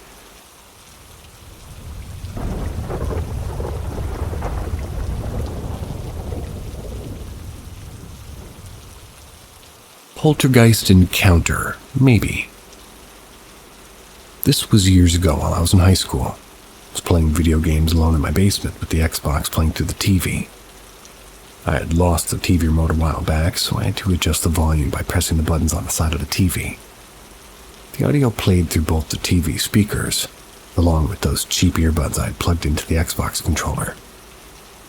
Even with the earbuds plugged into the controller, I had to stand up and walk to my TV to adjust the volume. One time while I was alone, I took my earbuds off and placed them along with my controller down onto the couch next to me. I went over to the TV to adjust the volume. It took me like 3 seconds to slightly adjust the volume, and when I turned around, the earbuds were unplugged from the controller and vanished. Naturally, I look underneath the couch and in between the cushions for these earbuds. I've lost stuff down there in those places before, after all. However, after about 20 minutes of searching, I couldn't find them. There's no way that somebody came downstairs and took them. The only way down was right next to the TV. I would have seen them in my peripheral vision or heard them walking down. I asked my family just in case they did anything with them, and of course they all said no.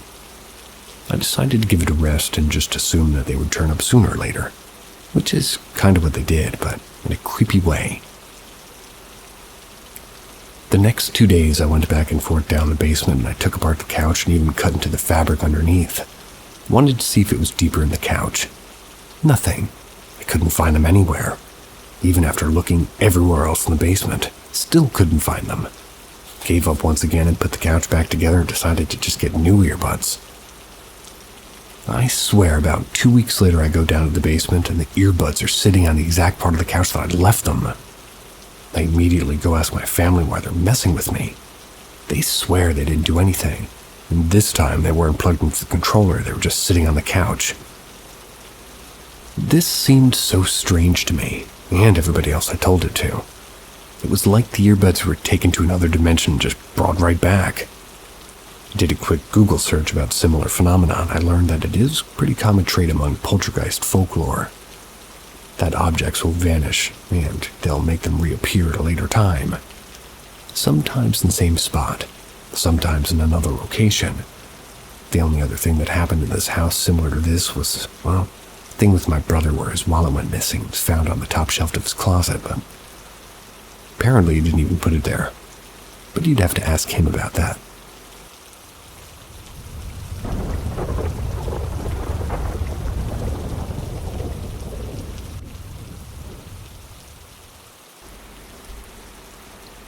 The Butterfly People. This was a story I'd been obsessed with since I saw a video on the subject by William DeFalco on YouTube. He had a pretty good series of videos about obscure cryptids, ghost stories, and the like. Of note, the Butterfly People of Joplin. Back in May of 2011, as many know, an EF5 tornado devastated Joplin, MO, killing 158 people and leveling houses and buildings. However, from the rubble came stories of mysterious entities that were dubbed the Butterfly People. Kids would describe beings with colorful wings shielding them from debris by wrapping them up, or they would even use their bodies. Ultimately, what they are, I've been able to see many different theories. The most blatant one is that they were angels that intervened to save a few while others came to collect the souls of the deceased. Others think they're fairies or some form of cryptid, aliens even. Or there's the more likely one, the third man phenomenon, wherein it refers to the times when people are in real life-threatening situations and were believed to have received help from some invisible guide. So something like kids perceive the idea of the Butterfly People to deal with a stressful situation. And keep in mind that Joplin is in the Bible Belt, so if the angel theory is anything to go by, they only think that they're seeing celestial beings. I've been interested in knowing more about these entities for a few years now. Tried searching for similar accounts, and I did try researching a few. One story goes as follows. A mother and their young daughter were caught in the storm. They saw their car was about to collide with them. The mother shielded her daughter with her body and braced for impact, except it never came. "Weren't they pretty?" the girl asked. She clarified that she was alluding to the Butterfly People that had saved them. I was looking for years to see what the name of the mother and the daughter were, but then I heard different variations of the story from secondhand accounts. Or there was one that seemed more ridiculous.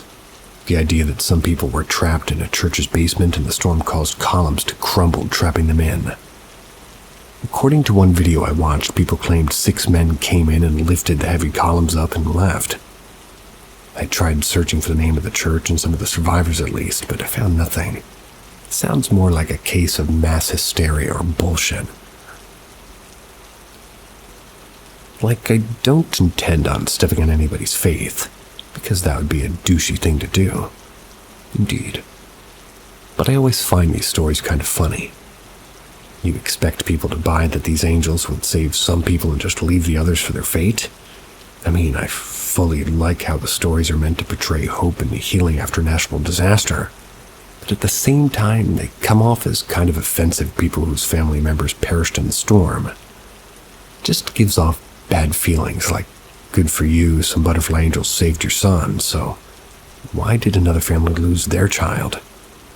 Comes off as being somewhat blissfully ignorant. Blissfully ignorant. Meant more as an excuse to explain away why this bad thing happened.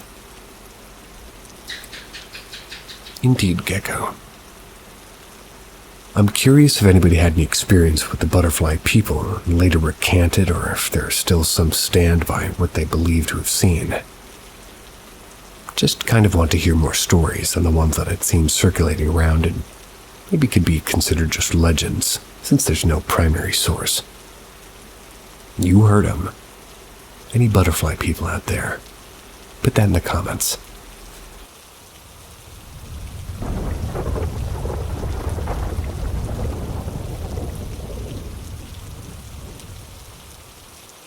I saw a ghostly face when I was younger.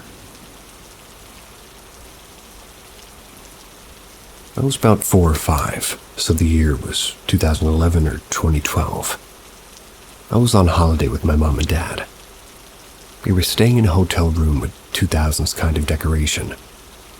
I woke up in the middle of the night and all the lights were off. It was pitch black in the room. I was scared and I wanted to go into my mom's bed, so I remembered that I sat up in bed and stood up. At that point, I saw a white face a bit further from me with black eye sockets with white in the middle of them. There was a mouth too, and a distinct small nose. Started walking toward it thinking it was my mom's face, and I was calling out to it. Then my mom turned the bedside lamp on and she was on the opposite side of the room in bed. I looked back over to where the face was and it was gone. She asked me what I was doing. I didn't know what to say really because I was so confused. So she put me back to bed and I fell asleep within minutes. How do people do that? I woke up that morning in a local hotel, still confused about what I saw, and I told my mom, but since I was just a child, she said I was probably just imagining things. I know I definitely wasn't, though. And annoying thing is, neither my mom or dad know what hotel it was that we stayed in, since it was a long time ago. So I can't even look into the hotel's backstory or reviews. I'm wondering if anybody knows what kind of apparition I saw.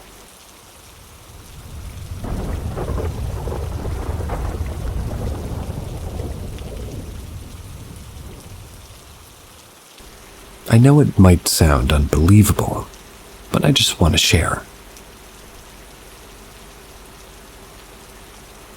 I've always heard voices in my room. Drove me crazy trying to figure out where they were coming from. It felt like people were stalking me at night through my window. I also heard whispers when I was about to do something, as if they were trying to make me go insane. When I was sleeping, I often felt like somebody woke me up by shoving me. This happened several times, which confirmed my suspicions. Someone even opened my AirPod once. I also saw eyes staring at me from the roof while I was trying to sleep. Couldn't believe my eyes and I let it go. After about a year, I took dates with a lid of a pot. It started shaking by itself. I recorded it and then it moved more than once. And despite seeing this, I foolishly ate 2 of the dates that I had stood on their own. Foolishly ate. Oh. The food dates. Or the fruit. Later that night, I felt something making me smile and moved my chin up and down while I slept. I recorded myself and I saw it really happening. and something black moving underneath my eyelid with the camera zooming in and out like it was trying to glitch the camera. It was terrifying and I deleted it quickly. Well, I started praying. Most of the disturbances stopped, but I still feel something moving in my left eye. When I read the Quran before sleeping, it gets weaker, but it bothers me, and, moves my eye whenever I'm close to it if I don't pray or listen to the Quran. I listened to the Quran during the day. My sweat turned into something like a black string coming out of my body. I realized my problem might be the evil eye. I had symptoms, but never really believed in it.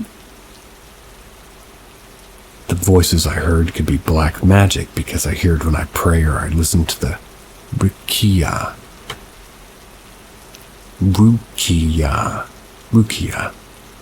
the Islamic recitations. I always smelled weird, bad odors when I was alone, which made me think that I'm a target. Lately, while sleeping with my brothers, I felt a strong repeated flash like a camera taking pictures. I opened my eyes and I saw it happening. I turned on the light and it stopped. Now I struggle with unbalanced walking and movements, like something's controlling me. Whenever I put down, it's like shaking for a moment. Sometimes when I try to catch or reach for something, I miss. I also feel something's touching my private area, especially my balls and dick. Excuse them. And it works with my thoughts, like whenever I like it, it makes like a, I'm not going to read that. Point is, the guy feels tingles all over his body. Let's just put it there. Who picked this? That was nasty. You guys don't need to hear it. So I think the voices are due to black magic. Whatever's inside me is serving that magic. Based on some of my research and help from Islam and black magic symptoms. I hope nobody suffers from this guy's black magic symptoms and everybody has a good night. See ya.